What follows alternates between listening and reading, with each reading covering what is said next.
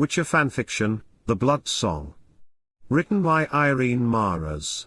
Francesca, Dol Blathanna's gardens smelled intoxicating, but Riana hardly noticed. She stood in front of the memorial, her red dress fluttering in the breeze, lost in thought.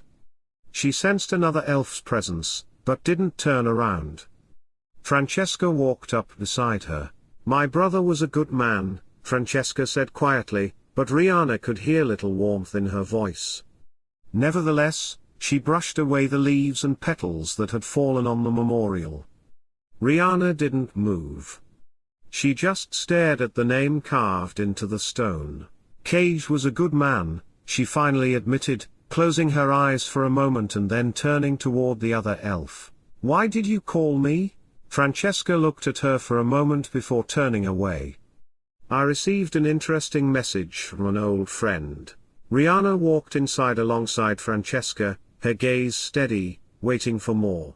"Yennefer of Vengerberg is asking for help." Riana stopped. Had she heard correctly? Yennefer is asking for help. Things must be really bad. Francesca smiled smugly. Indeed. She's having problems with the former lion cub of Sintra. The lion cub of Sintra, Cyrilla. So that's what they found.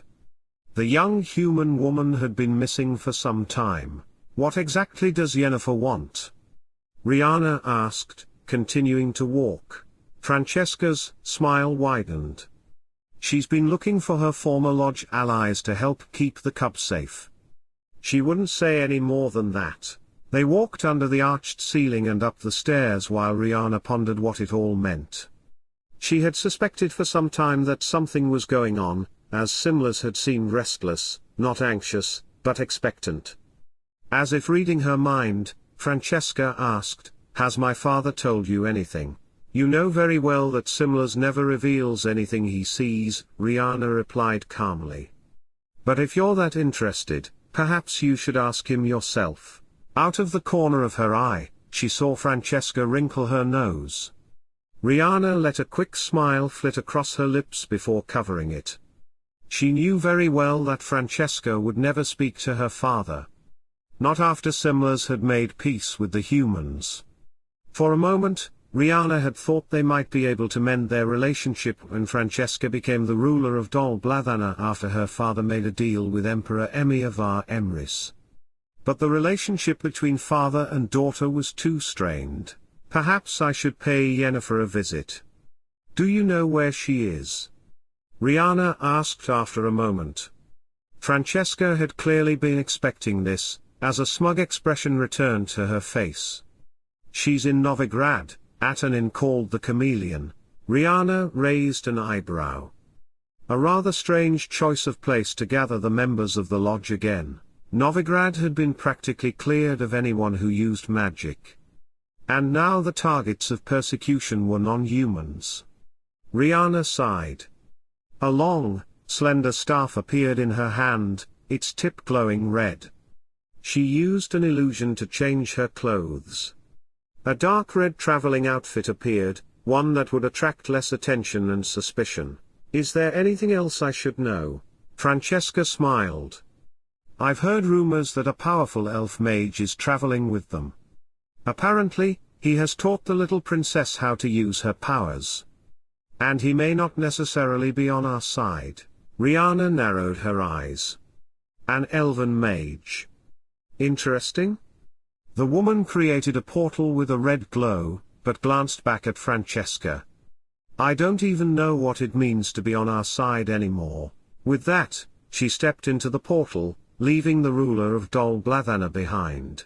In Novigrad, Riana stood in front of the inn with her head bowed.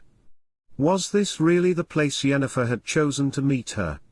It was so unsophisticated. A man passing by swayed and bumped into Riana. "Damn elf, watch where you're going," the man yelled. The elf turned her gaze toward him. The woman's greenish-blue eyes were filled with such unspoken menace that the man fell silent and slunk away quietly. The woman took a deep breath and then walked into the inn. At least it couldn't get any worse. The place smelled of beer, roasting meat, and sweat. She let her gaze wander around the interior before allowing her blood magic to flow quietly around her, sensing the energy. Her senses told her that there were magic users in the inn. She recognized the energies of Triss Merigold, Yennefer, Philippa Aelhart, and Margarita Laux-Antille, but one was unfamiliar to her. Or, no, it wasn't familiar. But there was something about it. It must belong to the elf mage Francesca had spoken of. Riana was about to go upstairs, but she didn't need to. She sensed that Yennefer had started to move. So she waited. A moment later, the black-haired sorceress appeared on the stairs, her gaze fixed on the elf. Yennefer walked across the hall with her usual confident stride. "Riana? I thought Francesca would send you," the woman said, pausing with her hands on her hips to look at the elf. "The Queen of Dol Blathanna cannot just leave like that." "To visit such a lovely place," Riana replied, letting her gaze wander around the walls of the inn. However, she did not give the other sorceress time to respond before continuing, "But you asked for help. And now I am here. But if you don't think you need me, I'll gladly leave." Yennefer looked at her for a moment, then spun around. "Come." The elf didn't like the woman's commanding tone, but she followed her upstairs nonetheless. The room Yennefer led her to was spacious but rather shabby. But what else could one expect from a place like this? The people in the room turned their gaze to him and Yennefer as they entered.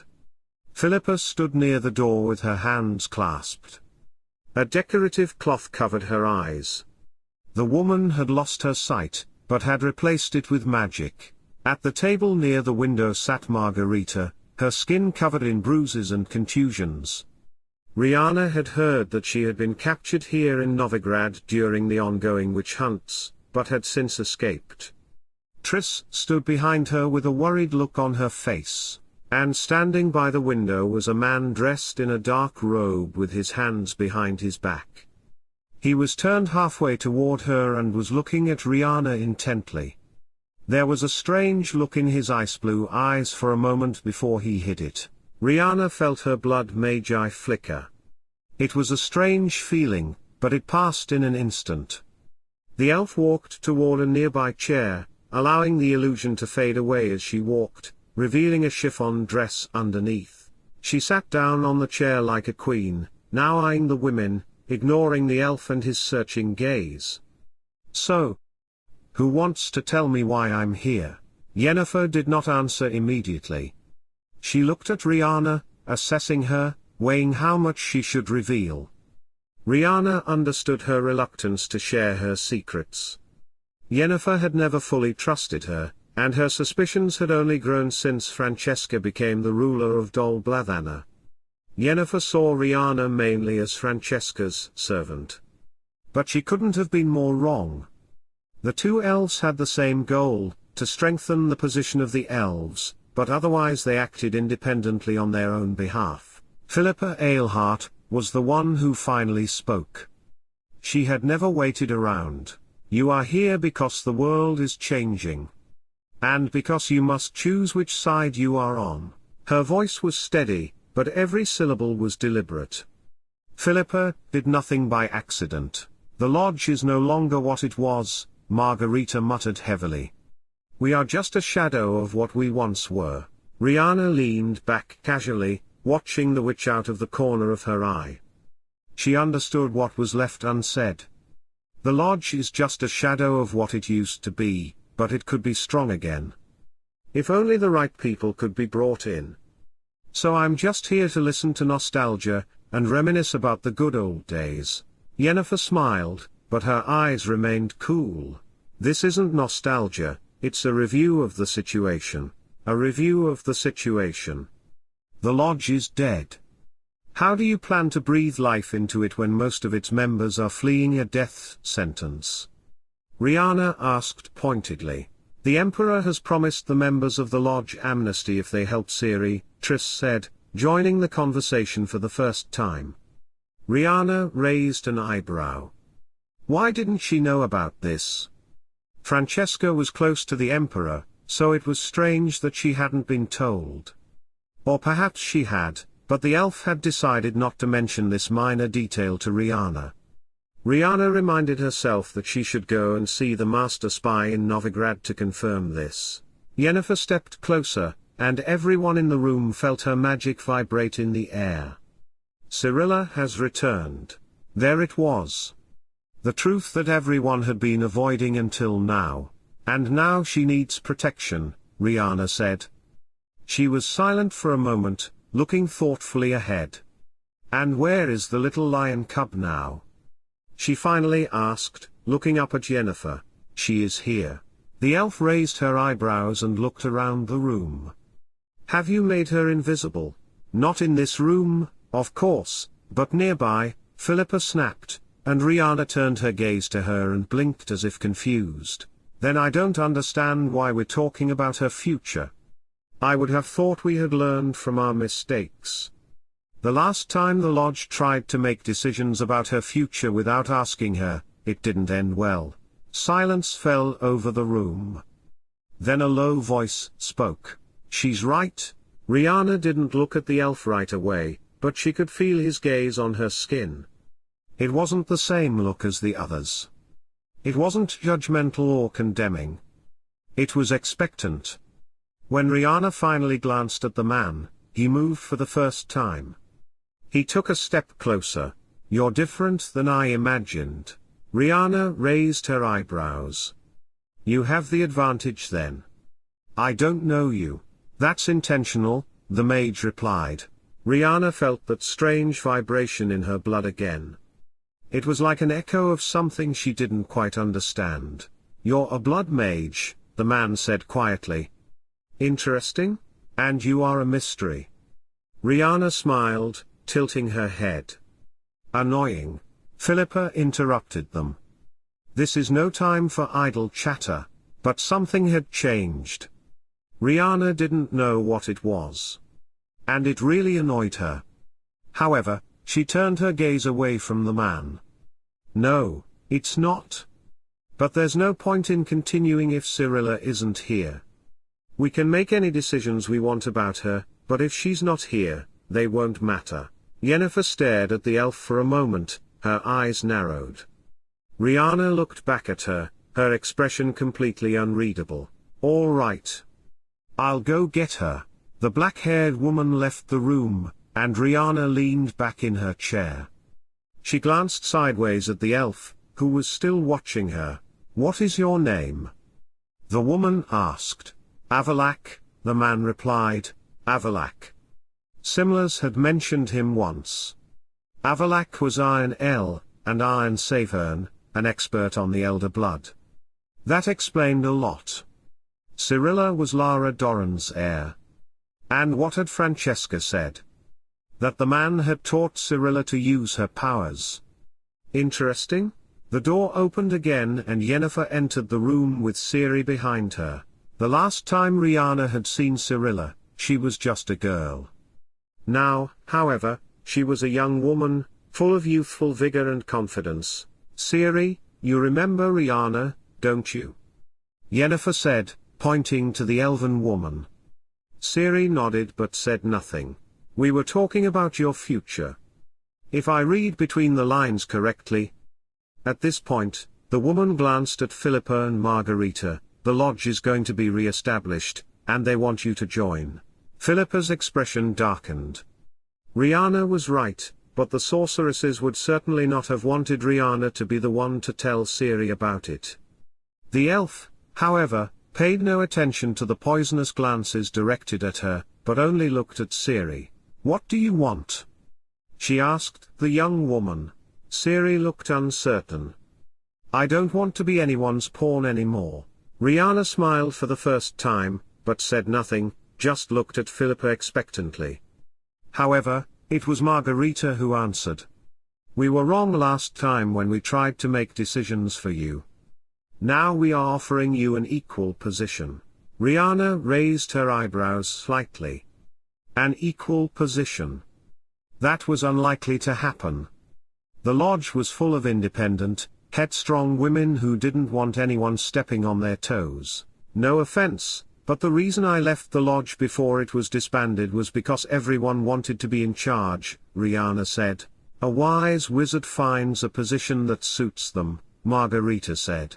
And Cyrilla is the strongest of us. She should be in charge, Philippa said. This surprised Riana, but clearly Cyrilla as well. Try to understand that you were created for great things, Philippa continued. Work with us and you can achieve it. Silence fell over the room until Philippa broke it again. Once we teach you how to control your powers. I have Aear'el to help me with that, Ciri said. Riana glanced again at the other elf, who was now looking at Ciri. This was getting more and more interesting. And you believe his intentions are pure? Philippa snapped, glancing at the mage. And the lodge would help her out of pure kindness? Riana asked, unable to remain silent. Philippa's gaze was now even more poisonous as she looked at the elf. This is none of your concern. You no longer belong to the lodge. Perhaps so. But I think Cyrilla should know all the facts before she decides anything. And the fact is that your little club of snarling bitches wants something from her. Strange words from Francesca's puppet, Philippa said. Riana looked at her for a moment. Then she sighed and leaned back against the chair, crossing her legs. She could have started an argument that might have ended in an ugly confrontation. So Riana decided to change the subject. She looked up at the ceiling as she spoke. You said Cyrilla needs protection. From whom? From Aear'el and the Wild Hunt, Aear'el replied. Riana didn't look at him, but once again her magic stirred, though she assumed it was related to what the man had said. This time, there was something different about it. It was like a warning. And she understood why. Aear'el, king of the Aear'el, leader of the Wild Hunt, was a dangerous enemy. I suppose there's no point in asking what Aear'el wants with Cyrilla. If he got his hands on her, the entire continent would pay. And many other dimensions, the mage added. He strode across the room to Riana's chair. The elf followed him with her eyes but did not move. We need to talk, the man said, his gaze intense on the woman. Riana did not answer, but stood up. Without a word, the two left the room, leaving the lodge and Cyrilla alone. The mage led Riana to another room. It was more spacious than the previous one, but its interior was just as human. This time, the woman remained standing with her arms crossed over her chest. Aear'el had remained standing in the doorway, and for a moment the two of them observed each other without saying a word. Under that icy blue gaze, the woman felt her magic vibrating again. It was starting to annoy her. It was as if she was trying to remember something long forgotten. Aear'el stood in the doorway, watching the elf's movements. He was prepared to face Francesca's emissary. A cold, calculating politician who would dance around words like any court schemer. But this was something else entirely. He had seen many blood mages over the centuries. Most of them understood what they were, but this woman, her power was not completely under control. Not the way it should have been. It was wild, vibrant. And yet she wielded it in a way Aear'el had never seen before. That made her interesting. Dangerous. And he didn't like how little he understood this woman. Where do you know the Wild Hunt from? The man finally asked. Riana raised an eyebrow. I got the impression that you know who I am. So you should know that I was trained by Simlas. He told me enough about the Aear'el to know who and what Aear'el is. Simlas knows a lot. But that's not what I meant. You reacted when you heard the name. The man stepped a little closer, his gaze fixed on Riana. The woman didn't say anything at first. So the man had sensed the vibrations of her blood magic. Why? No one else in the room had noticed it. And why had Riana's magic behaved that way? And what did the man mean when he said that Riana was not what he had expected? There were too many unanswered questions. It wasn't exactly me who reacted. It was my power.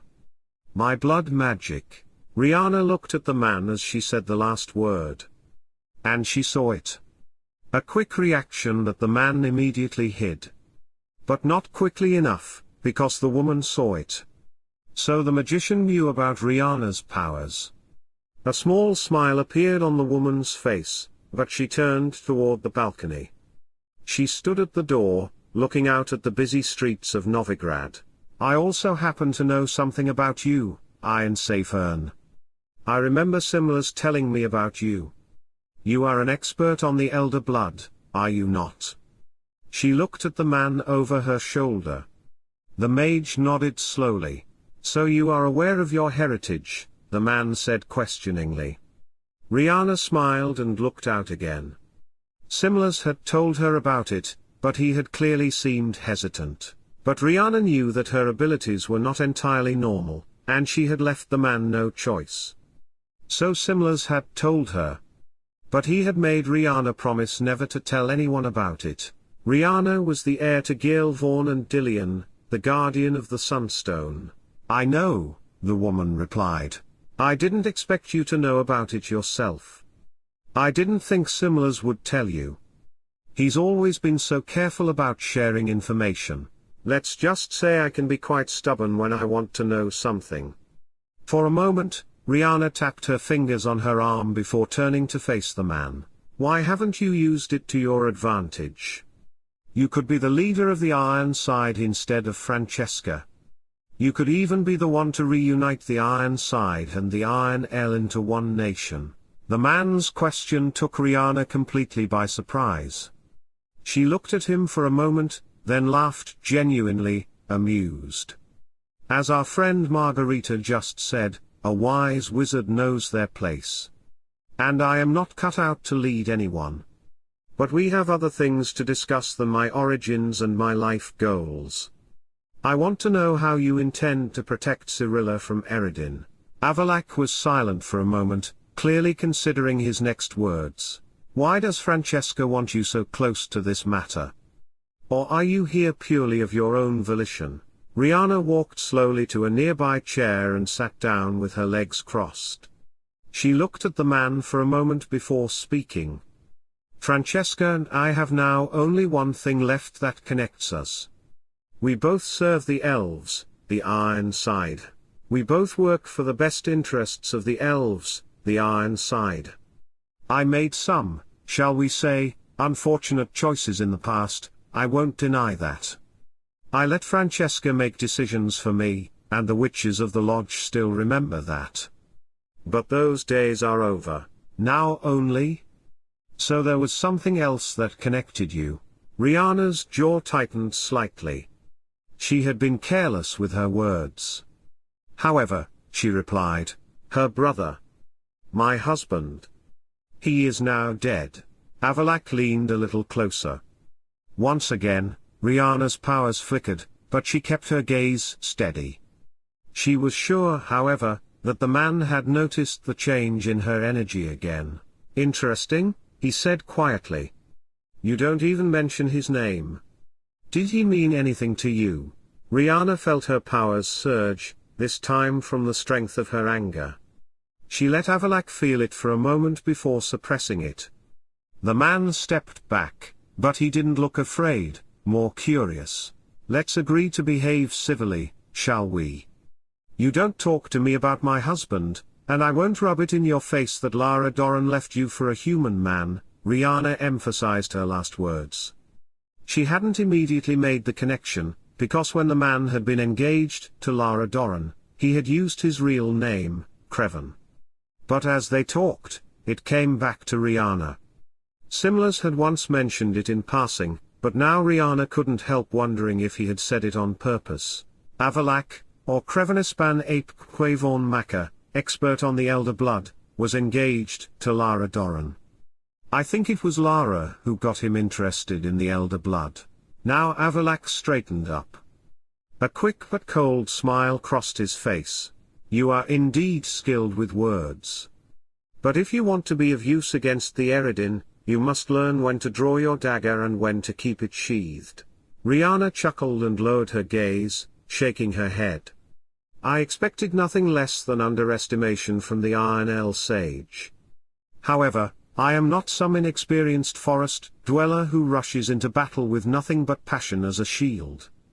I know how to use both a sword and magic, but I'm not here to compete over who can wield a word blade better, Ironside or Aear'el. Then why are you here? The man asked. Riana stood up and walked closer to the man. I don't know yet.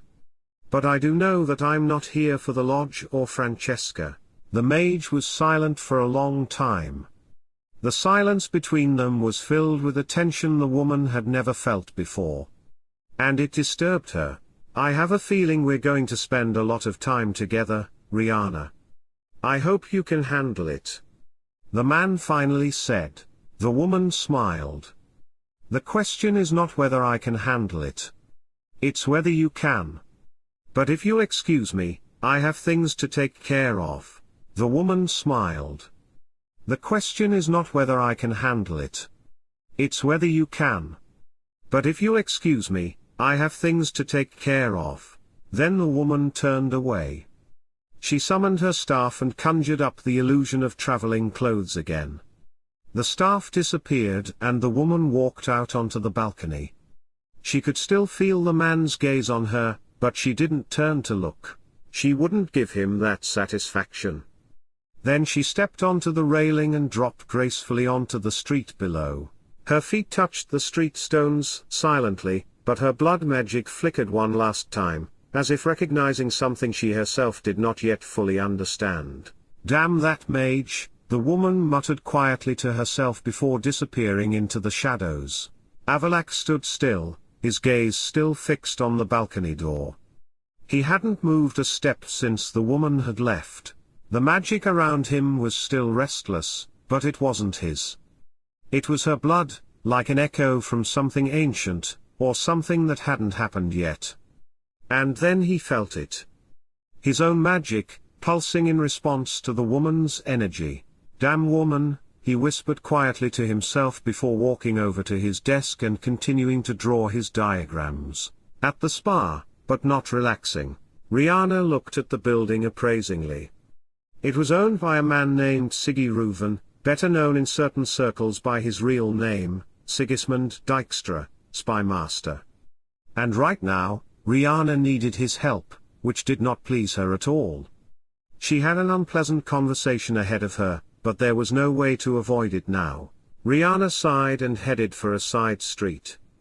She had no intention of using the front door. That would only give the man more time to prepare for her arrival. A surprise visit would be much more fun. Dijkstra's heavy footsteps echoed in the hallway. There was no mistaking them.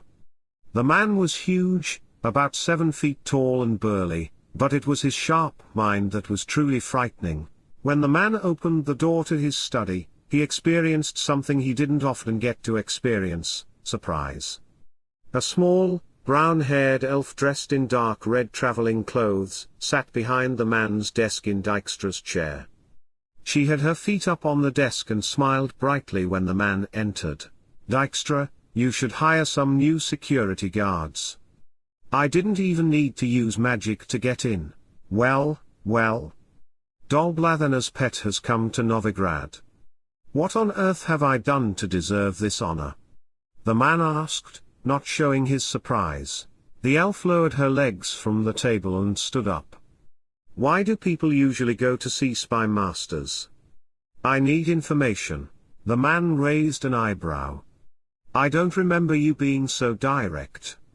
You must be in a hurry. That could be because I, an elf and a mage, don't want to stay here in Novigrad any longer than necessary. I don't want to end up as part of the evening bonfire celebrations that have been held in the square lately, at least not as a centerpiece. So what do you want to know, my little friend? Dijkstra asked, seeming even slightly amused. I know you already know that the Emperor is planning to pardon the lodge. But I have a feeling that Francesca doesn't know about this. If that's really the case, why? Why hasn't Aear'el told his strongest ally about it? Dijkstra was silent for a long time, and his expression gave nothing away. He had played these games for a long time and knew how to keep his secrets. Perhaps Francesca's position is not as strong as she thinks, the man finally said. Riana didn't like the answer at all, but it told her enough. She could read the message behind the words. The Emperor no longer trusted the elf. And that didn't bode well for the elves. If they lost Aear'el's support. Riana's staff appeared in her hand, and she conjured a portal for herself. However, she did not have time to leave before Dijkstra took a step closer. Remember, my dear, this was not a free meal. You owe me, and you can be sure I won't forget. I'll be having nightmares about this for a long time, the woman said as she stepped through the portal. The portal had opened directly into Simlas's study. However, the man did not seem surprised. Riana, are you staying for dinner? The man asked without looking up from the book he was reading as the portal closed behind the woman. Aear'el. That was all the woman said, staring intently at the old elf. Simlas did not react. I don't think the Emperor is coming to dinner with us. The woman closed her eyes for a moment and took a deep breath. The man knew how to be infuriating. Is he going to abandon the elves? Simlas raised his eyebrows but continued to study his book. There are many possibilities. Riana cursed silently. Why had she even bothered to come? She would never get a straight answer from Simlas. She conjured a new portal and turned to leave when Simlas said, "You met Aear'el today." That stopped the woman. She turned halfway toward the other elf. However, the man did not look up, but turned the page of his book. Yes, I did. How come? Does it matter? Riana now looked very closely at the man, trying to read any sign on his face that would tell her more. No. Not really. It's just interesting. Now Simlas finally looked at the woman, but his face revealed nothing. Give him my regards. Riana snorted. I certainly won't. Then she turned back toward the portal and left. Simlas watched her go, sighed, and continued reading. Fate could be quite strange and capricious at times, but some things seemed to be quite inevitable. Is fate playing tricks here? Riana had returned to the inn. When she opened the door, she paused for a moment. Someone was playing the lute in the hall. She walked slowly inside and stopped to watch. Performing was the innkeeper himself, apparently named Dandelion. Riana's heart squeezed for a moment as she remembered her time as a performer. But those days were long gone, far behind her. She closed her eyes for a moment before turning and heading upstairs. She stood at the top of the stairs, feeling a little uncertain. Should she go talk to Cyrilla? To Yennefer? Or? She turned toward the room where the sage had taken her earlier. And just then, the door opened and Riana's magic, once again, flickered. The woman cursed heavily in her mind. What was going on here?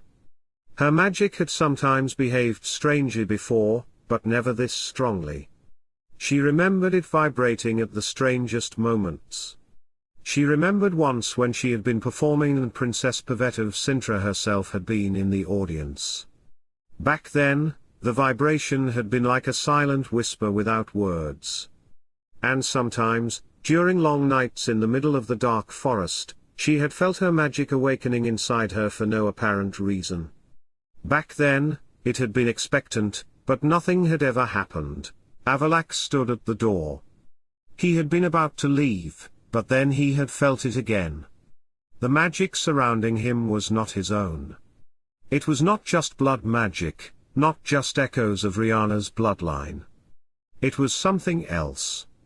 Something he did not yet understand, and it annoyed him immensely. Riana turned to look at him, and he saw it, the quick calculation with which she pushed away what her powers were trying to tell her. Interesting?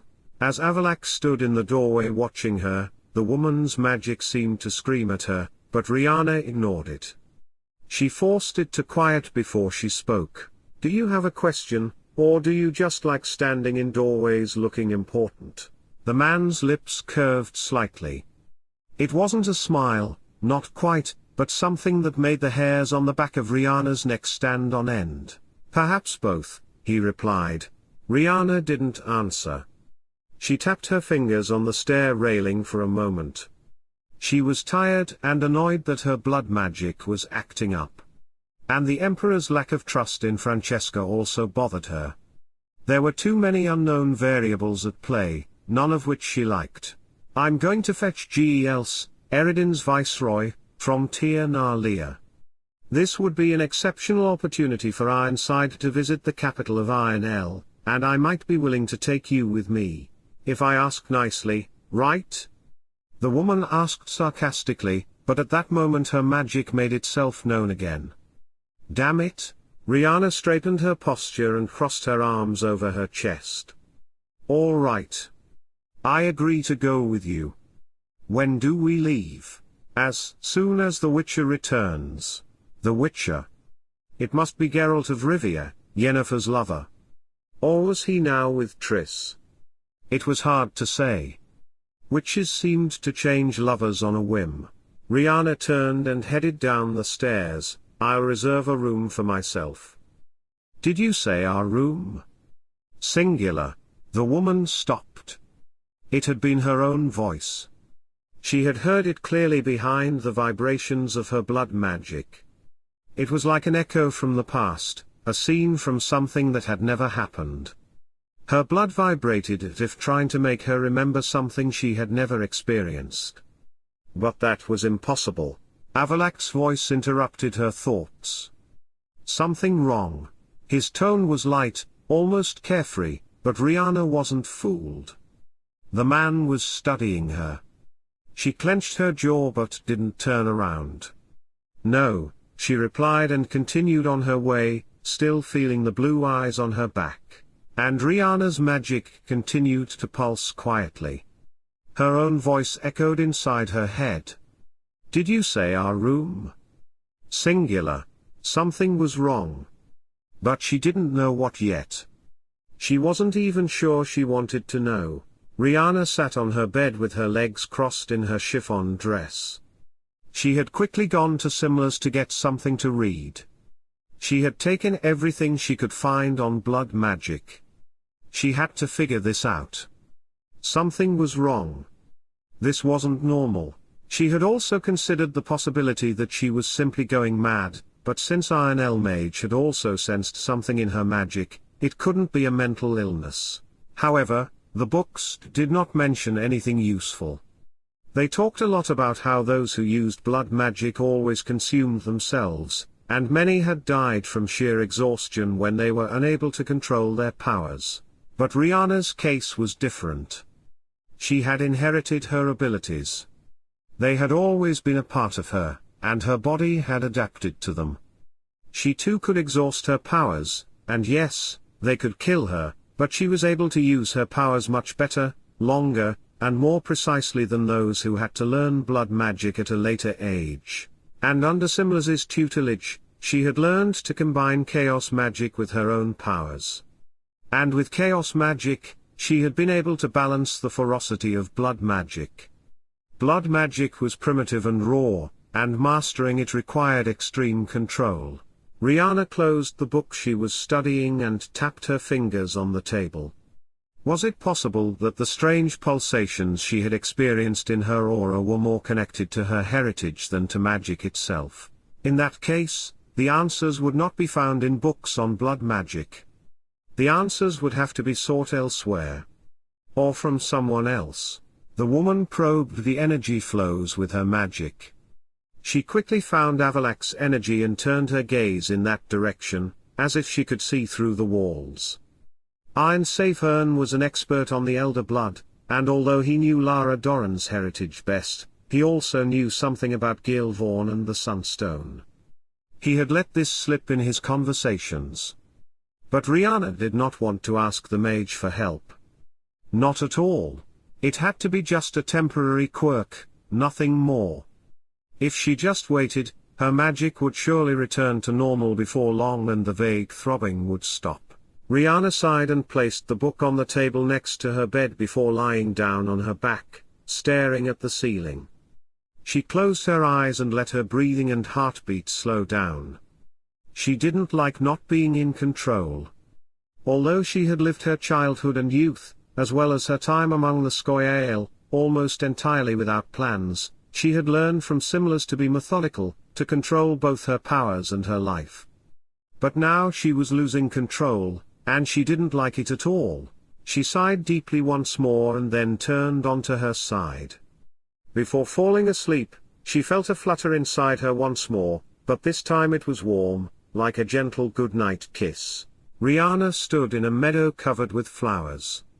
The wind carried the scent of roses, peonies, and lilacs. She looked around for a moment and then glanced at the sky. One cloud looked like a unicorn and another like a hedgehog. When she looked down, she saw something among the flowers. It was her. But not quite her.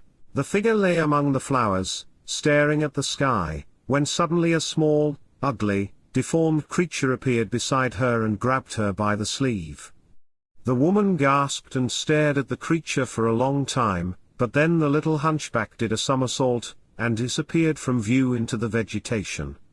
And then the clouds fell around her like a grey, impenetrable wall. Riana summoned her powers and the clouds dispersed. And then she stood on the pier at the edge of the open sea. It was midday. Someone stepped beside her.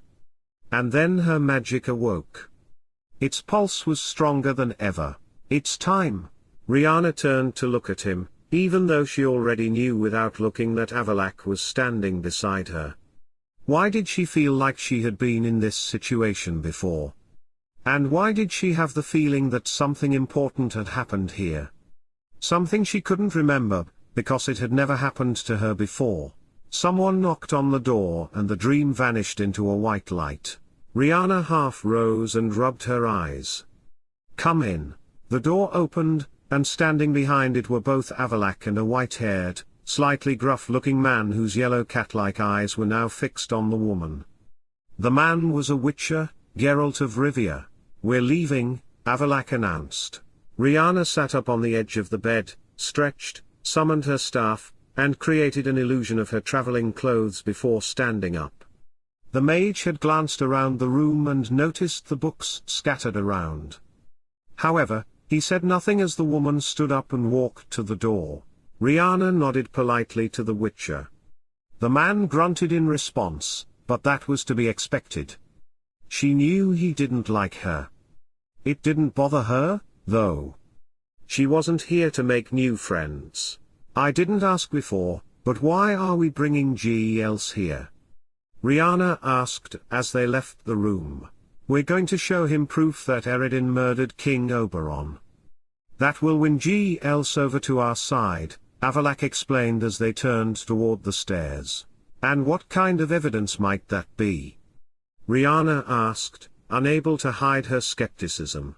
"We're using a dream interpreter," the mage replied unequivocally. That made sense. Oneromancers couldn't alter dreams. They always showed the truth, albeit often through metaphors. Perhaps Riana could ask this dream interpreter for help with her own problems, to find the reason for her magic's strange behavior, once they returned from Tir na Lia. It might work, at least she would get some clue as to what was causing all this. "You do know?" A voice, her own voice, said in her head. But Riana stubbornly pushed the thought away. She had more important things to think about. The journey to Aear'el's dimension excited her more than she wanted to admit. But she wasn't going to give the magician the satisfaction of showing it. Riana could feel the vibrations of the portal from afar, and the closer they got, the stronger they became. When she finally stood in front of the portal in the dark basement, the power emanating from it seemed to shake her entire being. "If we get separated, look for the portal. You'll end up in the right place," Aear'el instructed. Riana raised her eyebrows. That sounds pretty vague. Are you sure you know how to travel between dimensions? She couldn't help asking pointedly. The man looked at her, and although his face was a mask of impassivity, Riana knew he was irritated. And that was a victory. Cyrilla is the Lady of Time and Dimensions. She can travel without restrictions, but I am skilled in traveling through portals. Let's hope so, the woman said, then turned back toward the portal. Then she sighed, straightened her posture, and walked inside. As she stepped through, she heard Geralt mutter behind her, "I hate portals." Riana had to squint her eyes on the other side of the portal. The sun was blinding her. When she finally saw her surroundings, she realized she was standing in the middle of a dry desert. There was hardly any vegetation. Although this world did not seem particularly unusual, Riana was now in another dimension for the first time. It was a strange feeling. Geralt and Avallac'h also emerged from the portal behind the woman. Riana could already feel the vibrations of another portal and started to head towards it, alongside Avallac'h. The Witcher following behind them asked, "Where are we?" "Welcome to the Didywet Desert," replied the mage. "Is this somewhere in our world?" asked Geralt. "Have you ever seen canyons like this in your world?" asked Avallac'h. "There's no need to be so rude," Riana remarked. "Not everyone is familiar with the secrets of dimensional travel, and I don't need an elf to speak for me," the sorcerer snapped. Riana glanced at him over her shoulder and then shrugged her shoulders. After a moment of silence, Geralt spoke again. "What is this place? This is a very old world. Completely ravaged and destroyed. Is there anything alive here? Mostly just desert creatures. The kind that can survive without water for months at a time. Oh, and of course, huge sand crabs beneath the surface. We must be careful not to let them sense us," the mage said. Riana listened to the conversation with only half an ear. She was more interested in looking at her surroundings. As they walked by, she picked up a scrawny-looking plant and examined it as they continued on their way. Could it have any useful medicinal properties? She took a small bottle from her belt bag and put the plant inside.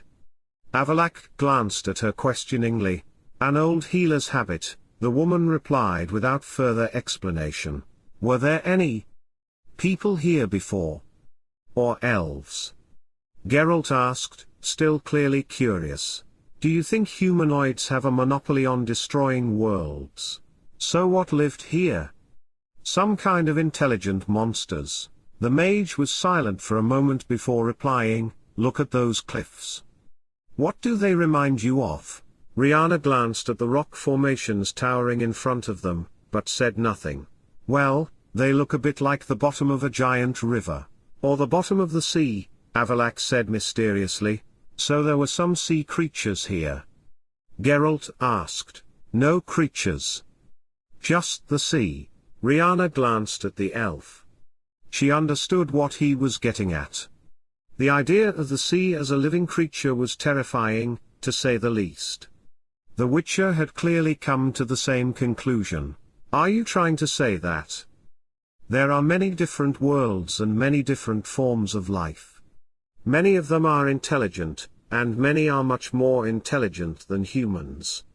But as we can see, that doesn't always prevent them from exhausting the resources of their world. Down to the last drop," replied the sage. They walked in silence for the rest of the way. The next portal was not yet open, but Riana could feel from its energy that it would open soon. She jumped onto a large rock and looked out at the desert surrounding them. She could feel the gaze of another elf on her, but she did not turn to look. "So you were a healer?" the man asked. "I was. Until I wasn't anymore." Riana didn't want to talk about it. It reminded her too much of her time with the Aear'el. And of Cage. She had a feeling that Avallac'h wanted to ask more, but her instincts warned her against it. At the same moment, the ground began to shake, and she summoned her staff. "What's happening?" Geralt asked, drawing his sword. "The sand crabs have spotted us," the mage replied. "Great," the Witcher muttered. At the same time, Aear'el summoned his staff and prepared himself. Riana jumped down from the rock to stand beside the men. The ground shook more violently. Then it split open. The first sand crab burst out in the blink of an eye, like a nightmare born of sand. Its massive, hard chitinous shell glistened in the sun, and its 6 black eyes flashed with a cold, merciless gaze. Another crab rose immediately behind it, then a third, a fourth. Too many. Geralt reacted first. He swung his silver sword and struck a wide blow, splitting the first creature's carapace. Black-green liquid splattered onto the ground and the crab let out a high-pitched, metallic sound. But it wasn't dead. It continued its attack, lunging forward with surprising speed. "Damn, they're fast." Riana jumped back and struck the ground with her staff. Her magic spread out in a red wave, and at the same time, dozens of sharp pieces of rock and sand rose into the air and hurtled toward the crabs. The first hit shattered the shell of one creature, but it continued to move, even as its internal organs spilled out. "They don't feel pain," Aear'el said. His voice was cold, analytical, completely devoid of panic. But something flashed in his eyes as he raised his hand. A blue light burst forth. The magic erupted around Aear'el like a wave, striking the 3 crabs, which froze in place. One of them exploded into a cloud of steam, another collapsed, and the third remained writhing on the ground, its limbs twitching. "I can hold this for a moment, but not forever." Aear'el growled at Riana. "Don't paint demons on the wall just yet," the woman snapped in reply. Then Riana noticed movement at her side. One of the crabs had circled behind them.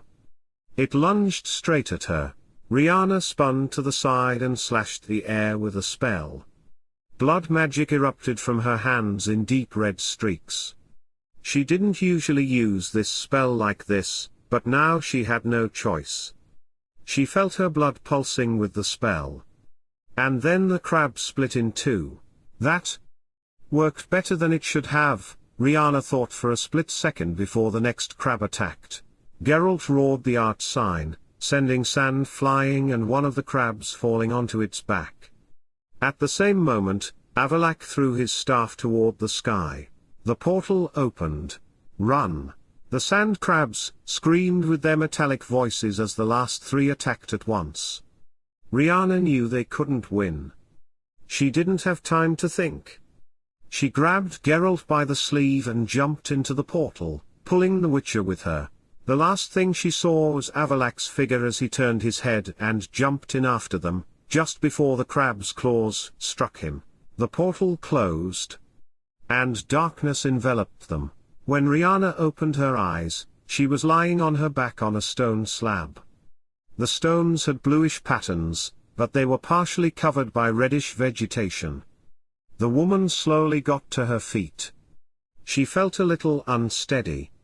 The Witcher was already standing next to her, staring into the distance. Aear'el was nowhere to be seen, and Riana could not sense his energy. The portal had taken them to different places. The woman walked over to Geralt and looked around. They were in some kind of structure carved directly into a stone pillar by nature, but it was now in ruins. She could see other similar stone pillars and structures. However, everything was covered by a strange red growth, and the ground beneath them was covered with tall red grass. A reddish mist drifted around the grass. Riana squinted. She had a bad feeling about this. "I'd say stay away from that mist. I don't think it's healthy." Geralt looked at her and grunted, "Brilliant." Then he looked up. "Do you see another portal anywhere?" Riana was silent for a moment, sensing the energies around them. Then she nodded diagonally to their left. "There." The Witcher squinted. "I don't see it. Neither do I, but I can feel it. Let's go." Riana began to descend the stairs, the man behind her. Although she didn't sense any immediate threat, she kept her staff at the ready, just in case. The stairs wound around a stone pillar, and after a short distance, they could make out the glow of the portal. It was next to a stone structure, and how are we going to get there without touching that mist? Geralt snapped. Riana raised her eyebrows. She raised her staff and waved it in front of the man. We use magic, my good witcher. Riana turned and created a red, pulsating portal. But before she even had time to think about stepping through it, the portal began to crackle, lost its shape, and vanished into thin air. Damn it, Riana muttered. She raised her hand into the air and felt the energy currents for a moment. What's wrong? For some reason, the energy in this world is disrupting my magic. It's vibrating at a strange frequency, the woman replied, lowering her hands. The good news is that you don't have to use my portal now. I don't think you particularly enjoyed portal travel. Geralt rolled his eyes but then continued down the stairs. They didn't speak on their way down, but stopped for a moment to look at the red grass and the mist swirling around it on one of the landings. Can you conjure up some kind of shield? The man asked. Riana looked thoughtful. Hopefully. Running to the portal while holding my breath is quite a long way. On the other hand, if I change the frequency of the shield fast enough. She conjured a shield around herself to test it. It flickered menacingly, but when she changed its frequency rapidly, it remained intact. She lowered the shield for a moment and then looked at Geralt. A couple of things before we go. First, I need to concentrate, so if nothing attacks us, keep your mouth shut. And second, if the shield doesn't hold your breath and run as fast as your witcher legs will carry you. The man looked at her for a long time before nodding. Riana closed her eyes for a moment and created a new protective shield around them. The energy pulsed red, and she immediately sensed its instability. It was like trying to hold together a castle built of sand in a storm. This won't last forever. Let's go, she said firmly and began to descend, Geralt right behind her. As soon as they stepped into the mist, the shield vibrated menacingly. Riana felt the pressure squeezing her temples. This world did not want her here. The energy that formed her magic rejected this place, and this place rejected her. Each step felt heavier. Is it okay? Geralt asked quietly as they moved forward. Riana gritted her teeth and focused on keeping her shield intact. What did I say about keeping your mouth shut? She hissed, needing all her concentration. The mist began to move. Geralt noticed it first. The red fog curled and twisted, as if it were alive. It wasn't being moved by the wind. It was reacting to them. This isn't normal, said the Witcher, gripping the hilt of his sword. Then the first shadow appeared around them. Something was moving in the dim mist. It wasn't big, but it was long and reptilian, like a writhing snake formed from nothing but mist. Riana didn't look around, but she could feel it. Don't break the shield now, she thought, and added more energy to her protection. They had awakened. Several figures were now moving within the mist.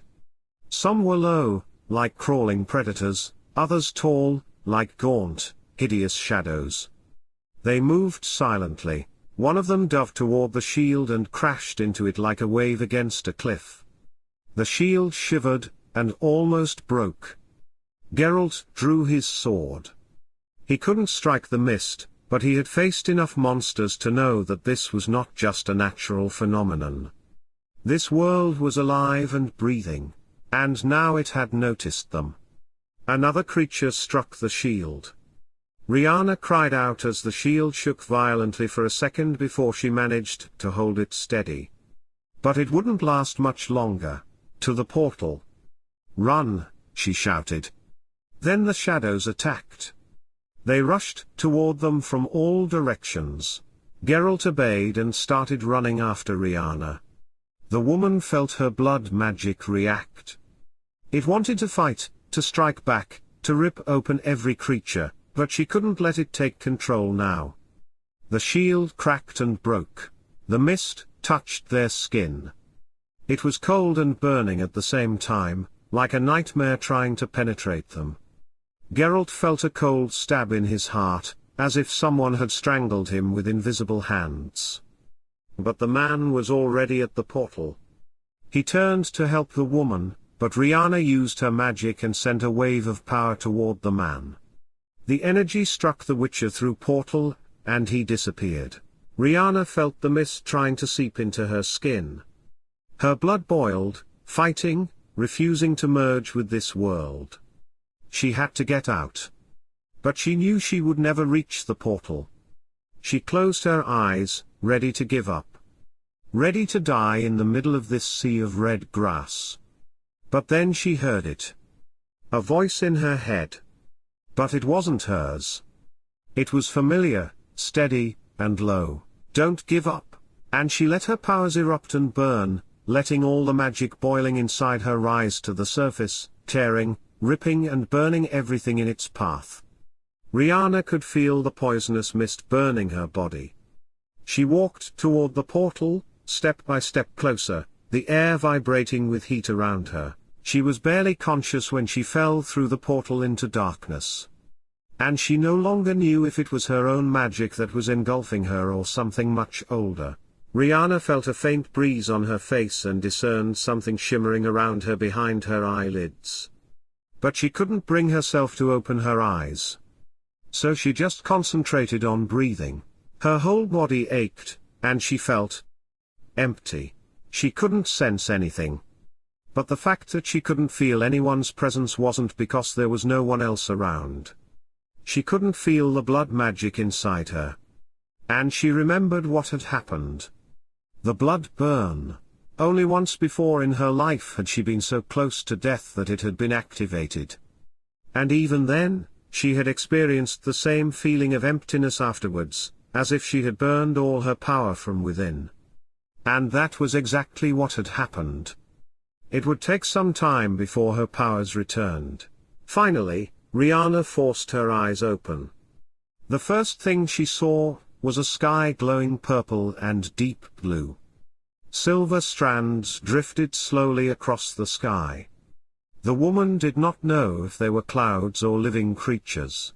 Constellations unknown to Riana covered the sky, and 2 moons were visible in the distance. The entire environment was filled with glowing flowers and tall, silver trees whose leaves quivered and whispered in the wind, creating melodies that sounded almost like music. Small glowing balls floated in the air around her, like magic visible to the naked eye. They hovered slowly, leaving trails of light that faded from the air like the northern lights. Still lying on the ground, Riana raised her hand. One of the lights hit it, and shattered into a dance of different colors. It was beautiful. Slowly, she sat up and realized that she had used so much of her power that even the illusion of her height had disappeared. She was back in her chiffon dress. The elf stood up, her legs slightly unsteady, and looked around. Where was the portal? She was too tired to feel its vibration. And as if summoned by her thoughts, she saw a familiar orange light appear in the distance. She started walking toward it, not bothering to create another illusion. It would be better to save her strength and hope that the next portal would be the last. Ted Jaya. As she stepped through the portal, she felt a chill envelop her. When the darkness receded, she realized she was in a cave. She was surrounded by rock and ice. And somewhere nearby, the wind howled. She had to continue her journey and find the next portal as quickly as possible, or she might freeze to death. And since Riana couldn't sense the portal, she could only hope that it was somewhere nearby. She saw the mouth of the cave and headed toward it, stopping for a moment to look outside. The world was covered in snow. She could make out some structures in the distance, but they were barely visible amid the whiteness. The only thing that stood out clearly was a tall tower. And a light burning inside it. Someone had lit a fire there. Perhaps the Witcher or Aear'el. She couldn't be sure. The elf took a deep breath and called for her staff.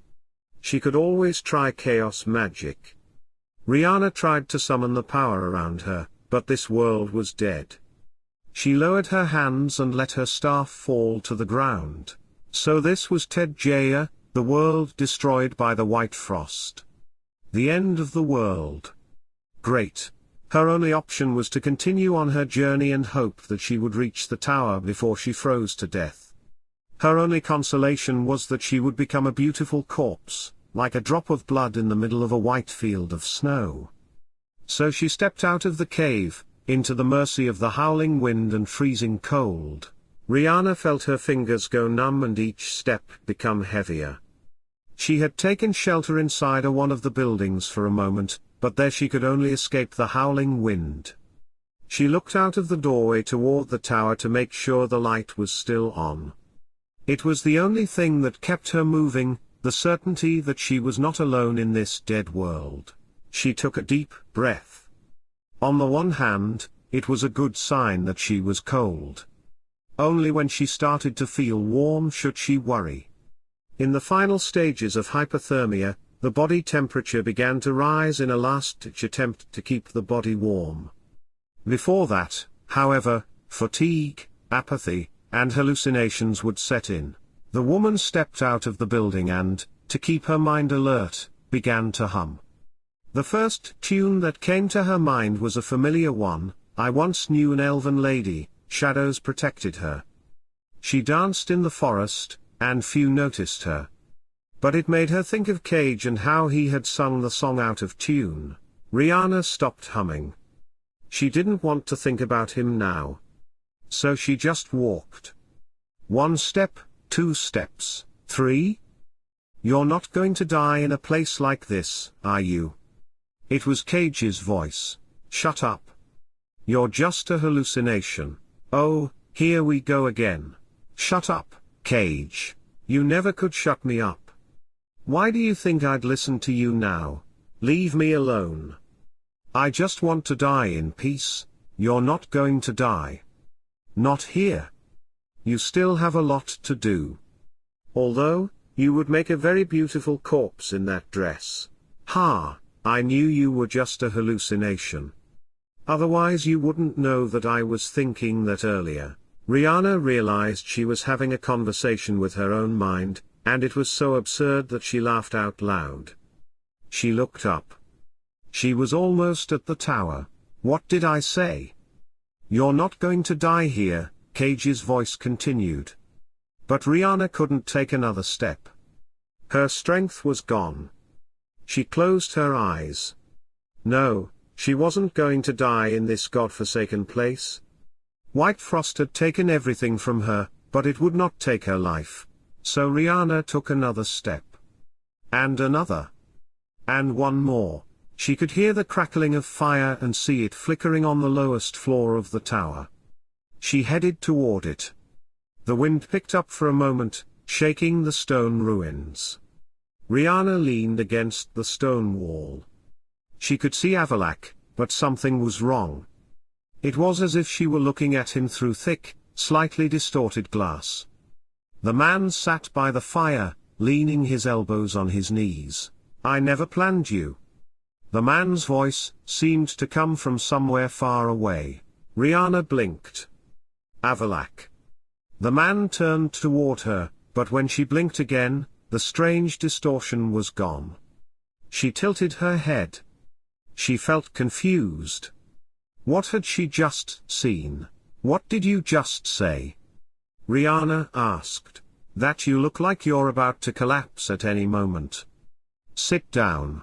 The woman walked over to the fire, confused, and sat down on the floor, staring at the flames in front of her. You're more vain than I thought. Who in their right mind would wear a chiffon dress in the middle of Dearg? Riana ignored the man's comment. I was hallucinating. First I heard voices, then I saw something. It's because of hypothermia, she said, her gaze still fixed on the flames. The mage looked more closely at the woman.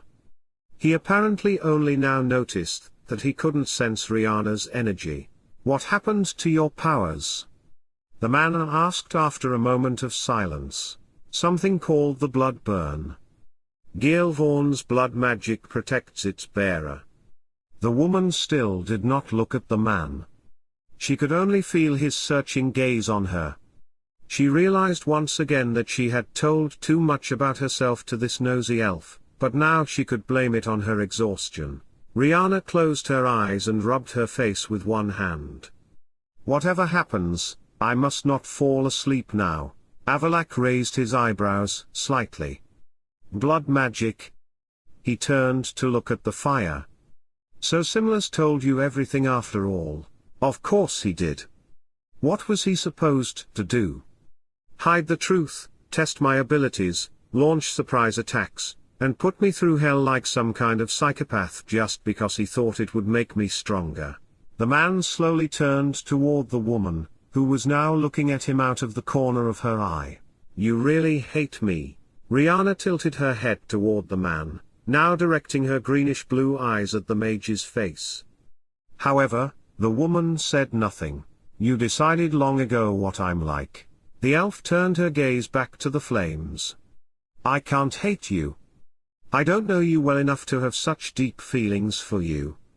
Right now, you're mostly just annoying." She paused for a moment.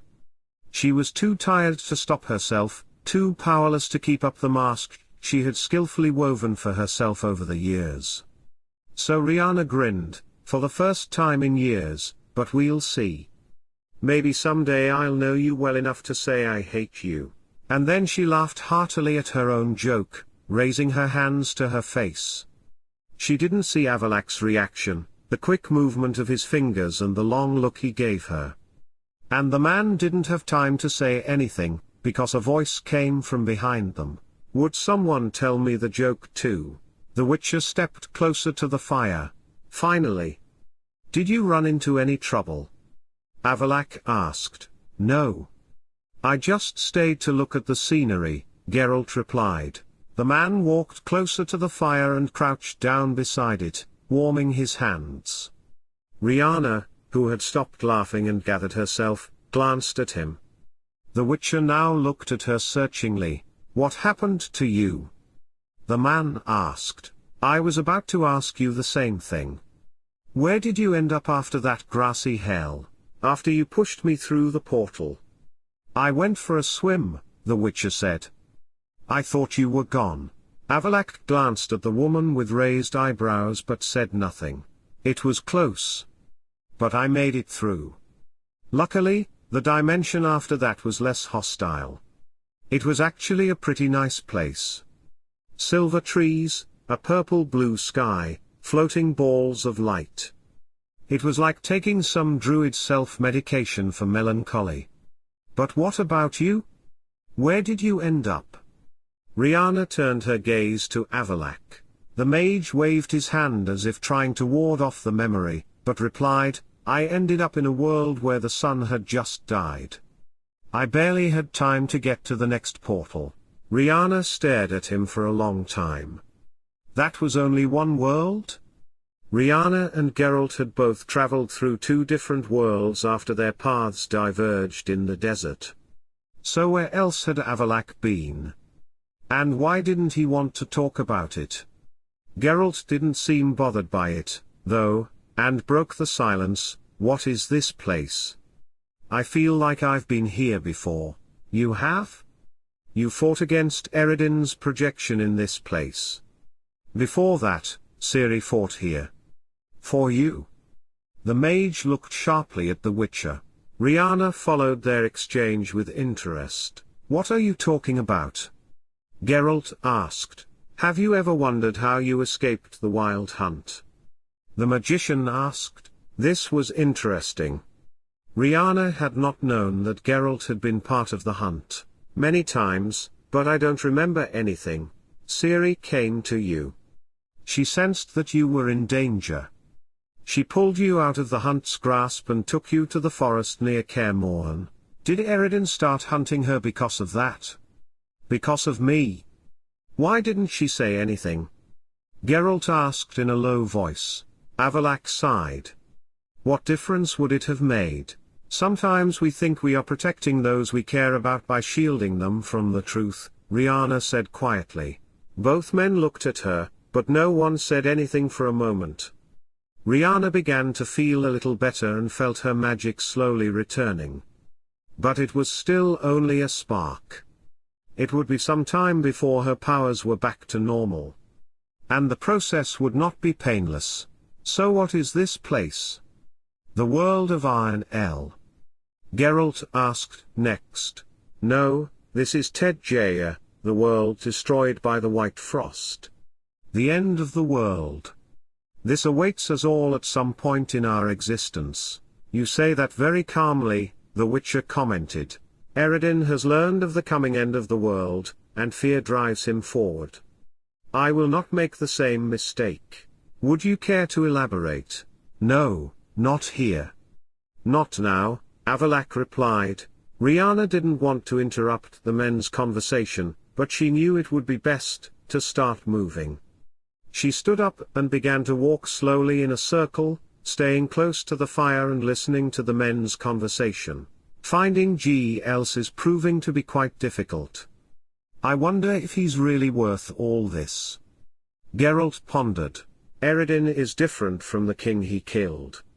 He wants power for its own sake. He has no patience for bureaucracy. He spends most of his time on horseback leading the hunt. So what does he need in the capital? A good viceroy. G-Else is a skilled politician, and an even better schemer. He is the most dangerous person in Aear'el. Riana glanced at the mage but didn't stop. It sounded like they were going into a snake pit to ask for help from the most poisonous creature there. Does he have any weaknesses? The Witcher asked. Yes. His sense of justice. So we're going to meet a snake who chooses who to strike, Riana said. Avallac'h looked at her for a long time. G-Else is not a poison, but a medicine. But in the wrong hands, even medicine can kill, the woman said. She continued walking, feeling the man's gaze on her again. Don't burn yourself out before we even get to Tir Nalia.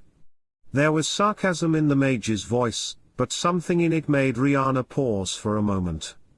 She glanced over her shoulder at the man. Avallac'h's gaze, however, was completely steady and inscrutable. I have to keep moving. Otherwise, I might lose a finger or two. The woman said, continuing to walk. We can go. The next portal will open soon and take us to Tir Nalia, the mage said, standing up. Finally. I've had enough of portals, Geralt said. Last stop, Tir Nalia. The first thing Riana noticed was the scent of flowers. It was very pleasant. Unlike Dol Blathanna, the capital of the Ironside, where the scent was almost intoxicating, Tir Nalia was like a light spring breeze, bringing with it a hint of the coming summer. It was refreshing. They stood in a stone hall clearly representing elven architecture, with stairs leading out from under a stylized archway. This is the Palace of Awakening, formerly the Palace of the Moon. G-Else keeps his court here, Avallac'h said before the Witcher could ask where they were. Riana paused for a moment as they stepped outside. It was clearly evening. The sky had already darkened, and a few stars were visible through the clouds. Further away, the lights of the city glowed. Beautiful, Geralt remarked, and this time he meant it. I'm glad you like the elven architecture. It's a bit more civilized than humans, the mage said. The woman followed the pair, but was more interested in looking around. The Aear'el had built their world in the ancient splendor of the elves, which the humans had destroyed when they arrived on the continent. Riana felt a familiar fire ignite in her chest. Could the Ironside perhaps regain what had been taken from them so long ago? And could it be achieved without bloodshed? The woman didn't even realize she had stopped walking. She heard the elves talking in their language, a man and a woman. Wait, what were they talking about? Art. Riana turned her gaze. Geralt and Avallac'h had already gone ahead to a nearby platform. Sitting on the floor of the platform was a nearly naked dark-haired elf woman, and standing slightly to one side was the tallest man Riana had ever seen. The man was half behind an easel and a canvas placed on it, but he came forward when he noticed the new arrivals. Riana, however, remained where she was for a moment. The man must be G.Else. He was dressed in a light-colored, elegant tunic embroidered with gold. He had light hair that fell slightly past his shoulders and alert, intelligent golden eyes, which nevertheless had a dangerous gleam when he looked at the men. "Oh, who are they? And why are they here?" asked the elf woman, who was obviously the man's model. "I think we're done for today, my little tulip. Please go, my dear." "I'm sure we both agree that this is a matter for us alone," said G.Else, looking at the mage and the witcher. He hadn't even noticed Riana, who was still standing in the shadows on the lower platform. Only the female elf, dressed in only her underwear, walked past Riana, glancing at her curiously but saying nothing. Riana raised her eyebrows but remained silent. Crevelisban ape Quavorn Maca, and the Witcher of Rivia, Siadmil, G.Else greeted the men. Riana decided to stay and watch the situation for a moment. She wanted to get a better picture of G.Else before speaking to him. The tall elf shifted his gaze to Avallac'h. "Do you like my new model? There's something very Lara Doran-like about her, don't you think, Crevan?" There was irritation in the mage's voice when he replied, "Maybe his height, but nothing else. I see I've hit a sore spot. Let's change the subject, shall we? Would you like something to drink?" G.Else walked over to the railing and then turned back towards the Witcher on the mage. "Do you have any vodka?" Geralt asked. G.Else shook his head with a look of disgust on his face. "Oh, I forgot you don't touch that stuff." "You think it's disgusting," the Witcher said. G.Else quickly composed himself, looking intently at the man in front of him. "I must admit, your arrival here is quite a surprise, Witcher." As he spoke, the Throy's gaze sought out the guards walking nearby before he continued, "It seems you have also chosen a rather interesting ally. Do you think Avallac'h is honest with you?" "I'm just curious." Geralt was not taken aback by this. "No. But honesty is not a trait of your kind. So let's stop this charade. It does you no good." Riana decided to step forward at this point, as she believed she had seen enough. She straightened her posture and walked slowly up the short steps, "But Geralt, you don't know how much that hurts me, calling elves dishonest. And I thought we were already friends." G.Else turned his gaze to the woman. Riana made sure that the smile on her face gave nothing away as she looked at the man who was almost twice her height. The Viceroy's eyebrow rose slightly. And one more unexpected surprise. "Ironside from Dol Blathanna in Tir Narlia." Riana nodded slightly. "We haven't had the pleasure of meeting yet." "I'm Riana."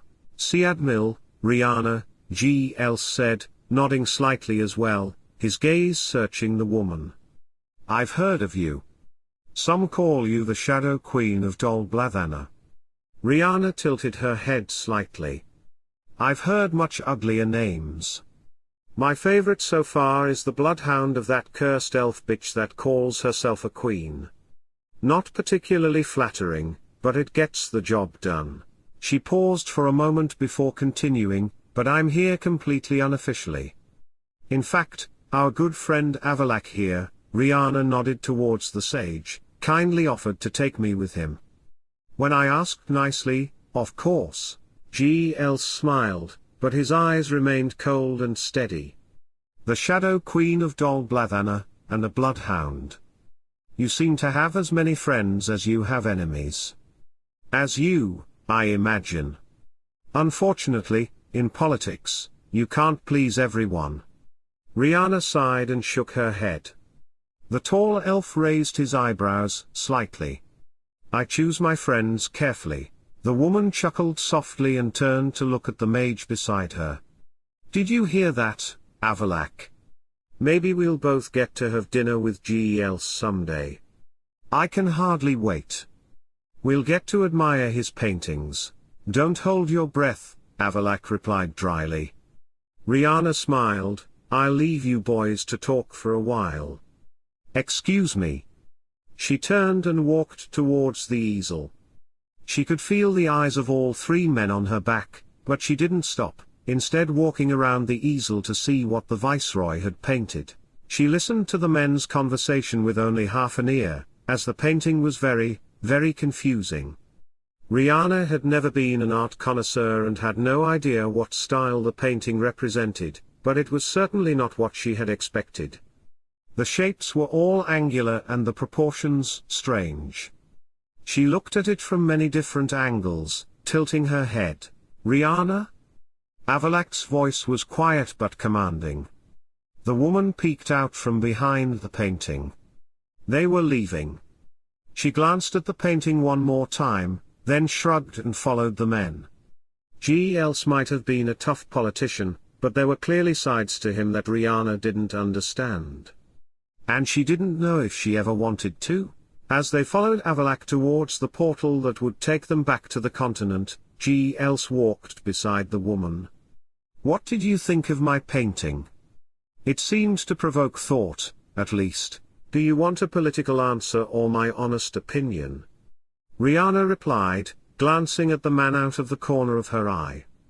I would appreciate honesty, even if our witcher friend assumes that our people are incapable of it. Riana smiled. All right. My artistic talents lie in music, not so much in the visual arts. But perhaps I see it as representing a broken world.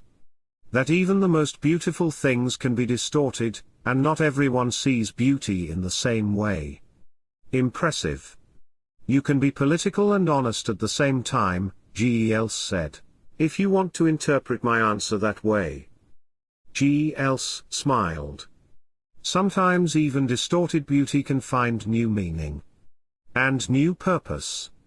Perhaps there is still hope for the iron side. The man let his gaze rest on the woman for a moment, as if imprinting her on his mind for future reference. On familiar streets. The energy of the portal still vibrated on his skin when they arrived back in Novigrad. He felt a sense of familiarity in the chaos of the city, in its streets filled with filth and suspicious glances. But Aear'el paid little attention to his surroundings, at least not as much as he would have liked. His mind was elsewhere. He glanced sideways at Riana, who was walking alongside Geralt, her gaze fixed determinedly ahead. Her illusion was back in place, her chiffon dress was covered by more practical traveling clothes, but Aear'el clearly remembered the moment when he had seen her sitting in the tower, naked both externally and internally. Had Riana realized how close she had been to death? The mage had sensed it even when they were in Tedjaya, how her blood magic was silent, how an empty space had taken over her being. She had used everything. She had burned herself almost to the end. And yet she had remained standing, walking, talking, even joking with Aear'el as if nothing was wrong. Aear'el wasn't sure what annoyed him more. The fact that the woman had been so close to losing her life, or that she hadn't said anything about it. He couldn't stop thinking about the blood burn. He had never seen it used before. Not like this. He knew about it in theory, but now that he had felt its pulsing, seen its reaction, he realized it wasn't just an ability. It was part of Riana, part of her heritage. He should talk to her about it. He should ask her more questions. But he knew Riana wouldn't give him easy answers. Aear'el had noticed her. That wasn't surprising. But Aear'el had seen how Riana moved, how she tested how far she could go with the viceroy. She was skilled. Perhaps too skilled. Aear'el had always thought of the iron side as emotional. Too impulsive, too chaotic compared to the Aear'el. But Riana was different. It was intriguing. and annoying. Aear'el hadn't planned for Riana. He had never included her in his plans. She had appeared uninvited. And yet here they were. As they moved into the shadows of the city, he let his gaze linger on her. She did not turn toward him, but something in her magic stirred. The same thread that had bothered him from the moment they first met. He intended to find out what it meant. But not yet. Riana had created an illusion around herself as they returned to Novigrad, even though it seemed a little pointless. They attracted attention anyway. Two elven men, noble as kings, a sorceress and a witcher, drew stares. Stares that Riana did not like. The city was not a safe place for them. The woman felt her magic for a moment. Its pulse was weak, far too weak. She didn't like that either. But she couldn't think about that now. Her mind was too preoccupied with other knots she had to untangle, mysteries that needed answers. First, the Emperor's sudden distrust of Francesca still had to be explained. Why had Emir failed to inform the elf leader, who had once belonged to that sisterhood herself, of the Lodge's pardon? Could this be the first sign that the Emperor was withdrawing his support for the elves? And if that were the case, what would it mean in practical terms? Was it possible for the Iron Side to ally themselves with the Aear'el? Had fate led Riana to meet Aear'el for this reason? And then there was Cyrilla and their secret war against Irene. If Irene got his hands on that young woman, it would mean certain bloodshed. He would use Cyrilla's powers for nothing but destruction. And Irene wouldn't care about the Iron Side. He would probably destroy the entire continent along with the Side. And then there was the strange behavior of her powers. As if reading her thoughts, she felt that irritating vibration inside her again, faint now, but definitely there. However, she had no time to think about it now. She didn't want to think about it. Riana did not want to think about its meaning. She refused to see the signs that were right in front of her. Those tremors, the dream she had had before they left Novigrad, and the vision she had seen in Tedjaya. She closed her eyes to them now.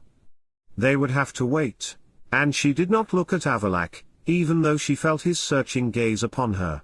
Upstairs in the inn, Riana let the illusion fade from her. She walked ahead of the men into Aear'el's room. Cyrilla stood by the window, and the dream interpreter who had been summoned, a dark-haired human woman who would interpret Aear'el's dream, was already waiting, seated on the bed.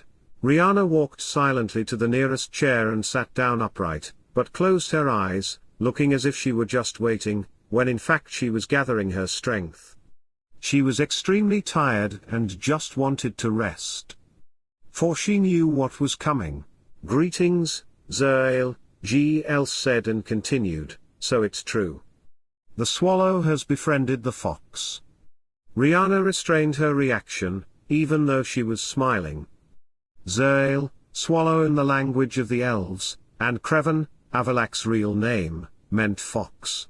"There is nothing you can do to turn us against each other," Cyrilla replied fearlessly. "Aear'el blackmailed you. Don't you remember?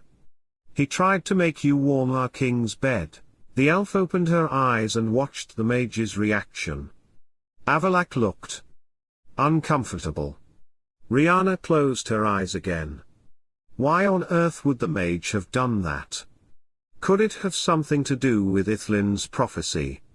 Had the Aear'el wanted Cyrilla to have a child with Oberon, and for that child to be the future savior of the elves? It was logical, but also cruel. Men would never understand what such coercion meant to women. "I remember. And I also remember what you told Irene to do to me after I was captured. And I remember what the Wild Hunt did at Kaer Morhen." Riana opened her eyes again and looked at the sage intently while the others spoke. She understood that this man would stop at nothing to achieve his goal, but this was still surprising. But it was none of her business. Aear'el apparently sensed her gaze and turned his eyes to her. Riana did not flinch. She just looked for a moment before closing her eyes again. I didn't come here to argue. I came to get proof. Where is it? Aear'el asked. You can see it. We all dreamed about it together so that no one would be left in any doubt, Aear'el replied. And then what, when you've shown me how Irene killed our king? Am I supposed to raise the people against him? Cause a revolution? Make Aear'el our new leader? It's enough that you defy Irene, Geralt interrupted. All right, Aear'el conceded. Show me your dream. Aear'el walked over to the bed. The dream interpreter lay down on her back, and the elf placed 2 fingers on her forehead. Riana heard a humming sound in her ears, and a moment later, a vision appeared in her mind. In a large hall, an elf man sat on a throne. Riana couldn't see his face as she stood behind the throne, but she knew he was Oberon. The man held a small, ornate bottle in his hand. He raised it to his lips, and a moment later, his hand dropped and the bottle fell to the floor. A figure dressed in black armor walked over, picked up the bottle from the floor, and squeezed it in his hand. The king is dead. Long live the king. And then the vision disappeared. Riana took a deep breath and opened her eyes. Aear'el stood on the other side of the room by the balcony door, with his back to everyone. The tall elf was silent and scratched his chin before placing his hands behind his back. You must face him on your own terms. In this world, in a place of your choosing. Find the Sunstone? With it, you can summon Naglfar. And Irene with it. Riana felt her magic stir and at the same time felt Aear'el's gaze on her. The woman's magic had reacted, as if it had heard Aear'el mention the Sunstone. However, the elf did not show it outwardly. She just leaned back slightly in her chair. Then Aear'el turned around. If he calls for reinforcements, no Aear'el will answer the call. You have done a noble deed, Aear'el said. A new portal to Tir Nalia will open soon. I will take you there. Aear'el nodded and then turned his gaze to Riana. When this is all over, we have things to discuss. Riana did not respond, except to say a few words of farewell in the elven language. Varfael, Aear'el. The man nodded and followed Aear'el out. The mage cast a quick but appraising glance at her before leaving the room, the other elf following behind him. Cirilla looked relieved and hugged the Witcher. Riana watched them for a moment, then turned her gaze toward the window. Her thoughts were far away. Find the Sunstone? That was what Aear'el had said. A faint smile appeared on the woman's face. The man was clearly unaware of who Riana really was, but that was no surprise. The truth that she was the heir to Gaelvorn and Dillion was not common knowledge. And even fewer knew the truth about the Sunstone. The dream interpreter stood up and was about to leave when Riana turned her gaze to her. I need you still, if you have a moment. The woman looked a little surprised, but then nodded. Riana got up from her chair. Let's talk in my room, she said and led the woman there. She now had the opportunity to get answers to some of the questions that had been bothering her. Fate, that capricious bitch. The woman's name was Corinne Tilly, one Eromancer, dream interpreter. She seemed a little wary, and no wonder. She had just been caught up in the confusing political turmoil of the elves. But Riana didn't need her services for that. Her business was much more personal. I have a problem, Riana began slowly. Some very strange things have been happening to me over the last few days, and I need some clarity. Tilly nodded. You'll have to tell me more. The more I know, the more accurate the dreams will be. Riana stood up and walked over to the window. She tapped the windowsill for a moment before speaking.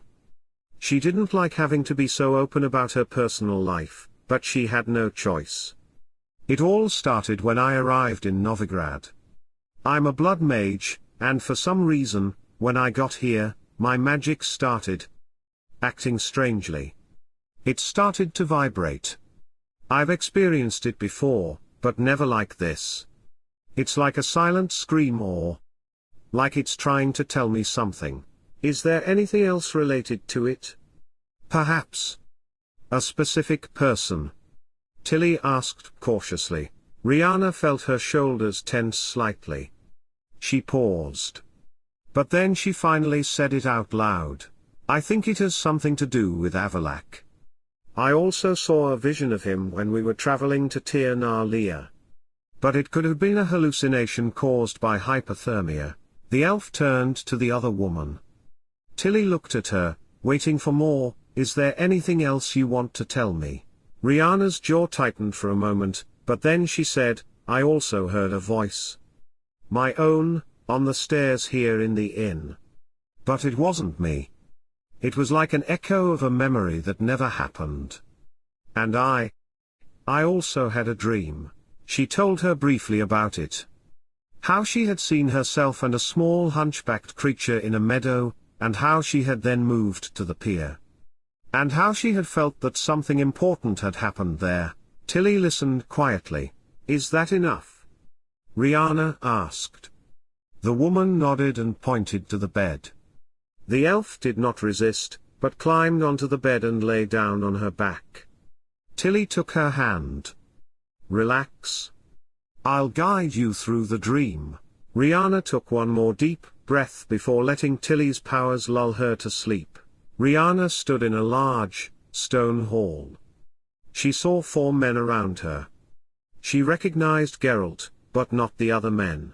But she knew from their appearance that they were also witches. And there were 2 women there. Yennefer.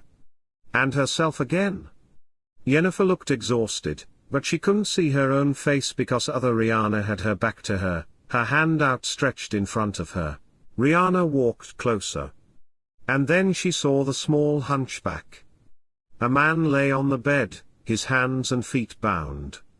And she, the other Riana, held 2 fingers to the little man's forehead. His eyes were closed, but Riana could see what was happening. The creature began to change shape. And before the transformation was even complete, she knew who it was. Aear'el. Riana closed her eyes, and when she opened them, she was standing at the top of the inn stairs. She heard voices approaching. The innkeeper, Dandelion, appeared at the bottom of the stairs. Aear'el followed him. And last came Riana herself. But her outfit was strange. It was similar to the illusion of a traveling outfit that the woman always created for herself, but it was different.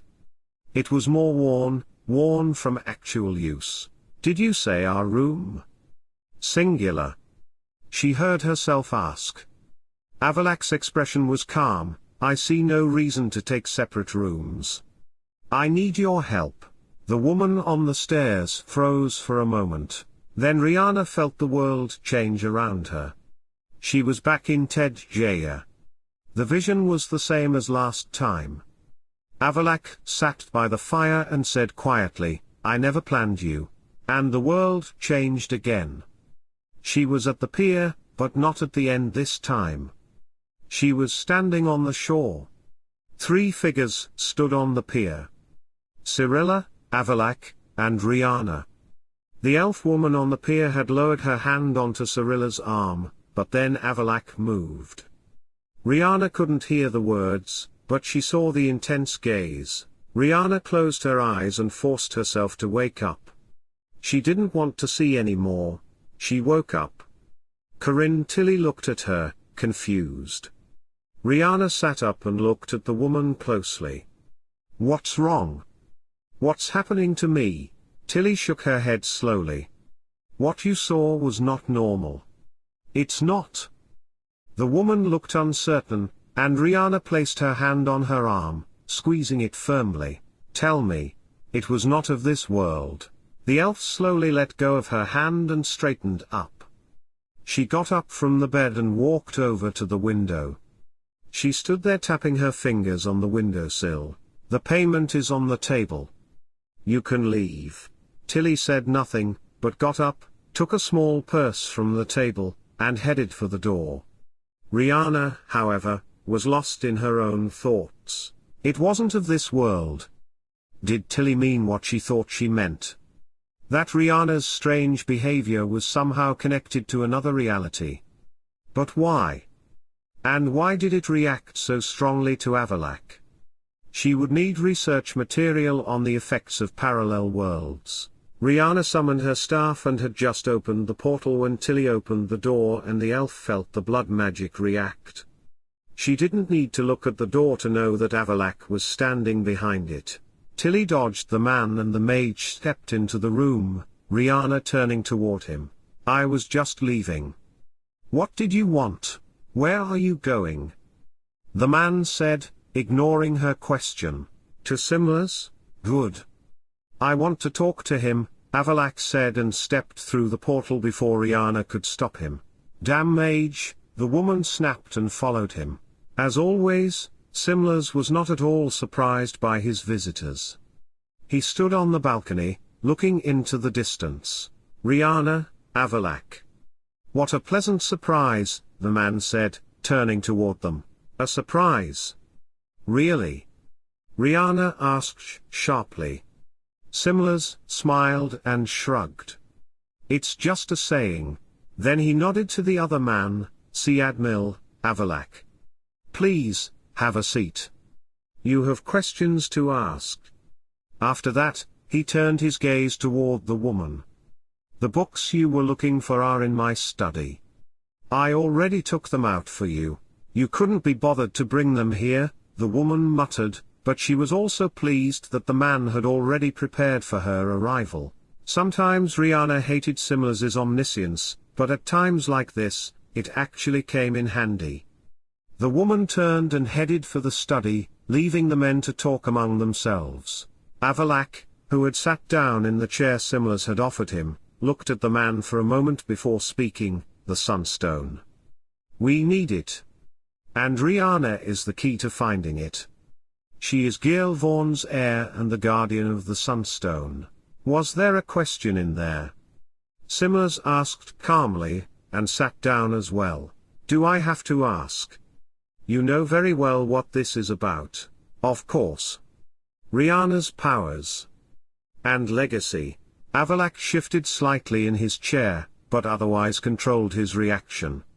"Finally," he said, "it's not a real artifact, is it? Why don't you ask Riana these questions?" Aear'el knew he wouldn't get any real answers from Simlas, but he had a feeling he wouldn't get any easier answers from the woman either. Not about this. So he decided to talk about something else. "Riana spoke to the dream interpreter today. Something is wrong." Simlas raised his eyebrows. "Don't get me wrong, but it sounds like you care about her." "I didn't expect her to get involved. She's an unknown variable, and I don't like surprises," the mage replied. And both men knew that wasn't a proper answer. But Simlas didn't pursue the matter further, of course. Fate isn't set in stone. Many decisions influence the path each of us takes. But some paths, they cross more often than others. As he spoke, the older elf had turned his gaze to the door. Riana had just appeared, carrying 3 thick books in her arms. "Try to remember to return them this time, my dear," Simlas said with a smile as the woman stepped further into the room. And Aear'el noticed how she blushed slightly, even though she kept her expression impassive. The man felt himself growing irritated. Why did he even pay attention to something so trivial? And then the sage felt a strange flutter in the woman's energy again, and an image of Riana sitting by the fire, her face red, flashed through his mind. However, the image disappeared as quickly as it had appeared. "I don't know about you, Aear'el, but I'm going back." The man glanced at Simlas once more. His last words. "But some paths, they cross more often than others." He wasn't sure what the man had meant, but he had a hunch. And he didn't know what to think about it. Aear'el stood up. "Allow me," he said and conjured a portal back to the inn. Varfail, Simlas said after them as the two passed through the portal. The man sighed deeply and shook his head before standing up again and walking out onto the balcony. Riana put the books down on the table. Aear'el had created a portal back to her room, but he hadn't left yet. Riana wanted to be alone, though. She wanted to study the books and rest, before the symptoms of her blood magic returning began to show. She also wanted to think about Simlas' words in peace. She had heard him say, "Even fate is not set in stone. Many decisions influence the path each of us takes. But some paths, they cross more often than others." He wanted to think about all this in peace, but that damn mage was standing behind her, clearly thinking something. Riana could almost feel his blue eyes drilling into her. The woman sighed and sat down on a nearby chair, looking as if nothing was weighing on her mind. She sat down with the most graceful and dignified of gestures and then brought a gentle smile to her face. "Did you want to talk about something? Or just stand there looking important?" The man was silent for a long time. Then he started toward the door, but turned back. "What have you left out?" Aear'el pressed his hand against the table as if to emphasize his words. The woman raised her eyebrows elegantly. "Quite a lot. But don't worry. I haven't left out anything important." The mage's gaze fell on the books on the table. They all dealt with dimensions in some way, especially alternate realities. Riana followed his gaze but said nothing. "What are you really looking for? Has anyone ever called you a one-nosy sage? I have no obligation to tell you anything. And you must have more important things to think about. Cyrilla and Irene, for example." The woman's gaze was steady, but there was a slight crack in her voice that she didn't have time to cover up. Your voice trembled. "Are you sure this isn't personal?" The woman's gaze now showed clear irritation. Riana couldn't hide it. She was far too tired. She just wanted the man out of the room so she could rest for a moment. The elf slowly stood up and, picking up one of the books, deliberately leaned closer to the man for a moment. However, she said nothing, just picked up the book, keeping her eyes on him. Then Riana turned, opened the book, and walked closer to the window as if the man wasn't even there. "You may be Iron Savern, but that doesn't mean you know everything," she said after a moment of silence, her gaze still on the book. Aear'el stood by the table, his expression unchanged. He glanced at the other book the woman had left on the table and touched its cover. "If I knew what you were looking for, I could help." "No, thank you. I don't need help. I just need answers." Aear'el looked at her for a moment without saying anything. Then he sat down in the chair Riana had just vacated and took the book in front of him. "And what do you think you're doing?" the woman said, turning to the elf. "I'm reading." "This is a very interesting book," the sage replied without looking up from his book. The woman stared at the man for a moment. Was he serious? Apparently so. Riana's jaw tightened for a moment before she forced herself to relax. She obviously couldn't drive the man away, so she would just have to endure her discomfort a little longer. The woman walked slowly to the bed and sat down, pulling her legs halfway under her. She felt weak. The after effects of the blood burn were now beginning to show as her strength slowly returned. The momentary imbalance of energy caused her to feel faint. Aear'el glanced at the pages of the book calmly, but then asked, as if in passing, "You look exhausted. Is the blood burn always this exhausting?" Riana tilted her head and raised her eyebrows, but did not look up. "Are you worried? I'm curious." "They're different things." The woman took a deep breath and changed position. "If you're going to sit there and read like you're at home, you could at least come up with better topics of conversation," she said. Riana was now lying on the bed, half on her side, with her back to the man, the book in front of her on a pillow and her head resting on her other hand. She didn't want him to see her face, which was already struggling to hide her exhaustion and the signs of pain beginning to set in. Although the mage had already noticed that she was unwell, the elf had no intention of giving him any more satisfaction by showing him her weakness. "Let's talk about the Sunstone," Aear'el said, now looking at the other elf. The woman looked up from her book but stared ahead. After a moment, she lowered her gaze again and turned the page as she spoke. "There's no need to talk about that. I know where it is, and I will use it to summon Naglfar and Irene. You don't need to know any more than that." She paused for a moment. "You just have to trust that I will do what I must." This silenced the mage. At least for a moment. After a brief silence, the man closed the book he was reading. "This book will not give you all the answers. You don't even know what I'm looking for, so you can save your wisdom for another time, Master Aear'el. Another time will come sooner than you think." Then he got up and left the room. When Riana heard the door close, she closed her eyes and turned onto her back on the bed. When she finally allowed herself to relax, the elf felt herself tremble as energy searched within her for old channels to settle into. The blood magic was raw and unforgiving, even to its bearer. Slowly, she pulled herself up and walked over to the copper tub.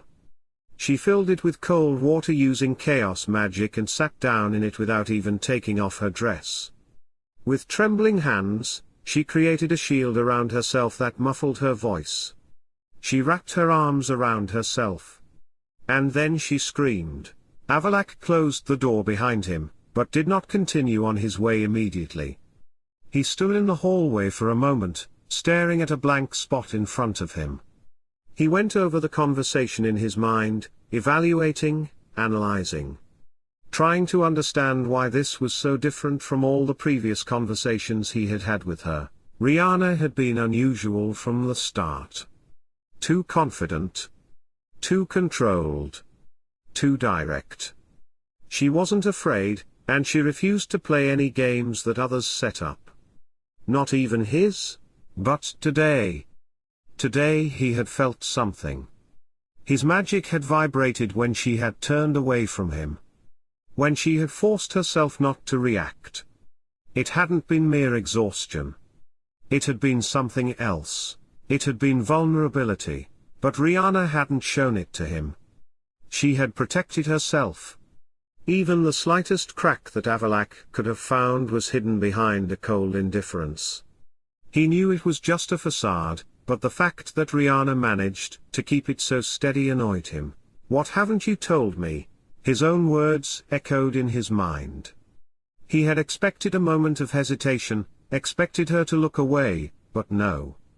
Riana remained completely calm. "Quite a lot. But don't worry. I haven't left out anything important." His jaw tightened. It had been a lie.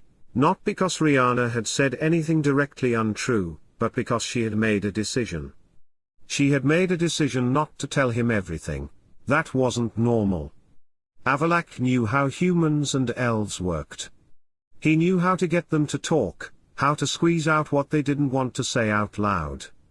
But Riana wouldn't budge. She wouldn't say more than she wanted to. "You may be Iron Savehern, but that doesn't mean you know everything."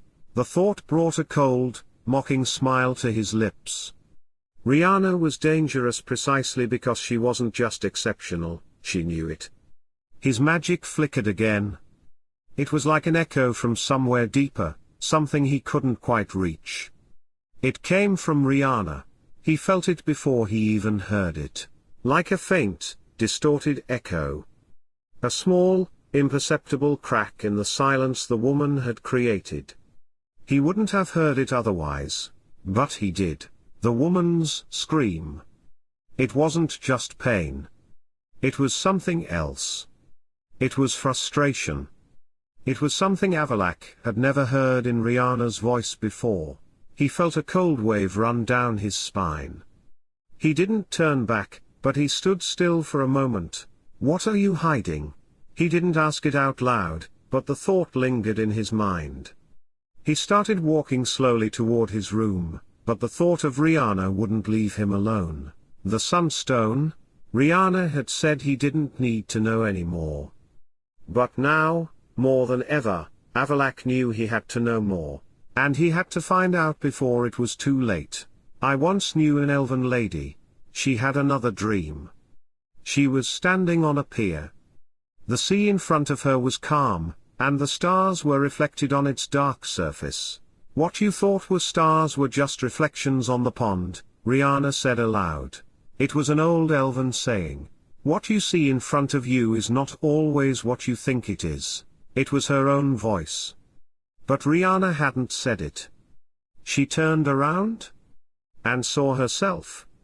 Or almost herself. The woman smiled at her in her shabby traveling clothes. I thought I felt something strange. But it was just me. Well, sort of, the woman said. She walked over to the other Riana and looked out at the calm sea. Their magic vibrated slightly, as if testing each other. What is this place? Riana finally asked. The other woman looked amused. It's just a dream. They stood silently for a moment. Then Riana asked, why is this place so important? Because this is where everything changed. For me, that is. But not necessarily for you, the other woman said, turning her greenish-blue eyes toward her. Your destiny may be completely different. But, well, it's better if I don't say anything, even though you won't remember anything about this dream anyway. Riana felt her energy begin to vibrate. The other woman looked at her, still smiling. You'll wake up soon. It was nice to meet you. Strange? But nice. The woman held out her hands and took Riana's hands. And for a fleeting moment, she understood everything. She knew what had happened. She knew. I have only one request, the other woman said, then grinned. You know how to play the lute, don't you? And then everything shattered into white light. When Riana opened her eyes, the dream had already faded from her mind. Riana descended to the lower floor, still under the spell of the illusion. Her powers had finally stabilized, and she was ravenous. She couldn't even make it back to her room to eat, but instead stayed at the bar, spooning meat soup and tearing off pieces of fresh bread. As she ate, her gaze wandered around the objects behind the bar. Mostly bottles of various alcoholic beverages, but then her gaze fell on something that caught her attention. It was a lute. It was very skillfully made. Definitely elven made. It hung on the wall by a shoulder strap. Do you play? Dandelion had noticed her gaze and leaned closer to her over the bar. Riana swallowed the piece of bread in her mouth. Sometimes. A long time ago. The man raised his eyebrows and took the instrument from the wall. He walked to the other side of the bar and handed it to the woman. Try it. The elf looked at the man for a moment. Then she held out her hand. The chatter had died down. The sound of the lute echoed through the hall, delicate yet powerful. Everyone had turned to look at the elf woman sitting at the bar with the instrument in her lap. Her fingers moved skillfully and gracefully. She didn't know why she had started playing. She could have refused when the bard offered her the lute. But Riana had taken it, and the notes had come out before she had even thought about it. And then she began to sing. She was a maiden of an elven kind. Her step was light, free was her mind. Under ancient oaks I heard her laughter, something inside me stirred. In her blood she carried her song. Her voice echoed, still but strong. Under willows, birches evergreen. She walked without fear like a queen. She knew the fox and the swallow too. With wings of the raven she herself flew. In her blood she carried her song. Her voice echoed, still but strong. She had secrets hidden somewhere deep. She walked among the stars in her sleep. Her destiny is still not known. Inside her burns the Sunstone.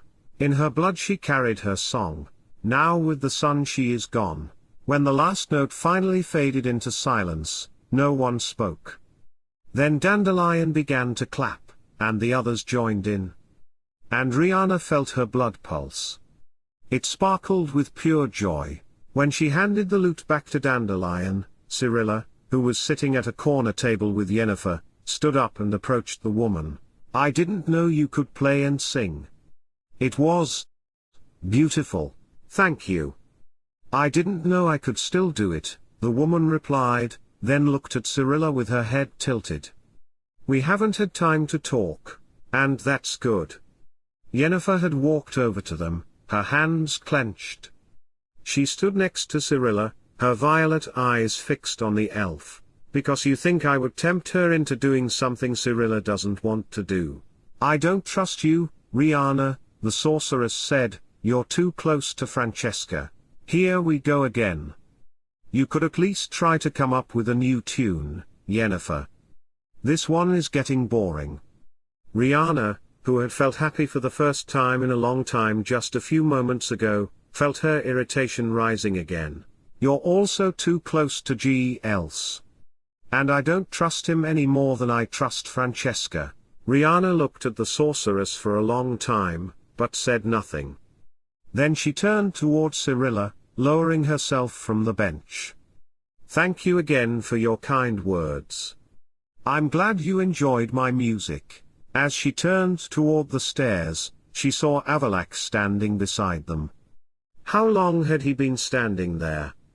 On the other hand, did it matter? Riana started walking toward the stairs. She heard Cyrilla say, "I don't understand why you're so hostile. Geralt told me that Riana saved him when they were traveling to Tir na Lia. You don't know her like I do," Yennefer replied coldly. However, the woman did not want to stay and listen, and she continued on her way. Riana did not even glance at the elven sage as she climbed the stairs. "It was refreshing to see you smile genuinely for once. Too bad it didn't last long." That stopped Riana in her tracks. She kept her gaze fixed firmly ahead of her. "Don't talk to me as if you know me." But when Riana said that, she felt that irritating little tremor inside her again, as if it were teasing her, announcing its presence at that very moment, almost as if it were laughing at her. She took a few steps, but then stopped again and turned to look at the man. She was about to apologize for her rudeness, but stopped herself at the last moment. She had meant what she said. Avallac'h didn't know her. So she just turned and disappeared up the stairs. Avallac'h stood still, his hands behind his back, watching Riana's figure disappear to the stairs. His words had stopped her.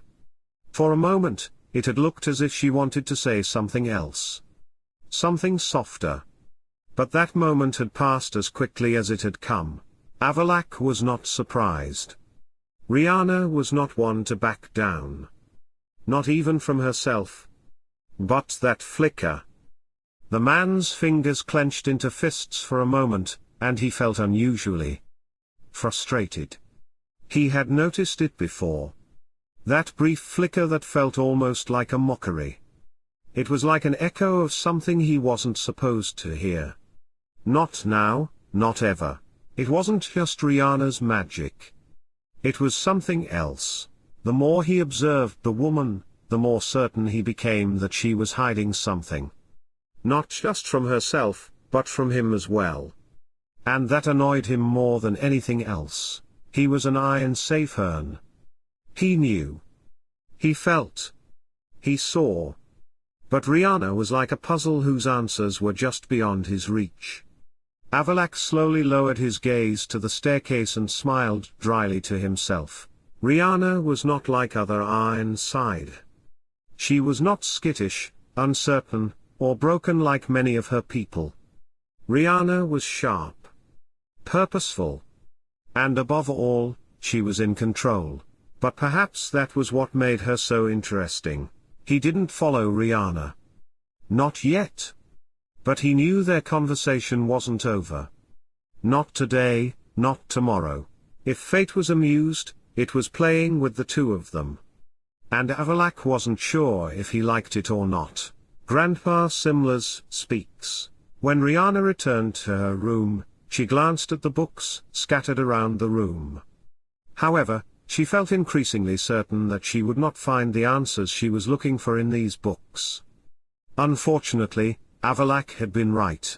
"Damn mage," the woman muttered and then walked over to the table. She might as well return the books to Simlas right away. Both the ones on dimensions and the books on blood magic she had borrowed earlier. The woman opened the portal and gathered the books in her arms before stepping through. She could change her clothes on the way. Creating an illusion every time she left outside was becoming tedious. Riana left the books on the nearest table in Simlas's library, and then headed for her own room.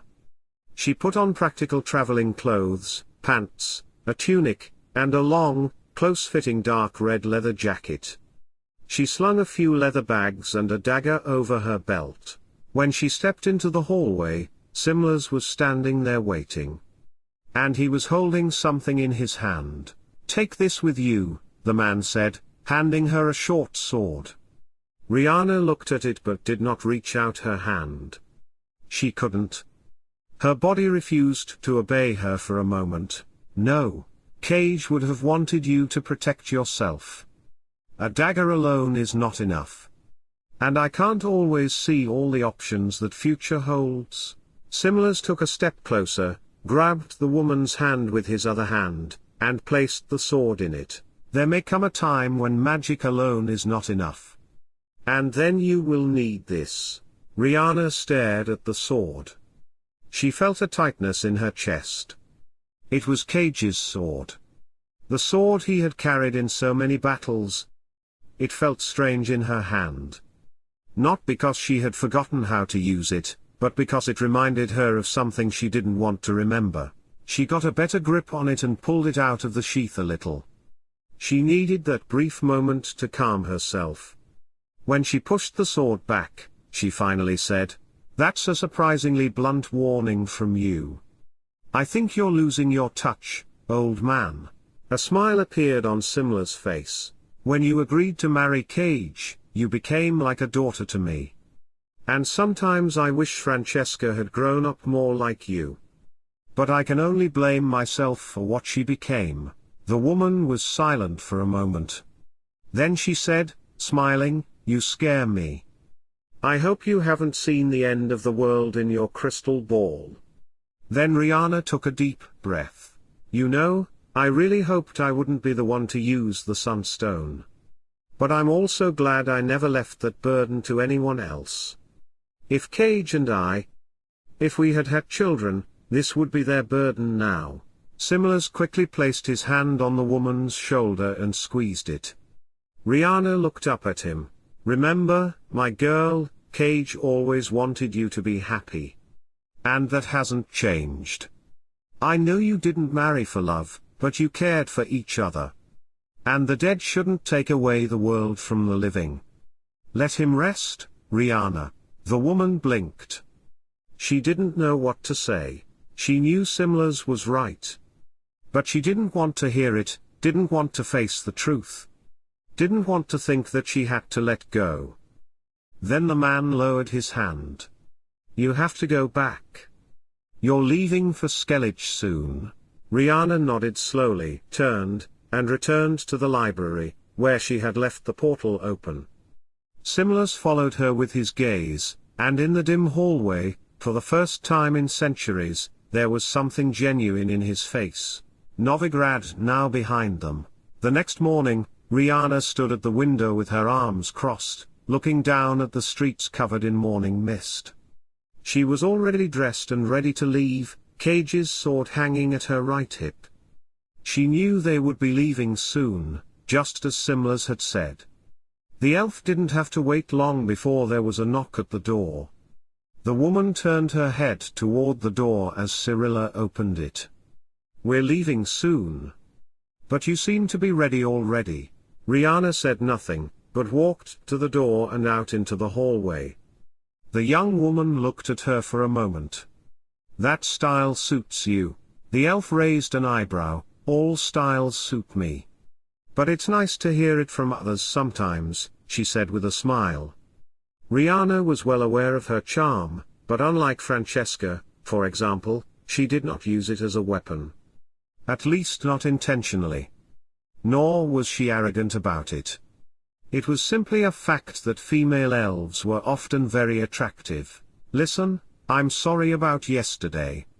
Yennefer," Cyrilla began, but Riana waved her hand and started down the stairs, the human woman following behind her. "I don't need Yennefer's trust or approval. She just needs to stay out of the way and let me do what I need to do." "And what do you need to do?"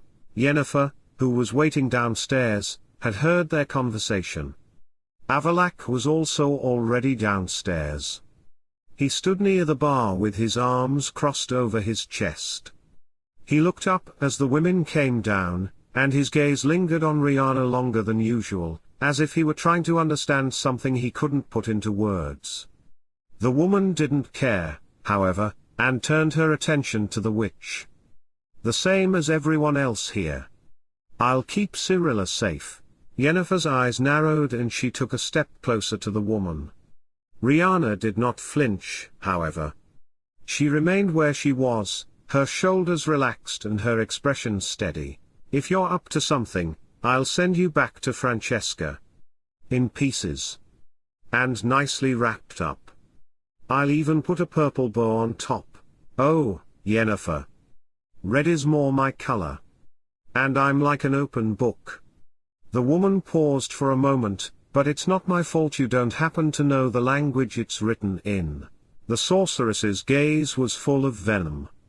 Neither woman moved for a moment, until Riana finally closed her eyes for a moment and turned her gaze to Cyrilla. "What is the name of the ship we are leaving for Skellige? Sea Lion." "I'd better go ahead before Yennefer pulls out her meat cleaver and wrapping paper," said the elf, turning toward the door. She didn't need to look back to know that Avallac'h had followed her. The man quickly caught up with her and walked beside her along the quiet streets, which were just beginning to wake up to the morning. "What's the rush? I thought you were enjoying your conversation with Yennefer." "I enjoy many things, but a hot-headed sorceress is best taken in small doses. Too much at once can cause serious side effects, such as a knife in the back.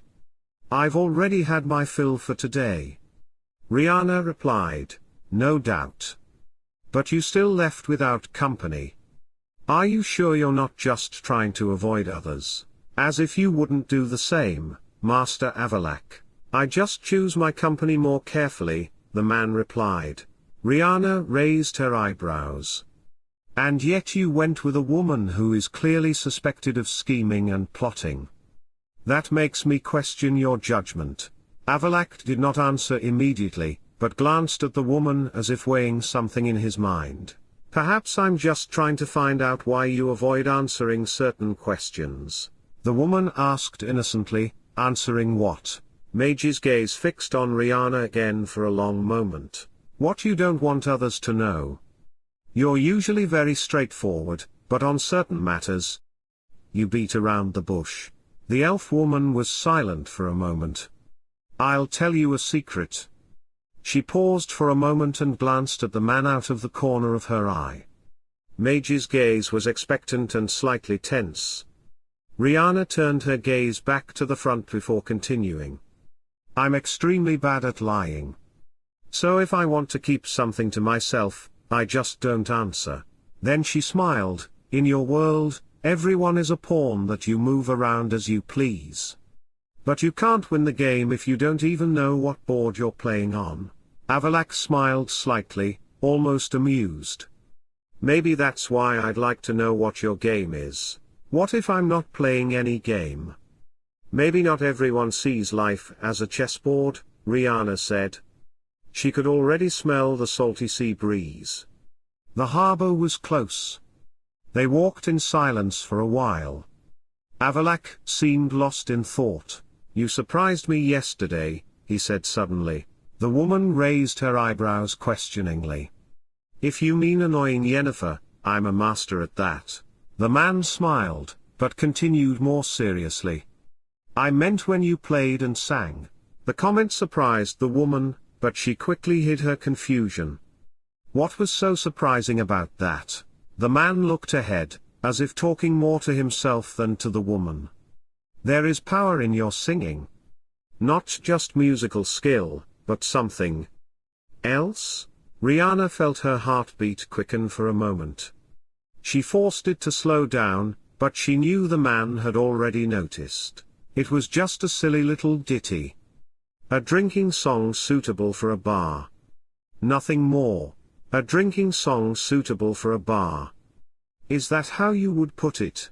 The woman shrugged, but a small smile played on her lips. "People have been singing and playing in taverns for hundreds of years. Not all songs are lofty and magical, and they don't have to have hidden meanings." Avalak's expression was steady, but there was an amused tone in his voice. "Except when they do." Riana shook her head, amused. "If you're so keen on analyzing my performance and its nuances, I can give you a list of common ballad forms and narrative structures." They had arrived at the harbor. The woman looked at the ships, trying to find the sea lion among them. "If it means I get to hear you play again, I might even consider it," the man said, standing next to the woman. The woman turned her gaze to him. The man did not look at her, but scanned the ships himself. Then Avalak nodded to their left. "There." Riana turned her gaze and noticed a Skilliger ship anchored some distance away. "Maybe I'll give you a private performance," Riana said with a half-smile, but without looking at the man, as she headed toward the ship. She felt her blood vibrate, but this time she didn't try to control it. Let the man have something else to wonder about. He felt it again. Just for a moment, but it was there. A vibration that came from nowhere he could explain. Not the usual flow of chaos, not the external magic that confused his senses. It was something else. Something primal. He turned his gaze to Riana. She wasn't looking at him, but Avalak knew she was fully aware of his gaze. And she no longer tried to hide the throbbing of her blood. It was like an invitation, but not one meant for anyone. It wasn't for his benefit, but he sensed it nonetheless. It bothered him more than he cared to admit. Avalak had spent centuries studying magic, blood, heredity. He had devised calculated strategies and precise predictions about how magic flowed, how power was passed down. But now he sensed something that didn't fit into any of his models. And he didn't like it. His magic had always been based on reason, calculation, and logical analysis. He was not Cyrilla, who navigated the currents of chaos like a fisherman in a storm, or Yennefer, who clung to her magic as if it were an extension of her own will. His magic was control. It was methodical, but this was uncontrolled. And Riana seemed perfectly content with it. The man walked beside the woman toward the harbor, feeling no hurry. Riana seemed calm, almost light, and the carefree tone of her words was as disconcerting as everything else about her. "Perhaps I'll give you a private performance." Avalak wasn't sure what bothered him more. That she said it, or that he felt a strange reaction to those words. Not resistance, not scorn. Just a momentary, dangerous sense of interest. It was just a thought. It was meaningless. It was not under his control. He turned his gaze back to the sea lion, focusing his attention on the ship's hull, its sturdy masts and sails, the smell of salt in the air. Sometimes it was best not to respond. So he just followed the woman onto the ship. The wind rocked the boat. The salty sea breeze played with Riana's hair as she stood on the deck. She leaned her hands against the railing, her gaze fixed on Novigrad, which was growing smaller and smaller in the distance. She was glad they had left the city. It was no place for an elf. Cyrilla walked quietly up beside her and also looked toward the city. She clearly didn't know how to start a conversation, so finally the human woman nodded toward the sword resting on the elf's hip. "Beautiful saber." The elf looked down at the sword and then took a step back before pulling it out of its sheath with a smooth movement. She then twirled it around in her hands for a moment. The movements came back to her mind like playing the lute. She didn't need to think. The movements came back to her automatically. The sword was elven made. It had been passed down in Cage's family, and although it was of ancient origin, it was still in good condition, as the ancient elves had also used chaos magic when forging it. Such swords were no longer made, as the secrets of their forging had been lost in the mists of time. Riana spun the sword once more and then looked at Cyrilla. She thought for a moment before holding the weapon horizontally with both hands toward the other woman. "Try it? Are you sure?" Cyrilla asked. Riana smiled and nodded, bringing the sword closer. Cyrilla grabbed it and tried a few slow movements. "It's incredibly light. And its balance? It's perfect. You are holding a sword with 1,000 years of history in your hands," Riana said. The other woman gasped. "Its name is Rena Iron Rawik, if I am not mistaken," Avalak said, walking closer. "The heirloom sword of the Simlas family." The man watched Cyrilla for a moment as she handled the sword with skill and familiarity. Then the mage turned to the other elf. "I didn't know you had taken it. Or did you have it all along?" Riana crossed her hand to her chest and turned to look at Cyrilla, who had now moved further away to get more space to try out the sword. "No. I didn't have it the whole time." She thought for a moment and then continued, "Simlas gave it to me last night." Riana turned and leaned back against the railing. The matter had been bothering her all night, but now that she thought about it more carefully, it seemed even stranger. Avalak tilted his head slightly. "Interesting? Why now?" Riana rubbed her neck and gazed thoughtfully out to sea. "He said I might need it. That magic alone isn't always enough." The mage looked at her appraisingly. "And what do you think about that?" The woman smiled, but there was something tense in her voice. "That he sounds a lot like you.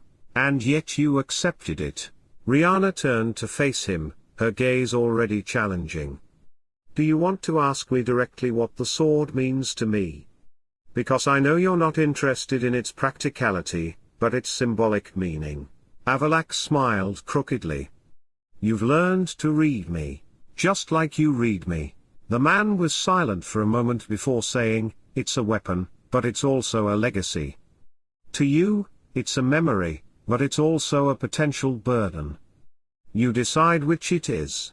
Riana clenched her fingers into a fist for a moment, but then relaxed her grip and looked at Cyrilla, who was still trying out the sword. "I already know what it is." Avalak raised his eyebrows. "It's mine." Just then, Cyrilla brought the sword back. "It's beautiful," the young woman said. The elf smiled but said nothing. Riana was about to push the sword back into its sheath, but then she glanced at the mage and handed it to him. Avalak did not move immediately. His gaze lingered on the weapon, but he did not take it.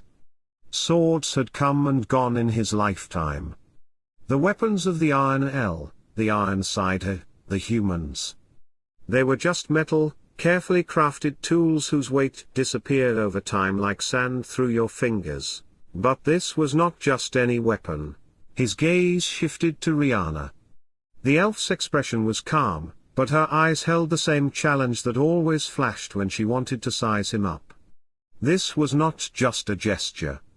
This was a test. Avalak took the weapon and felt its weight in his palm. He spun it briefly, testing its balance. It was perfect. Not too heavy, not too light. It was one of those elven swords that his people had forged before the world had forced them to change. It was part of his people's history. A part of the past that would never return. But the sword did not belong to him. The man stopped. His fingers tightened slightly around the hilt, and he turned the tip of the weapon slightly downward. This weapon was an inheritance. Not his, but the woman standing in front of him. Avalak held out the sword, handle first. "This is yours." Riana looked at him for a moment. No extra words, no explanations. Then she took the sword and tucked it back to its scabbard. "You've always been a strange little bird, but I never thought you knew how to handle a sword. Or do you just carry it around for decoration?" Riana turned around. Philippa had come out of the cabin. The elf's posture straightened automatically and an inscrutable, slightly mocking expression appeared on her face. "Philippa, I had completely forgotten you existed. What brought you among us mere mortals?" The sorceress stood beside them, her hands clenched. She seemed to consider for a moment how to respond sharply, but then said, "Margarita is ill, and I can't stand the smell of vomit."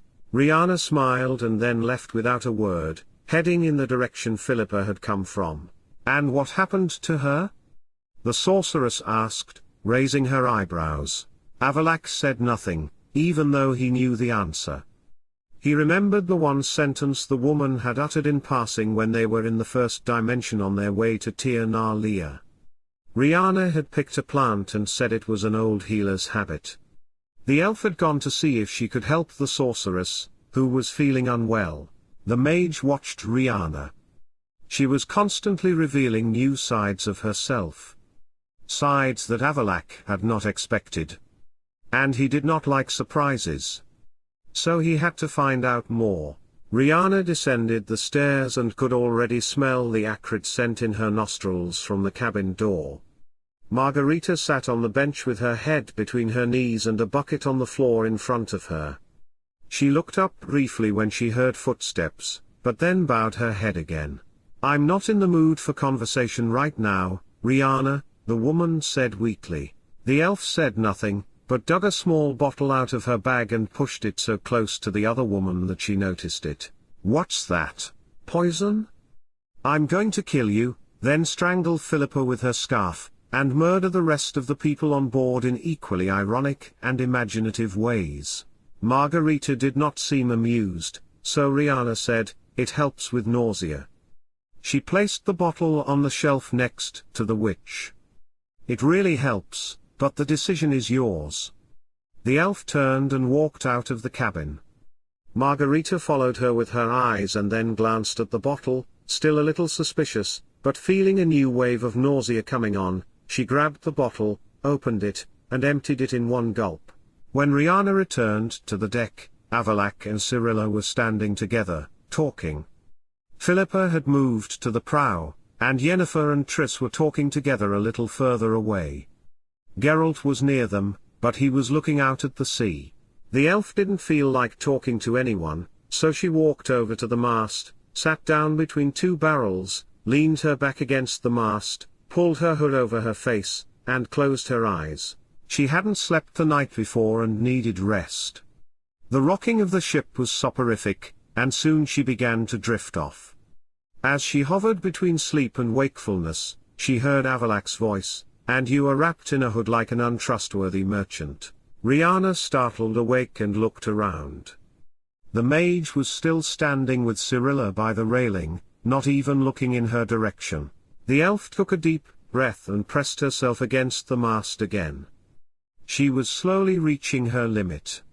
Once this business with Irene was over, she would have to start properly investigating this strange link that seemed to exist between her and Aear'el. But right now, she just wanted to sleep. So Riana closed her eyes again, and let sleep carry her away. "We haven't even talked about the Sunstone. What is it, anyway?" Geralt's voice tore Riana from her sleep. She glanced at the sky. It was already evening. She had slept all day. The stone was created so that the Iron Side could summon the Aear'el and their fleet to the continent. It is a symbol, a hope that the two elven people could one day be reunited, Aear'el's voice replied. Riana did not move.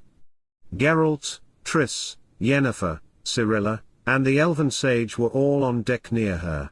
"Have you really not heard the story of Gilvaurn and Dillion?" Aear'el asked when the humans and the sorceress looked questioning. They all shrugged their shoulders. "Tell us," the Witcher said, "I love elven legends."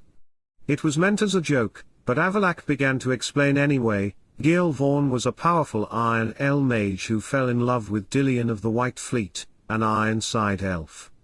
He created the Sunstone so she could summon him to her, but Dillion never used the stone. The man paused briefly before continuing, "This is the part of the story that is widely known. But only a select few know that Dillion was pregnant when they parted. And the descendants of those two became the guardians of the Sunstone, protecting its secret. Only they know where the stone is now, and only they know how to use it." Silence fell upon the deck. Riana's magic began to vibrate, as if it had sensed the mention of the Sunstone. Cyrilla finally broke the silence, "So we have to find one of these heirs to find the stone. There is only one heir at the moment. But you are in luck. I know where the guardian of the Sunstone is," Riana said, finally standing up. Everyone looked at her. The woman leaned her other elbow against a barrel next to the mast. "And I also know how to persuade her to help us. Do you think she'll be difficult to convince?" Triss interrupted. Riana looked thoughtful for a moment, but couldn't suppress a half-smile as she replied. "It depends on whether there's any decent red wine on this ship. I'm starting to get thirsty." She let her words sink in. "You," Yennefer hissed. "See, you caught on quickly." Then she straightened up and bowed deeply. "Ladies and gentlemen, may I introduce you to the heir to Aear'el and the guardian of the Sunstone, at your service." When Riana straightened up, she enjoyed the stunned expressions on the faces of the people. But Avallac'h's face was completely impassive. The man had already told her that he knew about it. However, there was something in his eyes. Something else. But what? Avallac'h stood motionless, but his thoughts moved faster than the sea breeze that danced the ship's sails. He had known. Of course he had known. And he had received confirmation when he first felt the vibration of Riana's magic. And also when he had heard Simlas mention her legacy. But it was one thing to know, another to hear Riana say it out loud. And in this way, in front of all of them, as if it were just a game. He watched the others' reactions. Geralt didn't seem surprised by anything anymore, but Avallac'h saw how the Witcher's eyes narrowed appraisingly. Triss bit her lip, uncertainty in her gaze. Ciri was completely open in her confusion, but she didn't seem disappointed. More like she was wondering why she hadn't thought of it before. But Yennefer. The sorceress stared at Riana in a way that would have made a weaker woman retreat. Her hands were clenched into fists, and Avallac'h was fairly certain that if looks could kill, Riana would be floating over the railing right now. But Riana did not retreat. She stood beside the mast, fully aware that she had just changed the dynamic of the situation. She knew it. She had chosen this moment. Avallac'h wondered when she had decided to do so. And why? This was not a spur-of-the-moment decision. Riana hadn't just revealed that she was Aear'el's heir, she had done it on her own terms. She hadn't waited for someone to force her to admit the truth, hadn't given Avallac'h or Simlas the opportunity to define the moment for her. She had done it herself. The mage felt a familiar throb in his chest. It should have been his own. But he knew it wasn't. Blood magic vibrated. It wasn't an explosive, aggressive force, nor was it a subtle echo like their conversations. This was something different. This was an answer. Avallac'h didn't like it. He didn't like surprises. He didn't like uncontrollable variables, and that was exactly what Riana was. He had believed she would be more cautious, more tactical. But Riana wasn't playing his game. Avallac'h felt his arms tense, as if he were ready to react to something he couldn't anticipate. It wasn't a feeling he often experienced. Riana was right about one thing. Not everyone saw life as a chessboard. But he hadn't yet decided whether that was a good thing or a bad thing for him. "Shall we take a sauna? They had stopped at Caer Trolda to organize and plan their upcoming attack in more detail before traveling to Undvik, where they were supposed to meet Eredin's forces. Riana had taken part in a few meetings, but she didn't feel the need to attend every single one. When Yennefer had tried to ask her more about the Sunstone, Riana had said that she would take care of it. This had naturally annoyed the sorceress, but Riana hadn't cared. She had walked slowly around the small village below the Caer Trolda fortress. There wasn't much to see in the village. A harbour, a few huts, an inn, and a sauna behind it. When Riana saw it, her magic felt like it was about to explode, and she was grateful that Avallac'h wasn't around. It would have raised questions that she really didn't want to answer. Mainly because she didn't have any answers.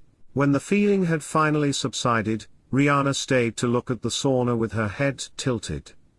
It was built in a traditional Skellige style. It had stone walls and a low roof.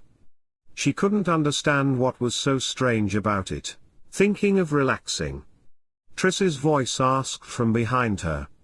Yennefer and Cyrilla were with her. I've never been in one. It's just so human.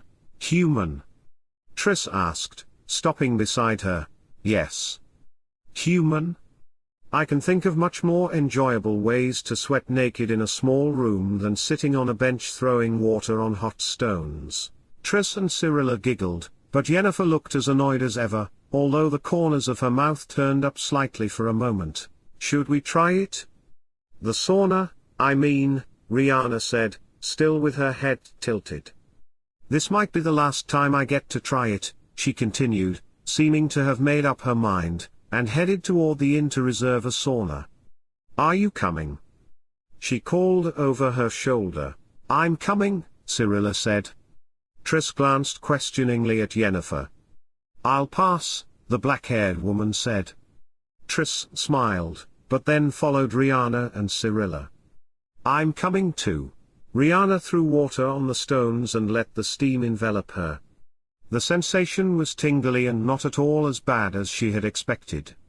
All three women sat on the top bench, enjoying the warmth. This is surprisingly relaxing. It's a shame I didn't bring anything to drink. I feel like having some rosehip liqueur. You're strange, Cyrilla chuckled. Who on earth drinks rosehip liqueur in a sauna? Riana didn't answer, but turned her gaze to the wall in front of her.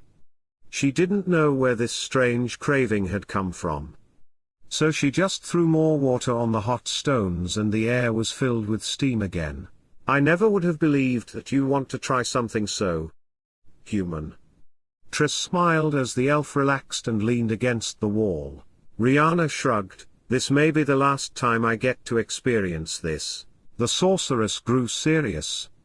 Do you really think the situation is that dangerous? Riana looked at the other woman for a moment. We have a good chance of defeating Eredin. But? Triss asked. Riana sighed. But I don't know if I can handle using the Sunstone. Triss and Cyrilla stared at the elf. Don't look at me like that, Riana snapped. I just meant that no one has ever had to use it for the purpose Gilvaugn intended. I don't understand. Isn't the stone some kind of artifact? How could using it hurt you? Riana scratched her chin. She knew she had already said too much. It's hard to explain. But it's possible that I won't survive using it. No one knows what happens after the stone is used for its original purpose. How? How can you be so calm when you say that? Cyrilla asked. Riana smiled. I forgot for a moment that I was talking to humans. She turned to look at the young woman. I have wandered this continent for several human lifetimes. I have been a storyteller, a healer, a scoia'el, a wife, and a student of the most powerful mage of the Iron Side. That's a lot of experience for one lifetime. But don't get me wrong. I don't want to die. But I'm not afraid of it either. Both human women were silent for a moment. Triss looked sad, and Cyrilla looked like she wanted to know more. Have you ever been afraid? Riana raised her eyebrows. Of course. I wasn't born this brave, she chuckled at the women's expressions. Hey, don't be so gloomy. Tonight, at least, I intend to live. As if to emphasize her words, she threw more water on the stones. Let's talk about something happier, she said. Any ideas? If you were a storyteller, what was your favorite story? Cyrilla asked immediately.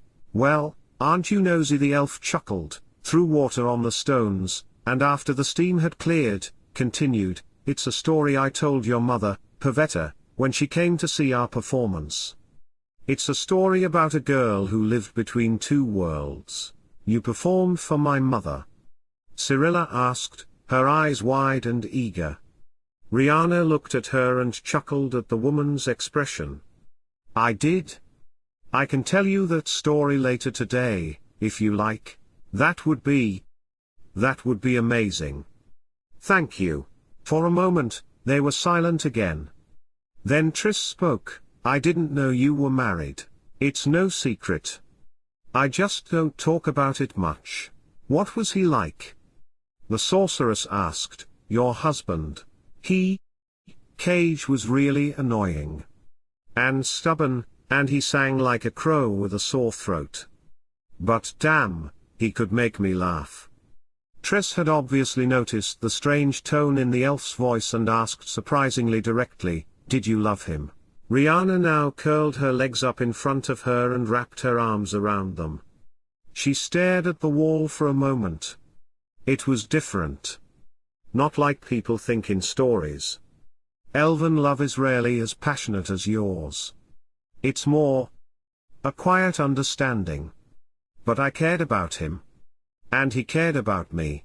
Men, they can be infuriating, Triss said after a moment of silence. You're right about that. Whether they're humans or elves, Riana chuckled. Sometimes I don't understand them at all. Me neither. How can it be so hard to talk about your feelings? Triss sighed. Or if you try to give them advice, they do the exact opposite. And some of them have no manners. Or they're so emotionally cold that they freeze the room with their mere presence. They were silent for a moment. Then Riana let out a little giggle. It made both Triss and Cyrilla laugh, and soon all three of them were laughing. They continued their sauna session for a while before going for a swim and then heading back to the ship together. Riana was more relaxed than she had been in a long time, and as she had promised, she found a lute so she could perform the same show for Cyrilla that Pavetta had once seen.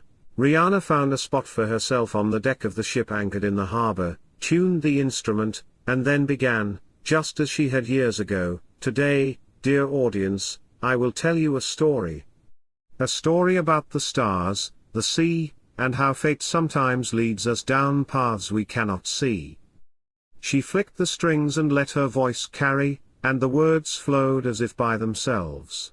She walked the line where seas do meet, a barefoot child with sand-strewn feet, between the waves.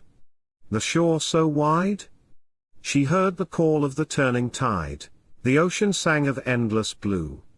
Of hidden worlds and shadows too. The land it whispered roots so deep. Of hills that guard the dreams we keep. Oh, girl who hears the worlds collide. With salt and soil by your side, the answer lies in storms above. You hold the key to what you love. The sailors spoke of mermaid's grace. The forest dreamed of her embrace. Her heart a compass, strong and fierce. She longed for truths the world can't pierce. One step to sea. One step to stone. She forged a path before unknown. The stars above lit up her way. Through night so dark to find her day. Oh, girl who hears the worlds collide. With salt and soil by your side, the answer lies in storms above. You hold the key to what you love. When Riana finished, there was a moment before the people began to applaud. As she played, more listeners had gathered around her. In addition to the Skellige soldiers, Cyrilla, and Triss, Yennefer and Geralt were also on deck, watching her. So was Aear'el, though his face was hidden in the shadows of his hood. Aear'el leaned against the ship's railing, watching the dark waves reflecting the dim stars in the sky. The rocking of the ship was soothing, and his mind went over his plans for the future. Irene, the Sunstone, Naglfar. All the pieces were almost in place. Then the first notes filled the air. At first, he didn't pay any attention to it. Someone was playing a lute, which wasn't unusual on Skellige, where music flowed through the veins and the sea sang its own song.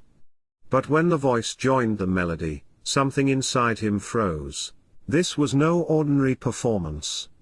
It was not just the skill of playing and singing. It was something else. Aear'el raised his eyes, turning slowly toward the sound. Riana sat on the deck of the ship, a lute in her lap, her fingers moving smoothly and effortlessly across the strings. And her voice carried through the air, enveloping the darkness of the night like a subtle spell. He knew that song. From where? When? How? The man's mind began to search, sifting through his memories like old manuscripts that had been carefully archived but now had to be dug out. The words of the song seemed to be etched somewhere deep inside him.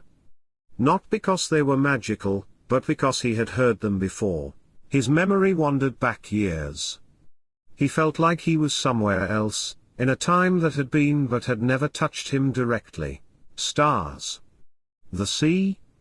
The Song of Worlds. And then the memory exploded in his mind like a wave crashing against the rocks.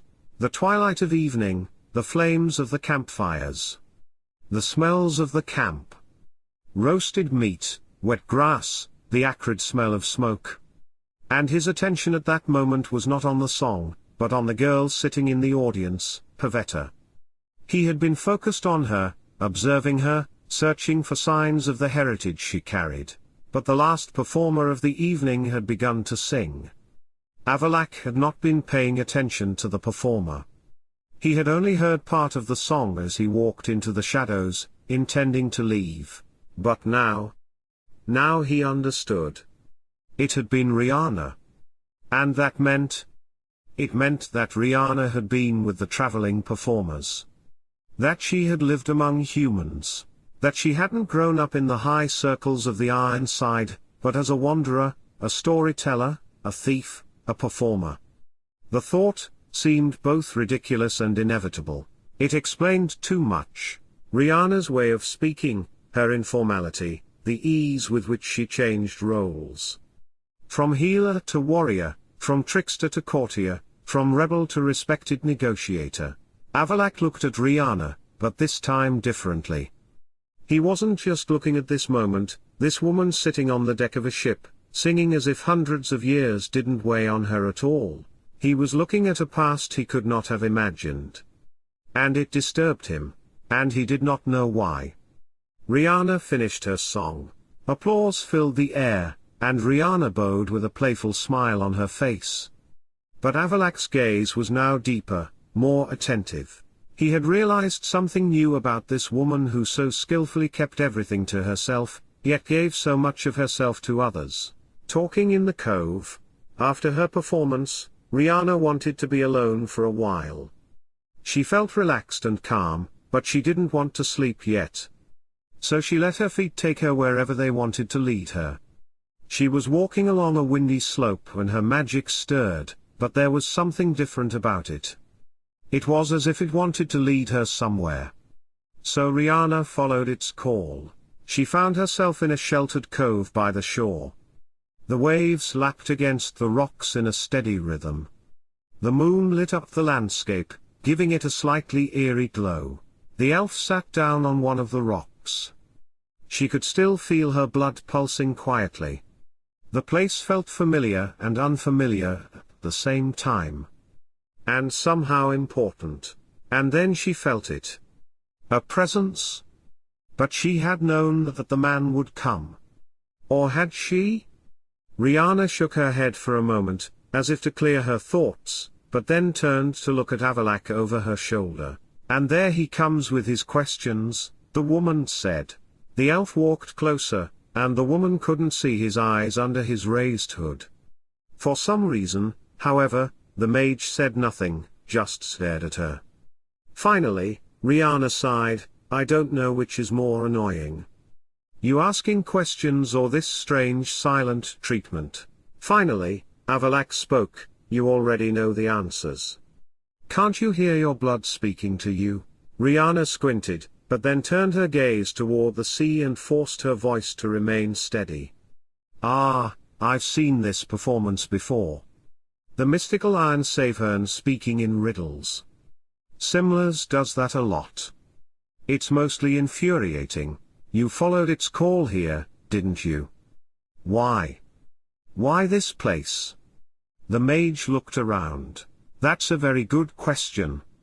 Unfortunately, my blood didn't give me any details. Riana knew she was talking too much again. She had just admitted something she would rather have kept to herself. The man walked closer. So close that Riana could feel his warmth in the cool night air. She didn't turn around, though. Is that what you've been trying to find answers to? Why your magic is behaving strangely? Well, what else could I? The woman turned as she spoke, but her words were cut off. Aear'el was close. Too close. And that reminded her of something. But not quite. Riana tilted her head and felt her magic. It pulsed as if trying to tell her something. She listened to it. Aear'el was about to say something, but the woman raised her finger to signal him to be quiet. She tried to listen, to feel. But she couldn't understand. What the hell is going on here? She finally asked, lowering her hands and shaking her head. This is driving me crazy. If you ask the wrong questions you can't get the right answers, the man said. Riana glared at him. I'm opening up to you, and all you do is lecture me. Thanks, Master Aear'el. Thanks a lot. The woman looked around again. I know this place, but I know I've never been here before in my life. And when she turned her gaze back to the mage, her blood came back to life. Aear'el stepped a little closer, and Riana's magic reacted immediately. Their energies settled on the same frequency, like two riverbeds merging into one unified stream. The woman gasped involuntarily. She had never felt anything like this before. She felt complete peace. It was as if chaos had suddenly turned into harmony. Riana felt as if she had found something she didn't even know she had lost. Aear'el stood there, and for the first time, Riana saw something other than dignity and confidence on his face. It was hesitation. Not uncertainty about who he was. But perhaps uncertainty about who they were in this moment. Riana tilted her head. You don't know what this means either, do you? The man narrowed his eyes. I know many things, but this? He shook his head and smiled dryly. No. I'm not sure. Riana laughed. First time for you, Master Aear'el. Aear'el didn't answer right away, but his mouth twitched slightly. Rare, but apparently possible. Silence settled between them again, but now there was something expectant, something unexplored. The woman forced her magic to subside, bringing it back under her control. It felt almost like physical pain, but she did it anyway. I guess this is a mystery we'll have to solve together. Once we get out of this alive, that is. It seems so, the man replied. Riana looked at him for a moment, then took a deep breath, stood up, and began to take off her coat. What are you doing? The man asked, a little confused. I'm going swimming? I need to clear my head, the woman replied. She had already thrown her coat on a rock and was now taking off her boots. Isn't the water too cold? The mage asked. The woman had already walked to the other side of the rock and into the water. My blood will keep me warm, Riana replied. With one graceful movement, she threw off her tunic and then took off her pants. Aear'el followed the woman with his eyes. She was not shy at all. This was normal for elves. The body was just a body. But somehow he had assumed that Riana would have asked him to turn around, but she just waded deeper into the water without looking back, then dove into the waves like an otter. The man watched as she disappeared into the waves. For a moment, he wondered if there was something symbolic about it, a cleansing, a change. But no. Riana wasn't running away. She was just swimming. And then Aear'el felt it, the vibration of his own magic, deep and expectant. It wasn't a reaction to Riana, but to something they had been or something they would become. Or could become. The woman had been right, though. It wasn't time to focus on that yet. But later? If they survived, they would have time to figure it out. Surprise in the laboratory. Riana hadn't had much time to think about what had happened on the beach. She had been listening to endless, tedious discussions about troop movements. On top of that, Yennefer had been pestering her about the Sunstone whenever she got the chance. Riana had tried her best to avoid the sorceress and was about to slip past her when she noticed her standing at the harbor with Cirilla and Geralt. But then she heard part of their conversation and stopped to listen. "I want to visit Aear'el's laboratory. He was acting very strangely when he asked me to take him to Skellige, but then he wouldn't let me go inside," Cirilla explained. "And you think he might be hiding something important there?" Yennefer asked. Riana walked closer. "If you go, I'm coming with you," she said, glancing over her shoulder at the elf standing on the deck. "And why is that?" "To make sure we don't find anything important." The sorceress snorted. "Do you think he's not hiding anything from me?" "I'm just as curious as you are." Yennefer looked at the elf for a long time before nodding. "All right. You can come." "Oh, thank you, Your Highness, for this honor," the elf couldn't help but say as the sorceress conjured a portal. The woman glared at Riana, but let the comment go before following Cirilla and Geralt through the portal. They all stood in front of the entrance. There were no obvious signs of a doorway, but its magic clearly flickered in the air. And when Riana felt it, her energy began to pulse with same rhythm. Like the beach, this place felt both familiar and foreign to her. But the atmosphere was different. It was cozy. A bit like returning to her childhood home for the first time in years. For some reason, Riana's gaze was drawn to a rock on their left. Something inside her warned her. She studied the shape of the rock. It was as if there was. Yennefer stepped forward, and began to cast a spell. There was a rumbling sound, and Riana felt the energy change. She didn't have time to warn the woman. A stone figure emerged from the rock. A golem. She should have known that Aear'el would not have left such a place unprotected. Geralt was already on the move. The Witcher moved with practiced ease toward the stone creature, his sword drawn.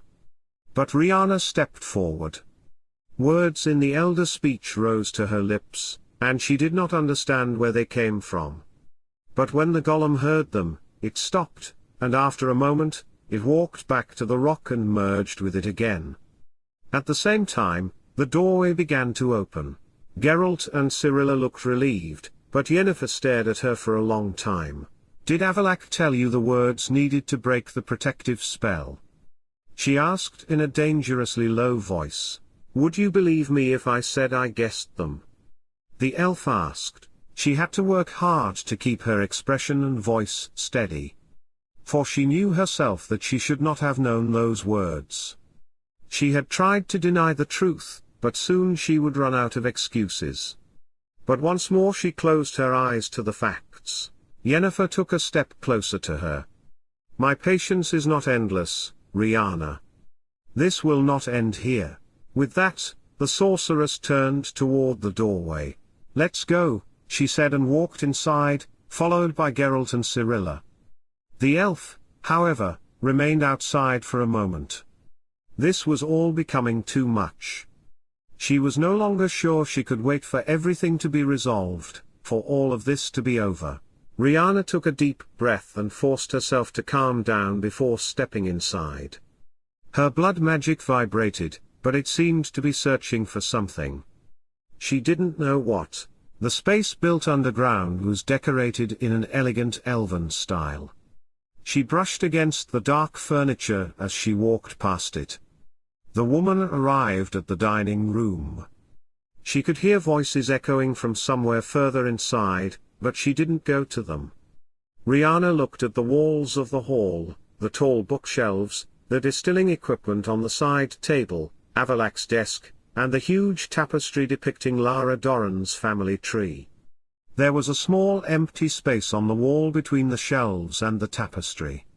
There should have been something there. But what? She heard Cyrilla's footsteps and walked over to her at the dining table. But somehow she already knew what she would find there. A half-empty wine glass, dates, and grapes. "Someone's here," Riana said expressionlessly. It was just a fact. A fact that didn't really matter. She turned and walked straight toward the door, behind which she knew the bedroom was. "Riana, where are you going?" The young woman began. "There's an unpleasant surprise waiting for us here. It barks loudly, but it doesn't bite." Then she opened the door and walked to meet again the woman she had never even met before.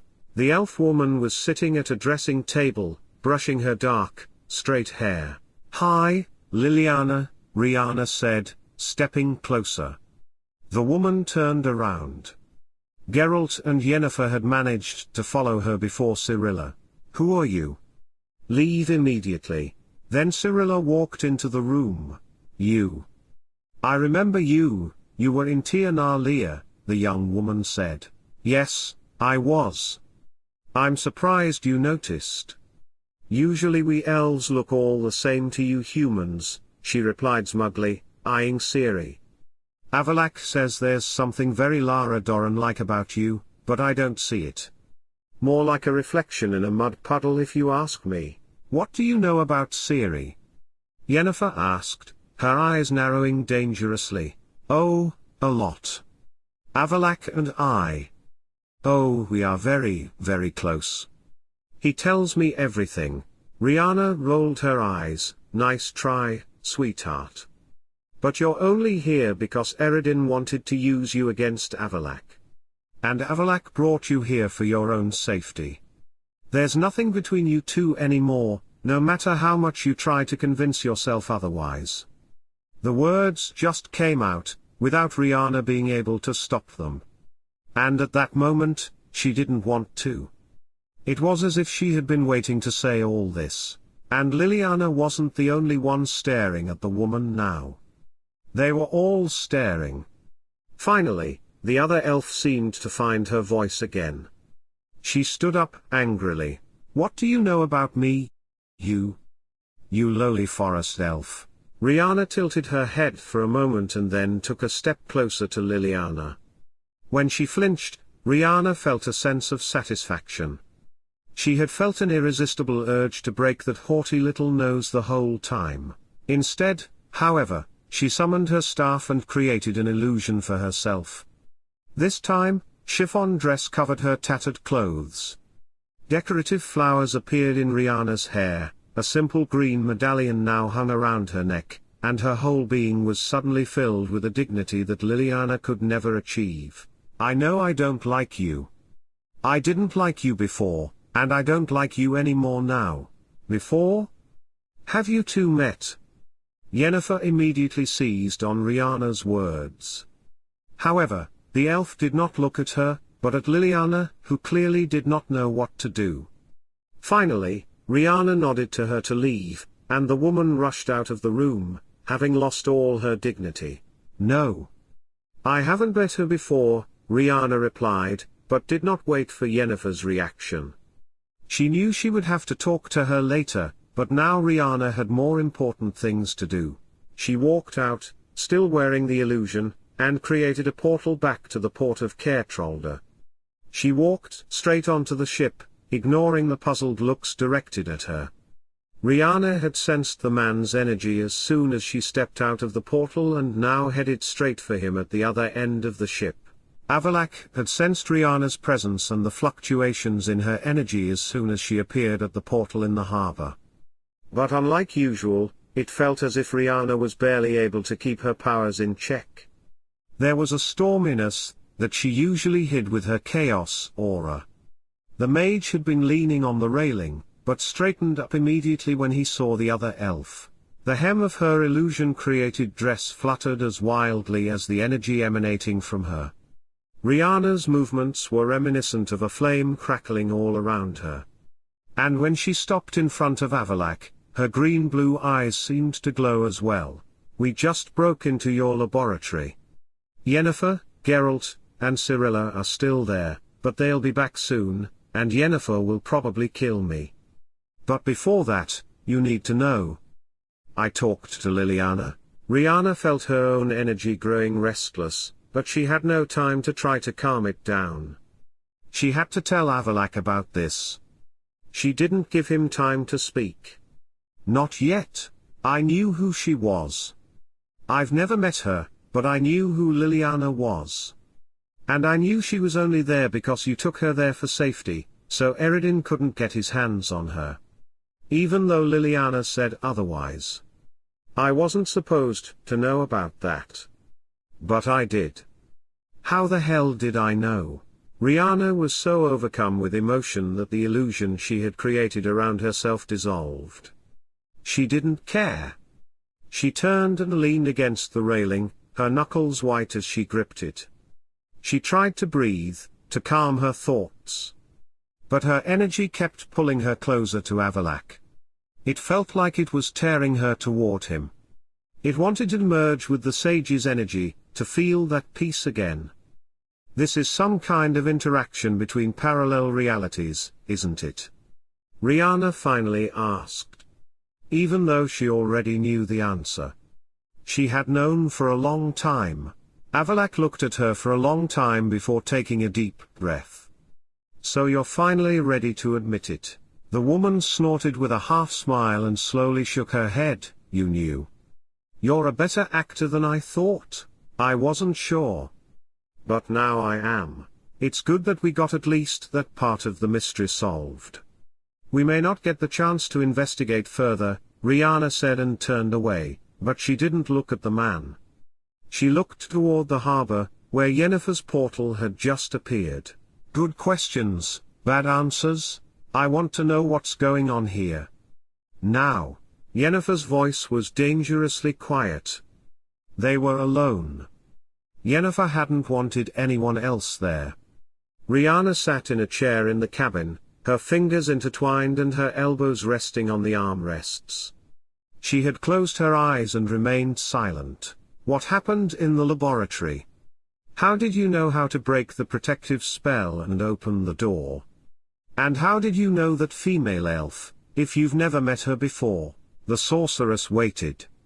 But Riana did not answer. Answer me when you're spoken to. Slowly, the elf opened her eyes. Those are all good questions, but you have no authority over me. Silence fell. A silence you could have cut with a knife. And if looks could kill, Riana would have been lying in pieces on the floor. But she did not avert her gaze or move. I want you to leave, Yennefer said finally. The woman raised an eyebrow. You seem to be forgetting something, Yennefer. I am the only one who can summon Irene. You give us the Sunstone, tell us how to use it, and get out of here. I don't want you anywhere near Cyrilla. So that was what this was about. It wasn't just Yennefer's distrust of Riana, but Cyrilla's safety. That explained a lot. Although the sorceress had always disliked Riana, her reactions had seemed a little over the top lately. But Cyrilla was like a daughter to Yennefer, so of course she wanted to protect her. The elf sighed and leaned back against the chair. I can't do that. That wasn't a suggestion. It doesn't matter if you ask or demand. I can't do it. Because it's impossible for me to give the Sunstone to you. Or to anyone else. But Riana knew that Yennefer wouldn't believe her until she saw it. Words alone weren't enough. With one smooth movement, the elf drew her dagger from her belt. She felt Yennefer flinch and saw and felt the energy gathering in her hands, ready to strike. Riana looked the woman in the eyes as she opened her own palm. Yennefer did not move. She just watched as the elf raised her blood. It slowly swirled around Riana like a red cloud. This is the Sunstone. My magic, my blood, my energy. The elf saw understanding dawn in the sorceress's violet eyes. Yennefer didn't move, but Riana saw it. A quick calculation running through the sorceress's mind. She was wondering whether this weapon was at their disposal or a threat. Or perhaps both. So Riana forced the blood back, calming its pulse within her. Yennefer's energy also stabilized. She had no intention of attacking. Not now, at least. Now you understand why I cannot give you the stone. It is impossible. So you will have to endure me a little longer. She stood up to leave, but Yennefer wasn't finished yet. This doesn't explain what happened at the lab. Or all the other strange things. I've noticed that something is going on. And I don't like it. You're not the only one, Riana sighed, but I can assure you that it doesn't affect Cyrilla in any way. It's a personal problem. Yennefer looked at her for a long time. This doesn't change anything. You're still a risk. I'll be keeping an eye on you. Go ahead. But you'll be disappointed, Riana replied and left. She didn't like having to reveal the true nature of the Sunstone to the sorceress, but she saw no other solution to the situation. She knew that for now, Yennefer would keep the information to herself, but Riana also knew that if Yennefer saw any benefit in revealing it, she would not hesitate. The elf climbed onto the deck and walked to the bow of the ship. Her gaze was fixed on the distance, but in reality she saw nothing, lost in her thoughts. Her world was changing irrevocably. When she used the Sunstone, she would fulfill its purpose. A purpose that had been waiting to be fulfilled for thousands of years. Riana raised her other hand and clenched it into a fist, then opened it again, feeling her strength. What would happen to her blood magic once the Sunstone was used? No stories told of that. The woman leaned her hand against the railing and tapped it with her fingernails. It was something she often did when lost in thought. Blood magic was such a big part of her that she didn't know what would happen if it was suddenly gone. Could the shock be so great that it would kill her? The few times she had experienced the blood burn, her powers had never completely disappeared. But their return was a grueling process. What if he lost her blood magic and survived? What then? She would still have chaos, but over the decades she had learned to use them together, merging them partially into one another. Would she be able to control the chaos properly without her blood magic? There seemed to be too many questions. And for the first time in a long time, she felt the need to talk to someone about her powers. Someone who would understand their significance. But Simlas would not talk. Or if he did, he would say something cryptic and ambiguous. So there was only one person she could turn to. The woman turned and leaned her back against the railing. Her gaze fell on Aear'el, who was standing on the deck with his back to Riana, talking to Cyrilla. The young woman noticed her gaze. She said something to Aear'el, and the man turned to look at the other elf. Riana was not surprised by her blood magic's reaction when their eyes met.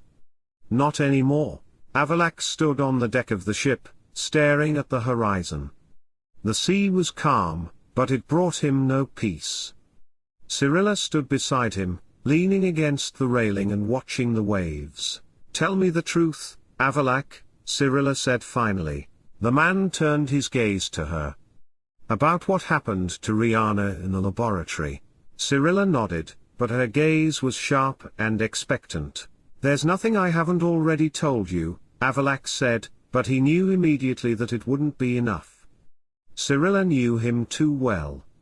She could tell when he was evading the truth, and she knew when something had changed. Cyrilla didn't say anything at first, but finally she sighed. It doesn't matter anymore. Yennefer will tear Riana to pieces if she doesn't respond quickly enough.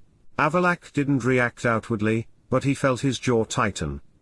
He had felt Riana's magic in the laboratory, even from this distance. That vibration, that deep and certain reaction. It hadn't been a coincidence. It hadn't been a decision based on intuition. Riana had known. Cyrilla straightened up and glanced behind her. Riana survived Yennefer's treatment, it seems. Avallac'h did not turn around immediately. He felt it even before his gaze met Riana's. That small, almost imperceptible flicker of magic that passed through the air. He turned slowly and looked at her. The blood magic pulsed. Not violently, not dangerously, but in a way that said it was waiting for something. Riana did not look away, even though she clearly wanted to. She stood there, her illusion exposed, not even trying to contain her agitated energy. Avallac'h took a deep breath. He had never felt her magic like this before. Not in a way that wanted to connect with him, not just on a magical level, but deeper, in some inexplicable way. He had known this was coming. But not so soon? Cyrilla said something, but Avallac'h wasn't listening anymore. He was focused on what was happening between Riana and him. And if Riana was ready to face it now, he could no longer escape the truth himself. Damn bad timing. Riana, who had her arms crossed across her chest, tapped her fingers on her other arm. Then she closed her eyes for a moment before straightening up. And just then, she sensed something. A colorful, shimmering butterfly appeared out of nowhere in front of her. It landed on the woman's arm and fluttered its wings for a moment before disappearing. It was a message from Francesca. The Queen of Dol Blathanna wanted to speak. The elf felt a headache coming on. She had just escaped Yennefer's clutches, and now she had to deal with Francesca. She summoned her staff, conjured an illusion, and opened the portal. She glanced back at Avallac'h. The man hadn't moved from the deck. Their conversation would have to wait. The breathtaking scent of Dol Blathanna washed over her as soon as she stepped through the portal. Francesca was already waiting for her in the garden. Riana? I was worried when I didn't hear from you. Your concern warms my heart, Riana replied dryly. She did not sit down, as she had no intention of staying long. She just looked expectantly at the other woman. But Francesca knew this game as well as she did. She just smiled at Riana without saying anything. After a moment, Riana raised her eyebrows, turned, and raised her staff to form the portal again. You've been in contact with the lodge. Riana turned.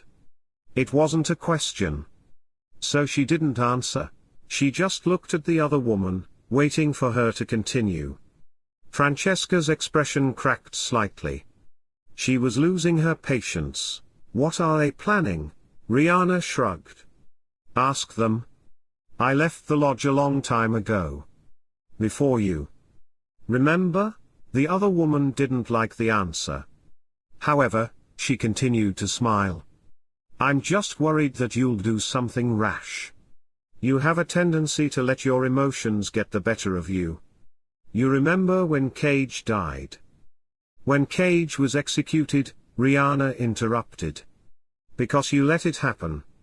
The air in the room suddenly felt heavy. Dangerous.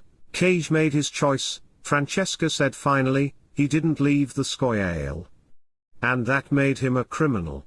Because you abandoned the Scoia'tael. Riana felt her blood boil. Not figuratively. Literally. I did it for the future of the elves. The sacrifice of the Scoia'tael, Cage's sacrifice, they were not in vain. We got our home back. We now have Dol Blathanna. Riana had to control herself. She had to think. What was Francesca after? Why was she trying to make her angry? She wanted something? But what? For her to accidentally reveal something, probably. But she wouldn't do that. Riana used the chaos to control the power of her blood. She forced it back into its channel. Francesca watched her closely, scrutinizing and assessing, waiting for the other woman to calm down. They just stared at each other.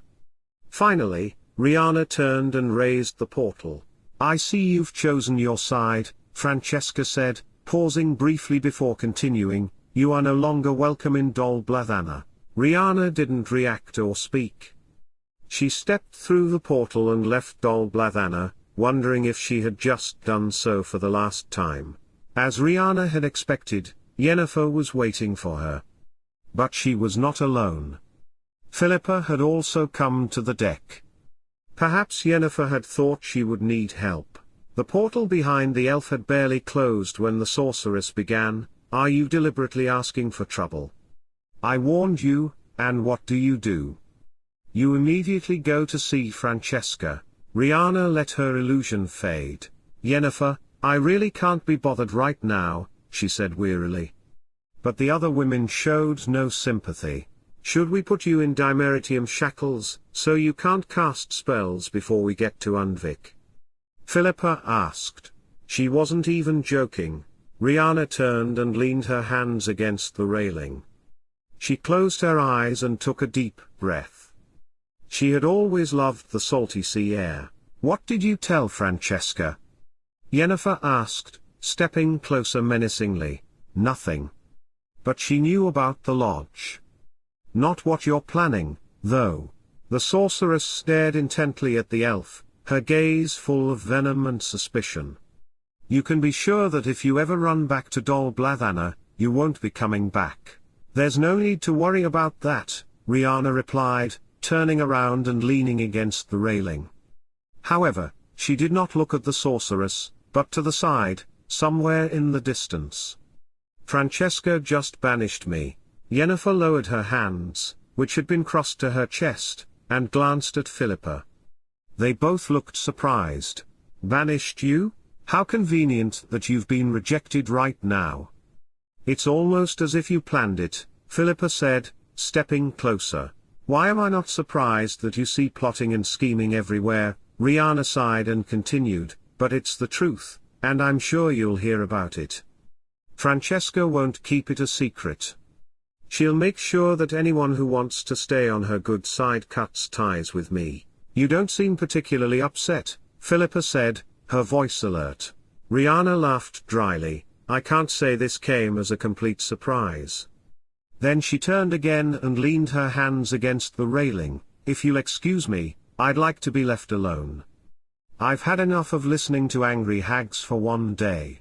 The witches clearly wanted to continue talking, but they both knew the elf well enough to realize that they would get nothing more out of her. So they left, but their suspicions remained, hanging in the air as heavy as storm clouds before the rain. On the outside, this wasn't the first time she had felt like an outsider, like she didn't belong anywhere. That feeling had followed her throughout her life. Even though she had belonged to the performers' camp and then to the Aear'el, Riana had always felt like she was watching it all from the outside. However, she had taken up the cause of the Aear'el and the Ironside for Cage's sake. He had made her believe in it all. That the elves could one day rise to their former glory. And Francesca had taken full advantage of her belief, using her as a pawn for years. Until Riana had had enough. And finally, Francesca had also realized that Riana was no longer of any use to her, so here she was. Exiled, without a home. But had Dol Blathanna ever really been home to her? Or had she just wanted it to be? The man's steps were quiet but steady. Avallac'h had kept his distance from Riana after she returned from Francesca. But not because he was unsure, but because he wanted to give her time. And Riana appreciated that. She had felt his gaze on her from time to time, knowing that he was waiting for the right moment. And now, as the stars began to slowly light up the sky and she hadn't moved from the bow of the ship, he had apparently decided that he had waited long enough. I heard what happened. Riana tapped the railing with her fingers and glanced wearily at the sage. I'm not surprised. News travels fast on a small ship like this. Aear'el stood silently beside her for a moment, staring at the horizon. He didn't ask if Riana was okay, because he already knew the answer. You don't seem upset, the man finally said. Riana smiled dryly and turned her gaze to the sea. You can't be upset when you've known the truth for a long time. Aear'el nodded. Francesca doesn't allow useless people in her inner circle. From her point of view, it was a logical decision. Logical. Riana turned to him, her gaze sharp for a moment, but then it softened. Yes. Logical. Calculated, and not surprising. Riana sighed and leaned back against the railing. No. And that's perhaps the worst part. That it didn't really feel like anything. For a moment, they were silent. Aear'el watched her, but didn't ask any more questions. Finally, Riana broke the silence. She used me for years. She used my faith. And yet I wanted Dol Blathanna to be home. Somewhere I belonged. Aear'el looked at her for a long time. But you didn't belong there. No. I never did. Not to Dol Blathanna. Not to the Aear'el. Not to the performers. Aear'el said it calmly, as if stating the obvious. Riana squinted. The performers. You knew about that too. Aear'el turned his gaze to the sea. I was there when you performed for Pavetta. But I didn't realize it until I heard you perform here. Riana felt her blood magic vibrate. She lowered her hands to the railing and closed her eyes for a moment. I've been thinking. This feeling, this sense of being an outsider. She swallowed. Is that also part of what is happening to me? To us? The man did not answer immediately. Then he said, it does not come from this world. The words were simple, but they made Riana open her eyes and turn toward the mage. She didn't ask how he knew. Because she knew herself. This isn't my only life. Her own voice was quiet, as if she were saying something she had never said out loud before. Not my first. Me. Aear'el smiled, but it wasn't an amused smile. The first you in this world. But not the first you. Riana lowered her gaze. She felt her heart pounding, not out of fear, but because someone else had finally said it out loud. Then she laughed, though there was no joy in it. Does that explain why I felt this irresistible urge to break Liliana's nose? Aear'el glanced at her, raising an eyebrow. It doesn't explain everything. Riana snorted and shook her head. You're impossible. Nothing ever explains everything with you, does it? You have to know the right questions first. Riana turned to face him and stared at him for a long moment. Her magic pulsed, and she no longer tried to suppress it. And if I ask? Aear'el didn't answer right away. Then he lowered his hand to the railing, right next to hers. Not touching, but close enough that Riana could feel their magic vibrating toward each other. Then I'll answer. The right questions. Why did this happen? Why now? Why them? What did it mean? They were good questions, but Riana knew there was only one question she really wanted answered. How could she know if the feelings awakened in her were her own or those of the other Riana? The one who had lived a completely different life. The one who had loved Aear'el in her own reality. Because that's what it was. Love. A bond like this didn't form between two people by chance. It was forged from destiny and love that transcended realities, trying to bind together those whose souls were connected to it. But did that mean they had no choice? But if these feelings weren't hers, then why was she so afraid of the answer? And if these weren't her feelings, then why did it feel like this? Why didn't it feel foreign, but inevitable? I'm not ready yet, Riana said finally. But could you? Could you just stay there for a moment? Riana had turned her gaze toward the sea as she spoke her last words. Avalak did not answer, but he did not move either. And as the stars lit up one by one in the sky, he remained. Training on the ship. They were on their way to Undvik. Riana had decided she needed practice with her sword, and it would also be a welcome distraction from everything that had happened. And if Simla's warning proved true, she would need to use her skills soon. She practiced her moves and got used to the feel of the sword. Her body still remembered, even after all these years. Cage had taught her? Once, when the camp had been attacked by surprise and Riana had nearly died, the man had decided to teach her. Because I can't keep saving you all the time, the man had said. And it was during those training sessions that they had grown closer and realized that they were less lonely together. And that had been enough for them at the time. However, they belonged to the Scoia'li. Danger was always present, death could come at any moment. And that was why they had both clung to the little happiness they could offer each other. Do you need a training partner? Cyrilla stood a short distance away, watching the elf. She had been watching her practice for some time. I'm a little rusty, so be careful not to cut me up. The young woman grinned and drew her sword, settling into a ready stance. Cyrilla attacked first. She moved quickly. Faster than a human, faster than most elves. Riana had known this already, but when steel met steel, she felt it. Every movement Cyrilla made was fluid and precise, as if she were part of the fight, not her opponent. Riana did not immediately attempt a counterattack. She gave herself time to adjust to the rhythm, to get a feel for her own body and its memory. Cyrilla pressed her, striking high and low, and Riana parried the blows almost instinctively. Then she began to respond. Her first attack was cautious, a tentative strike at Cyrilla's guard. But Cyrilla just grinned and blocked it easily. Rusted. She laughed. A little, Riana replied, and let the next blow come harder. Now Cyrilla had to work to defend herself. They danced back and forth, their swords cutting the air, their boots sliding across the rough deck. Cyrilla made a quick feint, trying to knock Riana off balance, but the elf saw it coming. She pulled herself aside, spun lightly, and landed back in a fluid, low stance that felt familiar to her body.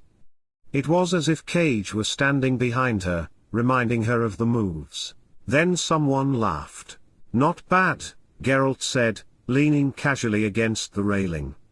But surely this isn't all you've got. Cyrilla stepped back and looked at the Witcher. If you think so, why don't you test her yourself? Riana raised her eyebrows and slowly turned toward Geralt.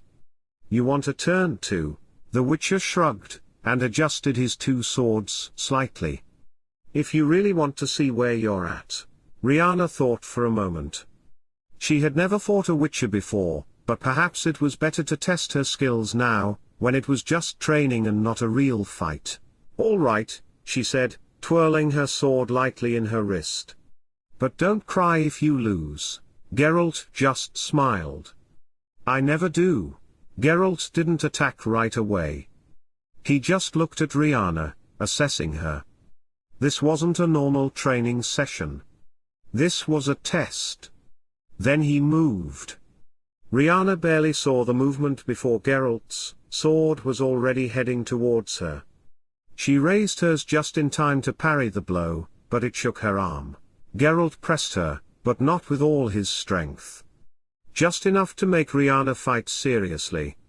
She dodged, parried, retreated, and struck back whenever the opportunity arose. But a Witcher was a Witcher. He moved faster than a normal human, and took advantage of everything. Movement, center of gravity, angles, unexpected strikes. Riana already knew she couldn't win, but that didn't mean she was going to go down without a fight. She knew she couldn't win with brute force or skill alone. But Cage had taught her other tricks. So she did exactly what the Witcher didn't expect. She changed her rhythm. Riana deliberately made her rhythm irregular. Instead of continuing to fight the Witcher's fast and efficient style, she began to use feints, sudden stops, and deliberate unbalancing steps. Geralt raised his eyebrows when he noticed the change. The man's instincts were incredible, but they were based on anticipation. On reading his opponent's movements, and reacting to them in a split second. But now Riana wasn't moving logically. She made a quick attack, but immediately retreated, changed direction midway, and allowed herself to appear vulnerable for a moment, only to dodge at the last second. Geralt adapted, of course he did, but just as he was adjusting to the new rhythm, Riana struck unfairly. She didn't go straight for a show of strength, but sidestepped. Geralt parried her overhead blow, waiting for her to follow up, but instead Riana did something the Witcher hadn't expected. She kicked him straight in the back of the knee, not with enough force to knock him down, but hard enough to throw him off balance. It was a dirty move. Not textbook swordplay, not the elegant fighting skills of an elf. It was the move of a street fighter, something only someone who had had to fight for their life would do. Geralt staggered for a moment, just enough for Riana to step back and raise her sword to a new position. She smiled triumphantly. Geralt chuckled and straightened his stance. I wouldn't have thought an elven lady from Dol Blathanna knew such moves. Riana smiled and lowered her sword. She was breathing a little harder, but she wasn't completely exhausted. I was taught to fight by the leader of the Aear'el, she replied, her voice light but tinged with the shadow of her past.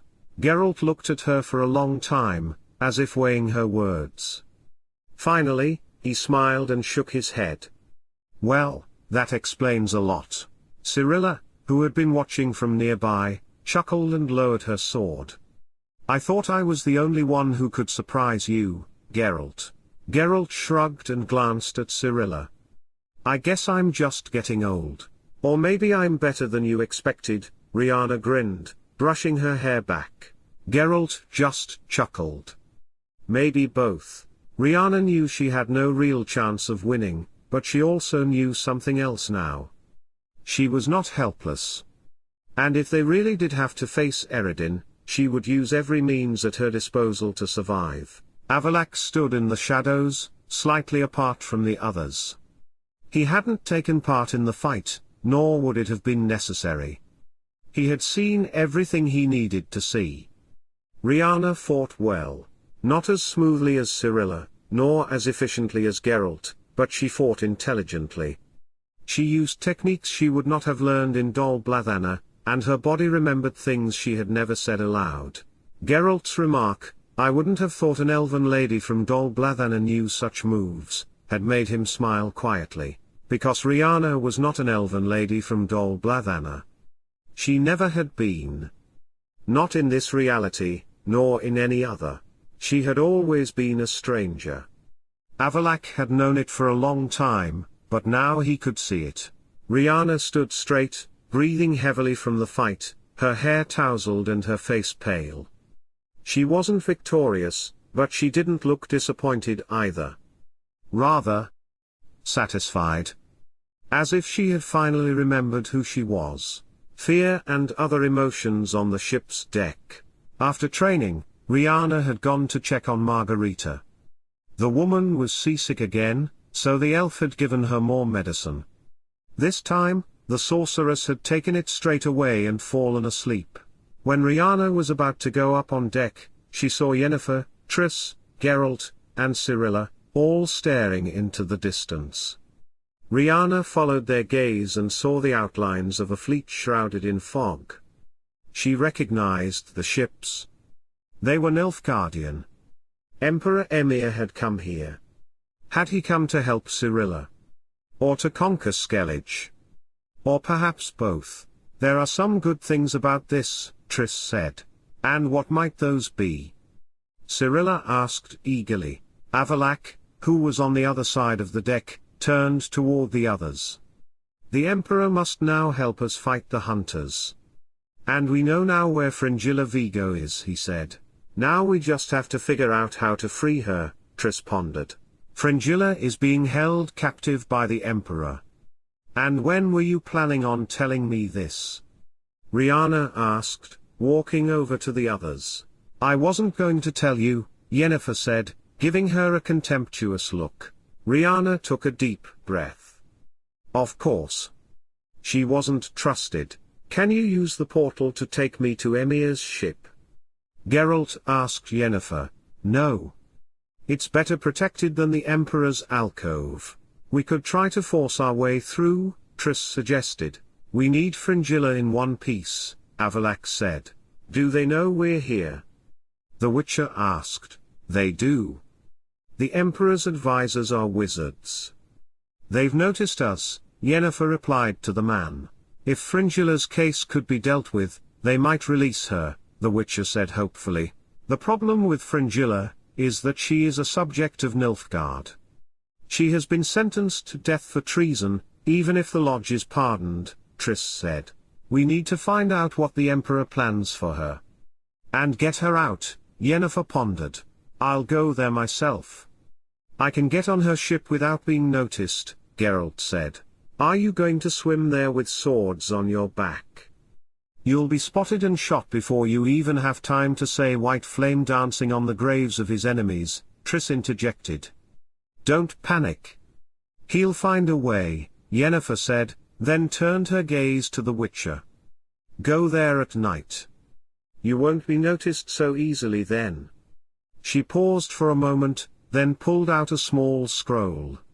And when you get there, give this to Emir. We must remind him of what he promised. I'll leave as soon as we're in port, Geralt said, taking the parchment. Riana had been following the conversation from the sidelines. She couldn't do anything else. Yennefer would never have agreed to let the elf go to see Emir, even though Riana would certainly have been able to get to him. On the other hand, the elf wasn't sure he could persuade the Emperor to release Fringilla. Now that Riana had been banished, she had no power whatsoever. Not that she wanted it. She was finally free. I hope you're not thinking of going with the Witcher. The Emperor is a dangerous man. Riana turned her gaze to Avallac'h. He was standing a short distance away. Although his voice was steady, there was something intense in his gaze. I thought about it for a moment, but it would be pointless, the woman said. Emir would probably either throw me to the cell with Fringilla or even cut my throat. Neither of those are desirable situations, the mage said, stepping closer. A familiar vibration coursed through the woman's body. Because without me, no one can summon Eredin, Riana said, walking to the railing. That's only one reason, Avallac'h said in a low voice. He walked slowly closer, and with each step, the woman could feel their magic drawing them together more strongly. Riana closed her eyes for a moment and immersed herself in the feeling. She wanted to release her power, let it intertwine with the sage's energy into a single stream. But she restrained herself and opened her eyes. What are you trying to say, Avallac'h? Riana turned her head toward the man and met his blue gaze. Avallac'h did not answer. His gaze was calm, but there was something in it that revealed more than words could say. The woman looked away. She sighed softly and leaned against the railing, glancing at the ships of Nilfgaard shrouded in fog. I have never been like Francesca, even though many see me that way. I will not manipulate people to get my way. Avallac'h smiled. That means you'll never control anyone. But it also means that no one can control you. Riana narrowed her eyes. Is that a compliment or a warning? The man did not answer immediately, but his tone was cool and neutral. What would you have done if you had gotten to Emir?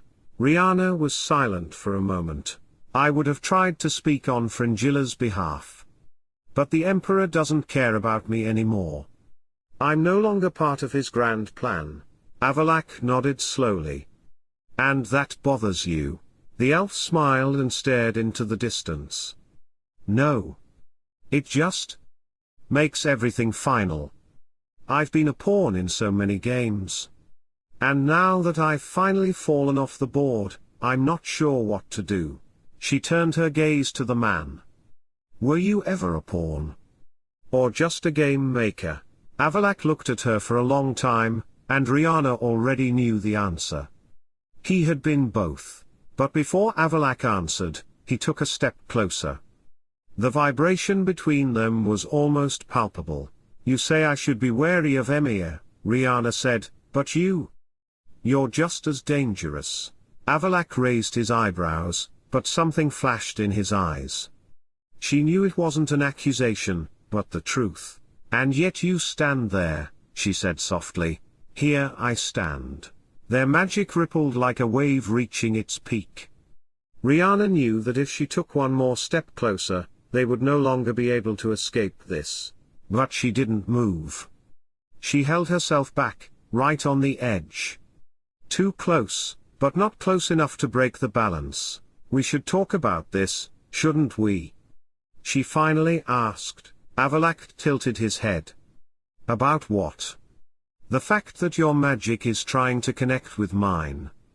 The fact that you feel it as clearly as I do. Or the fact that this isn't the first time." Riana felt her chest rise with a deep breath. "The fact that we don't know what it means. But we do." Riana closed her eyes for a moment, and when she opened them, Avallac'h no longer seemed entirely sure of his words. Perhaps he was as lost as Riana herself. And that frightened them both. Riana, Avallac'h. Cyrilla had stepped closer. Both elves turned toward the young woman. And then Avallac'h stepped back. Their energies still pulsed, reaching toward each other, but not as intensely. "Listen, I've been thinking," Cyrilla said, looking at the other woman, "about what you said in the sauna. That you're not sure what the Sunstone does when you use it. Are you sure you really want to do this?" Something in Avallac'h's energy flickered. Riana did not turn to look at him, however. "It's our only chance. No one else can do it, and we don't have time to look for other ways, if there even are any. So I'm going to do it. Whatever happens," the elf replied, shrugging her shoulders, looking as if she didn't care. But in reality, she was afraid. Fear had crept into her quietly and insidiously. Because for the first time in a long time, she had something to lose. "You don't know what will happen after you use the stone." Both Riana and Cyrilla turned to look at the mage. The man looked at Riana with dark eyes. "No one knows," the woman replied. "This is the first and perhaps the last time the Sunstone will be used for its intended purpose. There are only theories, mostly my own, because I haven't been able to talk to anyone else about it. It may be that nothing will happen, but the effects could be unpredictable." Although Riana spoke with confidence, her voice sounded hollow to her own ears. Riana now turned her gaze to Cyrilla, who looked at her uncertainly. "Don't worry. I'm tougher than I look." She straightened up. "If I can find a lute, I could play something. This gloom is getting to me." And she left, leaving Cyrilla and Avallac'h looking after her. Riana was already gone. She had left them with a light-hearted comment, and slipped away from the conversation, just as she was prone to do. But Avallac'h could still feel the echo of her magic in the air. Restless, but controlled. Cyrilla was still standing beside him, but Avallac'h did not look at her. He stared at the ships shrouded in mist on Nilfgaard, but his thoughts were elsewhere. He had assumed he knew. He had believed he knew. But when Riana had said it out loud, when she had raised her head and uttered the words "no one knows" so simply, the truth hit him with a delay. He didn't know. No one knew. He had studied the Sunstone, formulated theories, compiled old writings, constructed possible formulas for how its power would be unleashed. But none of it explained what would happen next, for the Sunstone had been waiting for this moment.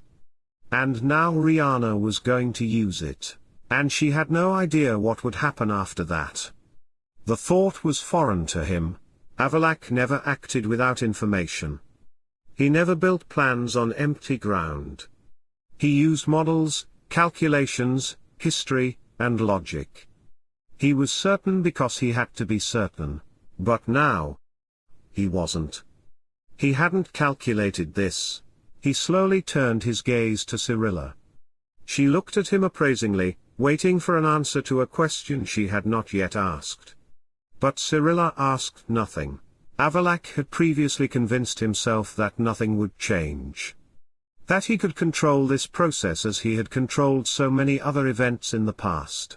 But now, for the first time, he felt a shadow of fear. He no longer knew what was to come, and Avallac'h hated that feeling. Through the centuries, Riana had already played several songs on her lute, sitting on the railing. Most of the songs were Skellige drinking songs or other tavern songs that made the soldiers dance on the deck so hard that it shook. The moon had risen in the sky and the stars had come out long ago. Geralt had left on his perilous journey to find Fringilla, and the others could do nothing but wait. When the last notes of the song faded into the night, Riana thought about one last song before she stopped. She plucked the strings for a moment as she sensed Avallac'h's presence. The man had remained at a slight distance, but had now moved closer. And Riana could feel her blood begin to sing. And so she began to play, the words rising effortlessly to her mind. Through the mist of the mountains wide, I heard your whisper. Soft as the tide, in every lifetime. You find me still. Binding my heart against my will. Oh, timeless souls. Through shadows we roam. Drifting apart. Yet finding home. Upturned skies and stars aligned. In every world, you're always mine. Old oaks bend where our paths once crossed. Carving echoes from what we lost. River and stone. Fate's fleeting game. Yet I call your smile by its true name. Through eons, through fire, through frozen seas. Your spirit whispers on every breeze. A compass within. Forever drawn? We'll meet again by the break of dawn, oh. Timeless souls. Through shadows we roam. Drifting apart, yet finding home. Upturned skies and stars aligned. In every world, you're always mine. So call my name when the earth turns still. We'll race the tides with an iron will. As long as the threads of the heavens bind. Forever yours? Forever aligned. The Skelligians were no longer dancing. For that song was not meant to be danced to. But everyone listened. When the notes faded into the air, the deck was silent. The Skelligians glanced at each other uncertainly. They were not used to this kind of music. But Riana did not notice. She had closed her eyes. It felt as if her blood was pulsing more evenly than before, as if it had been waiting for this moment for a long time, and now that it had finally got what it wanted, it no longer needed to pound and scream. And in the midst of it, she felt another energy, as if it were her own. That was one of the most beautiful love ballads I've ever heard. Where did you learn it? Cyrilla's voice made Riana flinch. She opened her eyes and turned to look at the young woman who had walked up to the elf at some point. I guess I've always known it. Cyrilla looked at her a little strangely. What do you mean? The woman did not answer. For she had seen Avallac'h. The man stood further away in the shadows, motionless as a statue. But his power pulsed in the same rhythm with hers. Riana handed the lute to Cyrilla and climbed down from the railing. Forgive me? The elf muttered, no longer looking at the other woman. She didn't even notice her anymore. Riana walked slowly but surely toward the man. They looked at each other for a moment. Do you know what you just promised? Avallac'h asked quietly. I know. And it wasn't the first time. That song was the song of her blood, which she had sung countless times. And now it was her turn. In every lifetime. You find me still. Binding my heart against my will. She knew exactly what the words meant. She had struggled against all of this herself, closed her eyes to the truth. And she didn't know if she could ever fully accept it. So when she felt the portal open on the pier, she closed her eyes for a moment and then stepped away from the man. "Fringilla and Geralt are back," Riana said, "pardon me." And then she turned and walked down to the pier, even though each step away from the man felt harder than the last. When the light of the portal flashed on the pier, Avalak's fingers tightened for a moment, as if he intended to stop the woman from leaving. But he did nothing. At the same time, Cirilla's gaze followed the two elves.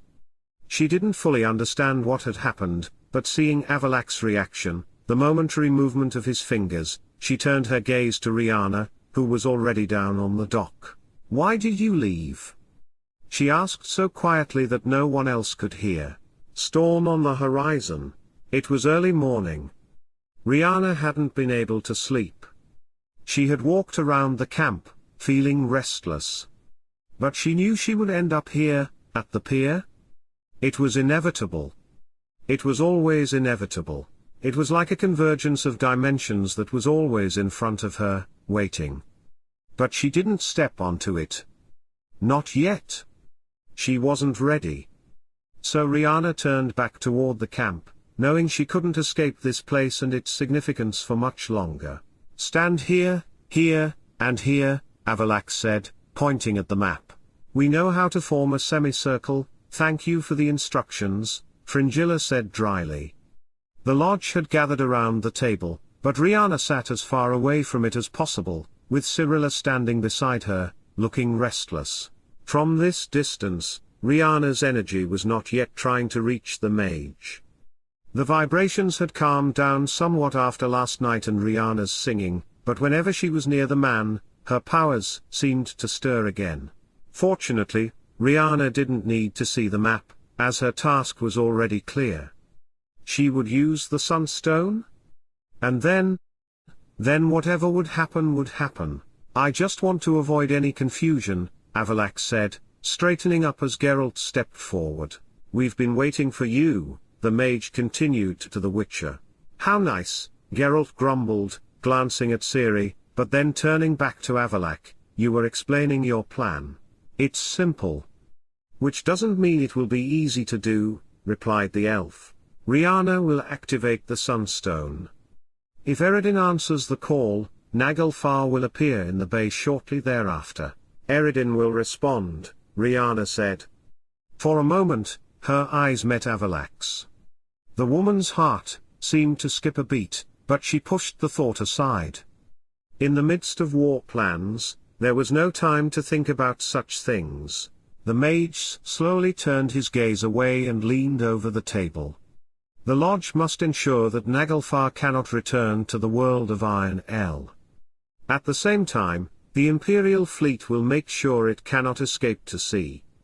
The 7th Infantry Division, under the command of Geralt, will go into battle. "And what are you going to do?" the sorcerer asked the elf. "I'll stay ready in the rear in case something unexpected happens," Avalak replied. Riana couldn't help but think that something was strange about this. A mage would be more useful fighting Caranthea, Eredin's strongest commander. But perhaps Avalak didn't want to fight his former student. "Like a general leading his troops into battle from a hilltop," Geralt said dryly, crossing his arms over his chest. "Are you going to signal us with a horn or smoke signals?" he added sarcastically. Avalak straightened up. "Exquisite irony, but what have I done to deserve it? Have I given you cause to doubt my intentions?" Philippa, who was always quick to act, couldn't bear to listen to the exchange. "Ladies and gentlemen, less talk and more action, please. Sisters, we must prepare," she said, looking at the women in the tent. The sorceresses left, leaving only Cirilla, Geralt, Avalak, and Riana. The sage leaned over the table again to study the map. Geralt and Cirilla glanced at each other, and the Witcher turned back to the mage. "There's one important element missing from the plan. Ciri? Zael will stand by." "At a safe distance," replied the elf. Cyrilla shifted irritably beside Riana. I'm willing to bet that wasn't Ciri's idea, Geralt said, looking at the young woman. No. I wanted to go with you, Geralt, Cyrilla replied, but I won't allow it. The risk is far too great, Avallac'h said sternly. Riana understood both points of view. Cyrilla didn't want to leave the fight for her own future in the hands of others, but Avallac'h was right. If Cyrilla took part in the battle, there was far too great a risk that Eredin would capture her. Avallac'h is right, Geralt admitted. I would have thought that at least you would take me seriously, the young woman snapped. Riana leaned back against the chair and closed her eyes. She had no intention of interfering in this conversation. I take you seriously. I've never treated you otherwise, and you know that.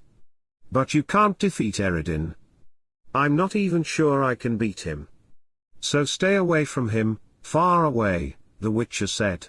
Aear'el, do you promise you'll stay on the shore? Avallac'h interrupted, stepping closer to the younger woman and Riana. The elf felt her magic's pulse quicken, and her own as well. She shifted slightly but did not otherwise react. Do I have a choice? Cyrilla asked sharply. Riana didn't see the men shake their heads, but she heard Cyrilla's quick footsteps as she headed out of the tent. Where are you going? The elf mage asked quickly. For a walk? Or is that not allowed either? Because I might accidentally break my leg, Cyrilla snapped before leaving. After a moment of silence, Avallac'h said, the elder blood can be very fiery. Riana couldn't help but smile. The elder blood flowed in her veins too, albeit from a different branch than Cyrilla's. Still, the man wasn't wrong. He didn't sound very convincing, Geralt remarked. No. But I can't tie her up and teleport her away, the elf commented. I certainly don't recommend that, the Witcher replied. After a moment of silence, Avallac'h spoke again, there isn't much time. If you still have work to do, brew potions or make other preparations, do it now. You won't get another chance? As Geralt left, Riana opened her eyes. They were left alone with Avallac'h. The plan sounds quite foolproof, Riana said, breaking the silence and trying to talk about something other than the tension between them. The man did not answer immediately. They looked at each other, their magic vibrating. Finally, Avallac'h asked, are you ready? Riana seemed to think for a moment, then smiled. That's a difficult question. Can anyone ever be ready for something like that? Avallac'h shook his head. I'm not asking if you're ready to fight. I'm asking if you're ready for what the Sunstone does. He paused for a moment. If you doubt your ability to endure it, this is your last chance to back out. As he spoke, he stepped closer. The woman felt her heartbeat quicken in time with the vibrations of her energy. But she forced her voice to remain light. Even at the risk of sounding melodramatic, the Sunstone is my destiny. I cannot turn away now. Avallac'h nodded slowly after a long silence. Then we must hope that fate is not crueler than it already is. The woman felt a crack in the mage's energy flow, and it felt almost like physical pain. Riana lowered her gaze for a moment. Her hand moved as if she were about to reach out to the man, but she stopped herself just in time. She clenched her hands into fists and stood up. I still have a few things to prepare. She walked toward the tent's exit when Avallac'h said, I'll wait for you at the dock. Riana paused for a moment, glanced over her shoulder at the man, but then continued on her way. Their magic vibrated as if waiting for a storm to break. Confessions in the tent. Riana sat at her desk with a blank sheet of parchment in front of her. She had intended to write a letter to Simlas, but the words just wouldn't come. On the one hand, writing to a man who could predict everything seemed a little pointless. If she wrote to him, he would know what she was going to say without even reading it. And what could she even write? Thank you for everything seemed too little. But what else could she say? Thank you for everything, And I'm sorry I never returned some of your books. No. She wouldn't write anything. Simlas already knew everything. Words would be pointless. Riana had just put down her quill when she heard the tent flap rustle. She turned to look over her shoulder at Cyrilla, who was now standing in the doorway. "Cyrilla? Come in, please," said the elf. The young woman hesitated for a moment before stepping inside. "I have to tell someone about this, and you're the only one I can trust."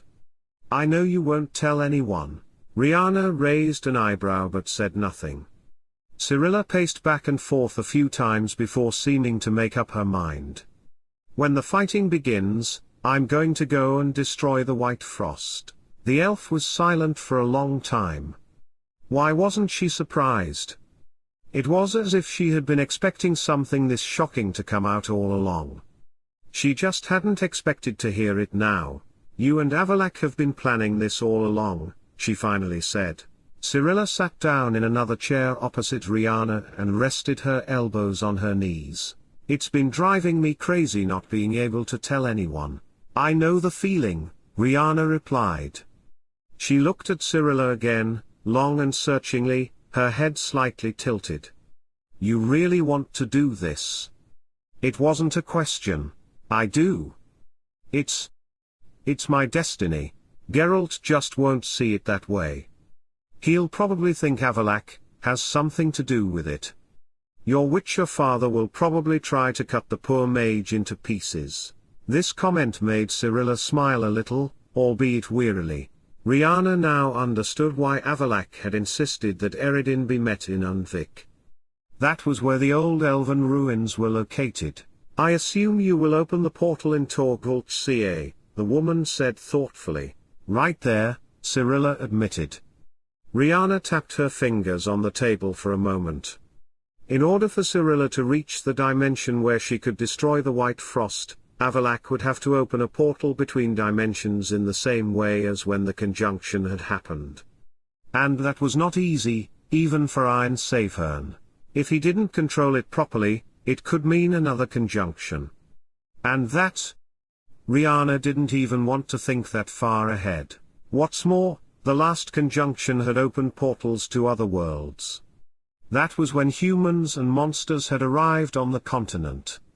So the moment the dimensional gate was open, it was likely that visitors from other dimensions would arrive, most likely monsters. And when the gates opened, the chaos magic would also be disrupted. "This is shaping up to be a very interesting day," Riana said after a moment of silence. "That is, if she were to live to see the end of it." Then she smiled. "Thank you, Cyrilla, for trusting me. I appreciate it." The young woman smiled back. "Listen, you can call me Ciri." "All right. Ciri? Thank you." The elf was genuinely happy. Lately, she had experienced nothing but distrust, so it was nice to hear that someone really trusted her. With that, Riana stood up. "I have one last thing to do before we can begin."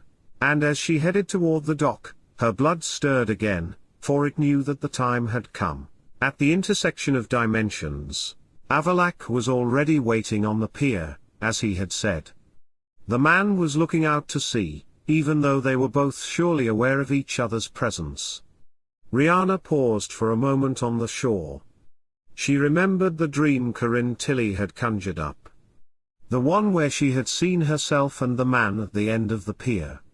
The dream she hadn't wanted to see through to the end. The woman looked at the pier in front of her. She knew that if she took a step toward it, they would have to face this together. However, the decision was Riana's. She took one more deep breath and stepped forward. The man knew that Riana was there. He could feel her magic vibrating even before she stepped onto the pier. But he didn't turn to look. Not right away. He kept staring out at the open sea, even though that wasn't what he was really seeing. He saw the threads. The fabric that bound them together. It had been there long before this moment. It had been waiting, wrapped around them, woven into their destinies, even though neither of them had asked for it. And now Riana had made her decision. She had stepped onto the dock. Aear'el closed his eyes for a moment, letting the vibration pass through him. He knew what this meant. He had known for a long time, but he had never expected this moment to feel like this. He took a deep breath, calming his mind. This was not the time to feel anything. Then he turned. Riana stood there, just as he had known she would. Her magic was steadier than before, but it still reached out to him, waiting for his touch. But Aear'el did not reach out. He would not be the first to move. This was the woman's choice, but what had she chosen? He looked at Riana for a long time, assessing her, waiting. But his gaze was not cold. It was steady, but there was something else there, something he didn't usually let show. For a moment, silence hung between them. And then Aear'el spoke. You decided to see this through to the end. It wasn't a question. Riana lifted her chin slightly, and Aear'el saw something in her eyes he hadn't seen before. Acceptance. And maybe something else. It's not a question of whether I decided to see this through. It was about when I would do it. Although, Riana continued, glancing at the camp behind them, my timing has always been poor. Then she turned back to the man. The wind played with her hair for a moment, and she brushed some of it behind her ear. I was afraid to ask how we can know what in all this is us and what is just fate. But I finally realized that the fear itself is the answer. I realized that I was afraid that these weren't my own feelings. Because I want to feel this way. However, a sad smile appeared on Riana's face. I can't force you to do anything. You live by logic. And this can't be explained by reason. The woman let her words sink in for a moment before continuing, so if you want me to leave, I'll leave. The wind carried salty air from the sea, but Aear'el didn't notice. He had noticed only one thing. The words Riana had just spoken. So if you want me to leave, I'll leave. He could have answered right away. He should have answered right away. But he didn't. Why didn't he? He looked at Riana for a long time, trying to find the right words. But what words would be right at this moment? Finally, he spoke. And if I don't know how to answer? He didn't look away, even though he wanted to. He wanted to know what Riana would say. The elf stood there, confident but not without vulnerability. She took a deep breath, but her gaze didn't waver. Then I'll wait. Aear'el felt his magic stir, but this time it was beyond his control. It was no longer just energy. It was something deeper, a pulling force that had been waiting for this moment longer than he cared to admit. And if I must repeat the fate of my ancestors, waiting in vain like Gaelvorn for Dillion. Riana smiled slightly, but there was sadness in it. Well, there's a certain poetry to it. It was a blow. Not a physical one, but a blow nonetheless. Gaelvorn and Dillion. An old story that Aear'el had heard before the world had changed. An elf who had waited in vain after loving for generations. Riana was ready for it. She was ready to wait. Why did it feel so wrong? Aear'el had never allowed fate to rule his life. He had always believed that he could control it, manipulate it, steer it in the direction he wanted. But now someone was standing in front of him and saying that she would wait, no matter what his answer was. That wasn't fate's script. It was a choice. Riana had made a choice. He should have backed down. He should have said something logical, something cold and rational. But why didn't his voice obey him? He didn't know what to say. And that scared him more than anything else. And then Riana turned her gaze toward the shore. It looks like our time is up. Aear'el followed her gaze and saw Ciri. It was time to begin. And to summon Eredin. The mage looked at Riana, but she did not look at him. Their moment had passed. And Aear'el did not know if they would ever get another chance. The Sunstone? Something historical was happening. The Sunstone was about to be activated for the first time. And perhaps also for the last time. Riana focused her thoughts on the battle ahead. She had no room to think about anything else right now. All three of them, Riana, Aear'el, and Ciri, stood on the pier.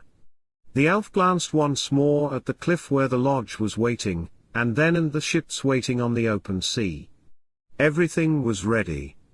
Now all they needed was Irene. How do we activate the Sunstone? Ciri stepped a little closer to the woman standing at the end of the pier. With ancient magic, spells, and blood, Riana replied, turning toward the younger woman. She took a dagger from her belt and handed it to Ciri, handle first. Don't worry. I just need a tiny drop from you. We have to get Irine's attention. Ciri glanced at Aear'el. The man nodded silently. In theory, the mage knew how to activate the stone, but Riana had a feeling that seeing it would be quite different from reading about it. Ciri removed her glove and made a small cut on her fingertip. She grimaced, but then handed the dagger back to the elf, who took it without a word. She simply walked back to the end of the pier and took a deep breath. For a fleeting moment, she wondered if she should say something. Once she started, she wouldn't be able to stop. But everything had been said. So Riana cut both her palms with the dagger. She raised her hands and called the blood. It rose into the air and remained suspended around her in red clouds. It pulsed, waiting silently. From a distance, she could hear Ciri's gasp, and in the midst of it all, Riana could feel Aear'el's energy, but she shut it all out of her mind. She had to concentrate. And then she whispered the words in the ancient elven language, I call you, my love. Through thousands of dimensions, come to me. These were the words Gil Vaughan had wanted Dillion to say. Words that the elven woman had never spoken. Riana's blood rose into the air in front of her.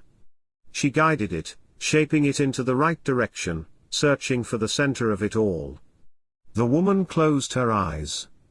She didn't need to see, only to feel. The blood swirled and condensed, and then something emerged from its center. It was a golden, glowing stone, a real sunstone, the core of the blood magic's energy. Riana felt its raw, ancient power. It fed on her own energy, burning her from within. It felt like blood burning, but 1,000 times more intense. But somehow she was still standing. And she forced the stone to obey her. It hovered in place for a moment before slowly beginning to pulsate. For a moment, the stone's light intensified as if it were a small sun. It called Naglfar and Irene. And then its glow disappeared. The stone's spinning motion stopped and blood began to wrap around it before being absorbed back into the elven woman. For a moment, there was complete silence. Then the wind changed direction. A dark, pulsating portal appeared on the horizon. Slowly, an unnatural coldness began to spread from it. The sea beneath it froze. The lodge began to cast a spell around it. A spell that would trap the men of Irene inside. Riana was only vaguely aware of it all. Her skin glowed with heat. The power of the Sunstone had not yet subsided. Riana? Someone called her name. The woman tried to turn, but staggered. She had lost consciousness before she fell straight off the pier into the water. Her skin was still so hot that the water hissed when it touched her. Riana hit the water, and Ciri was already moving. She didn't hesitate. But just as she was about to take another step, a strong hand grabbed her arm and stopped her. Aear'el. Let go, Ciri snapped, trying to pull herself free. She saw Riana sinking deeper, and she didn't have time for this. But Aear'el wouldn't let go. He didn't say anything. His grip was firm and unmoving. Ciri looked at the man with hatred in her eyes. She's in the water. You. But Aear'el was already going. With one smooth movement, he let go of Ciri and jumped into the water. Ciri stood on the dock, her knuckles white, breathing heavily. The water exploded as he jumped, and Cirilla saw only a flash of dark cloak before the man disappeared into the depths. She stood there, her heart pounding, realizing she was completely helpless. Ciri waited. She held her breath without realizing it. How many seconds had passed? Or an eternity? Time seemed to stand still. And then they came to the surface. Aear'el was holding the unconscious Riana. Ciri took a step closer to help them up, but the mage snapped, "Don't touch her. Her skin is too hot." And then Ciri saw it.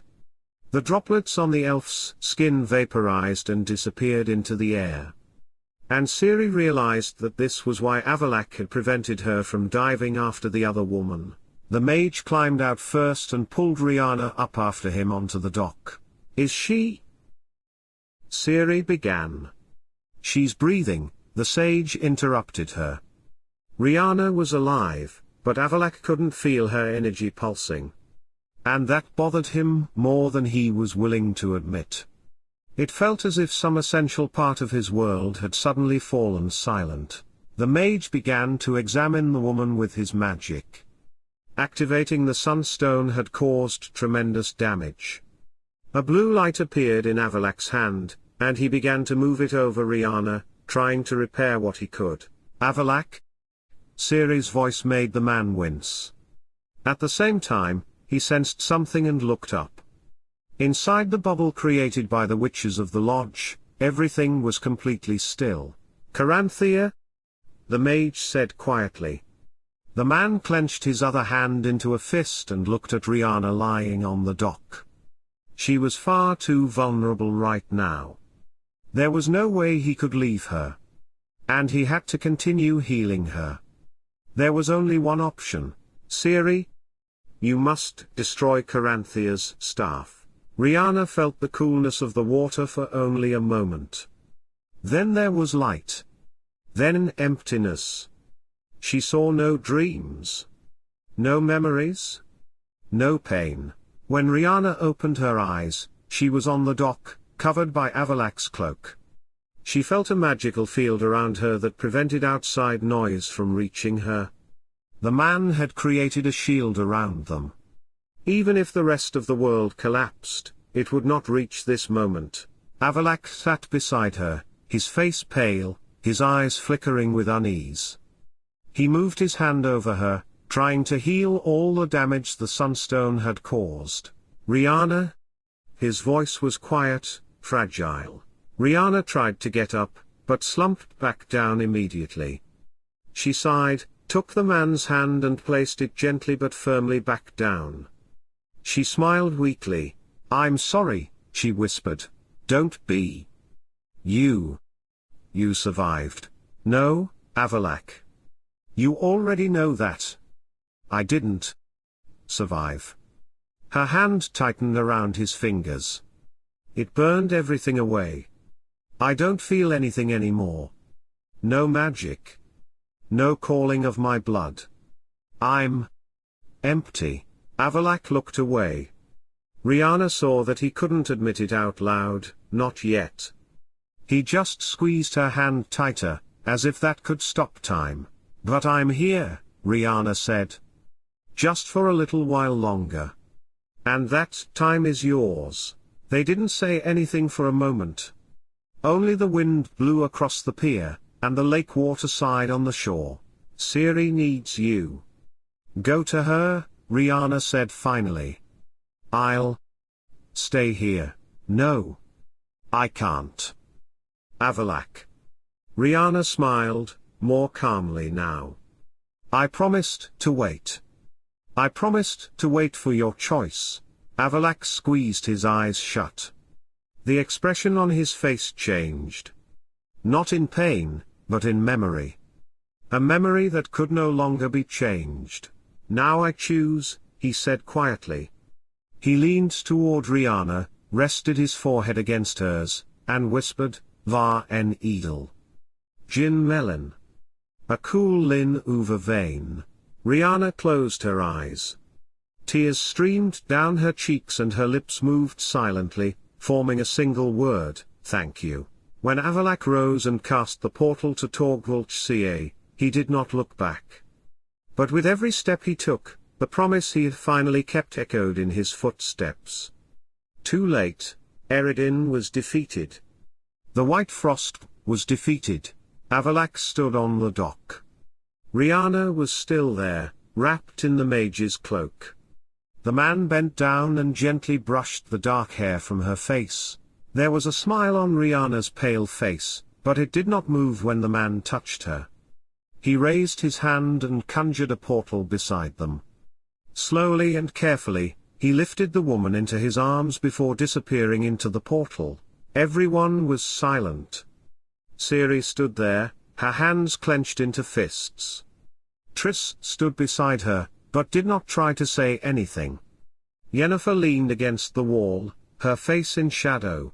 Then the tent flap opened and Avalak stepped inside. Alone.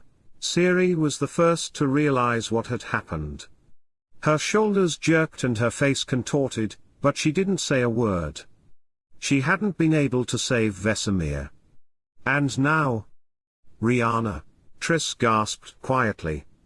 Yennefer just closed her eyes. Then a new voice was heard.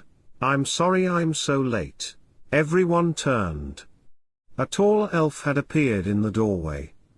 Fair, dignified, like a statue in motion. Else. Avalak didn't move. He didn't even raise his head. I came to see Riana, else continued, his gaze slowly sweeping across the tent as if he had only just realized something. She understood the balance of this world. She had more insight than most of us. Riana is no longer here. Avalak's voice was quiet. Harsh. Chilling. else did not respond immediately.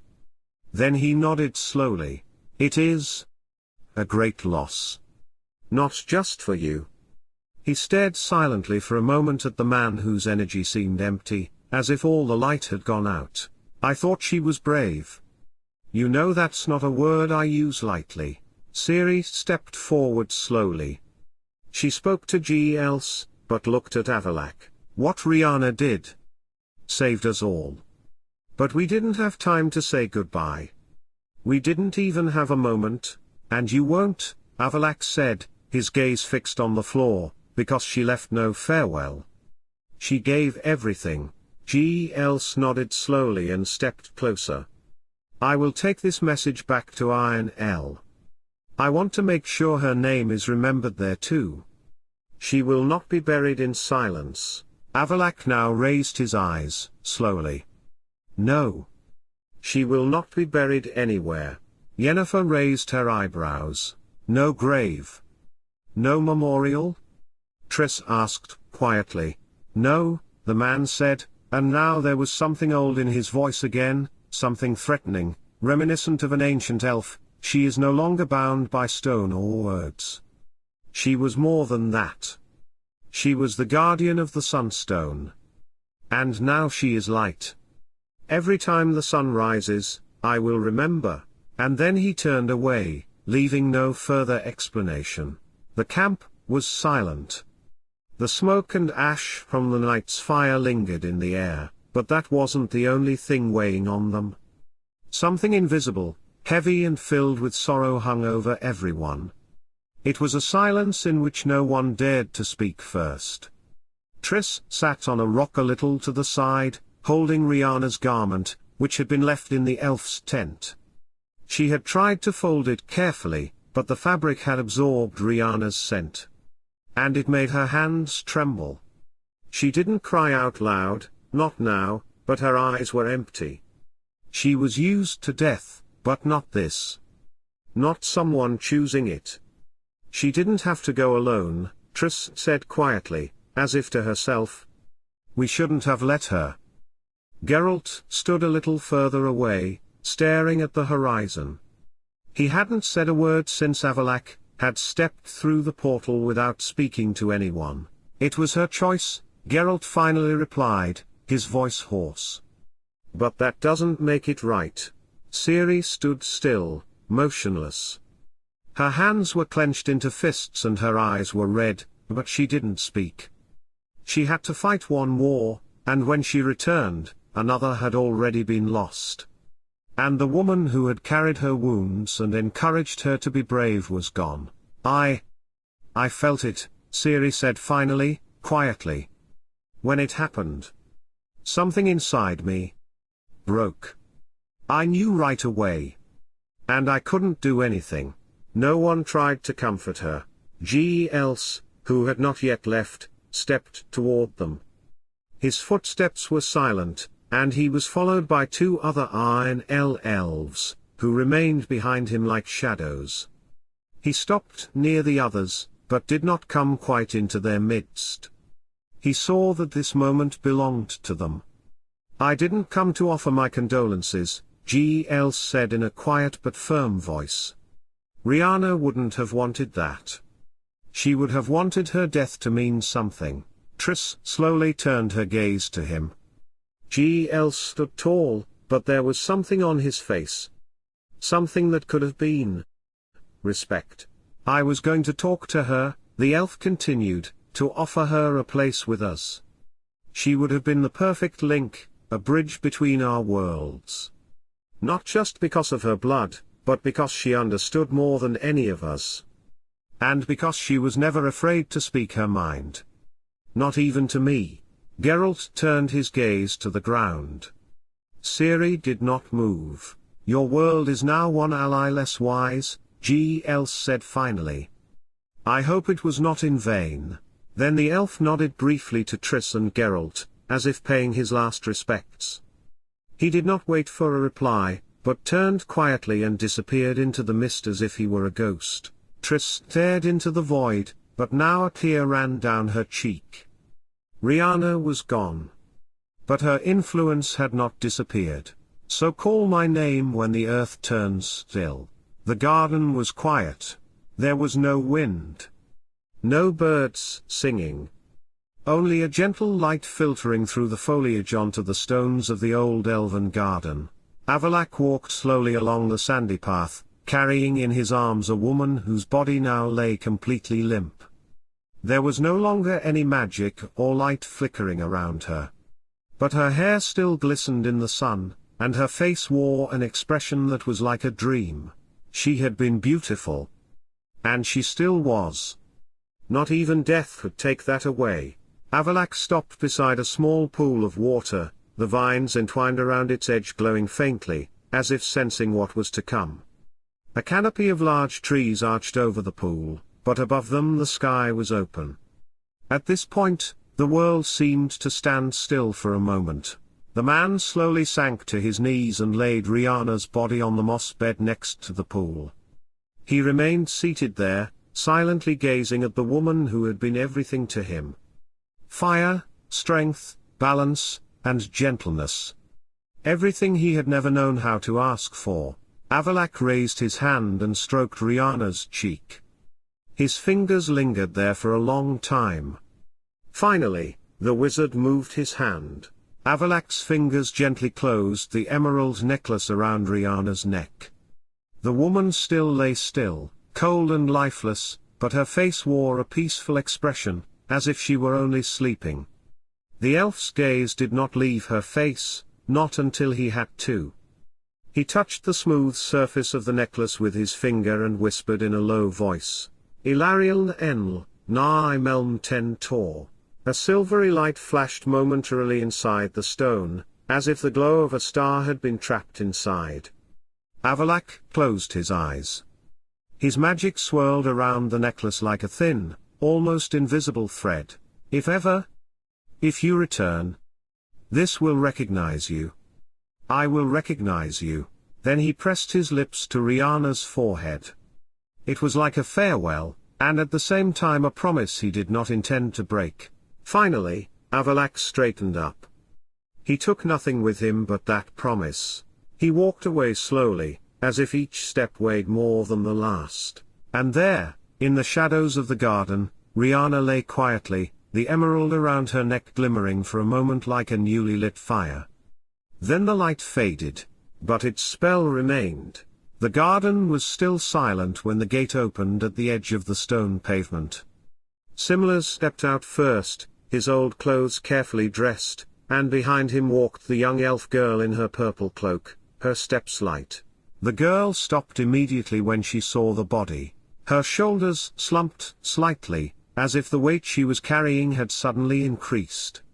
She stepped slowly closer and knelt down beside Riana. "I should have been here earlier," she said quietly. Her hands touched Riana's forehead, gently and carefully. Simlas stood a little further back, but his gaze was serious and focused. "Time is no longer a straight line for you. Now do what you must." The young elf nodded. She closed her eyes, and the medallion in her hand began to glow with a soft purple light. She raised her hands and drew ancient symbols in the air. Not just blood magic, not chaos magic, but something much older. Something that belonged to her heritage, something she could no longer fully name. Simlas raised his hand and joined the spell silently, soundlessly, like a shadow. And then Riana's body began to glow. Not burning, not painful, but gentle, peaceful, as if the moon had melted into her blood. Light rose from her chest, her fingertips, her hair. Every feature of her began to dissolve from her body until she was nothing but a glow that slowly rose into the air. The last thing to glow was an emerald necklace, which also slowly turned into a glow, joining the rest of her in the light. And it rose above the flowers, between the branches of the trees, into the sky. The girl watched it go silently. And Simlas said in a low voice, "She's not gone. She's just sleeping somewhere else." And then it was quiet again. But one spark had now been lit elsewhere, in another world, in a completely different time. And although no one knew it yet, somewhere in the world, a new beginning had been born. No, she's not sleeping. She's waiting.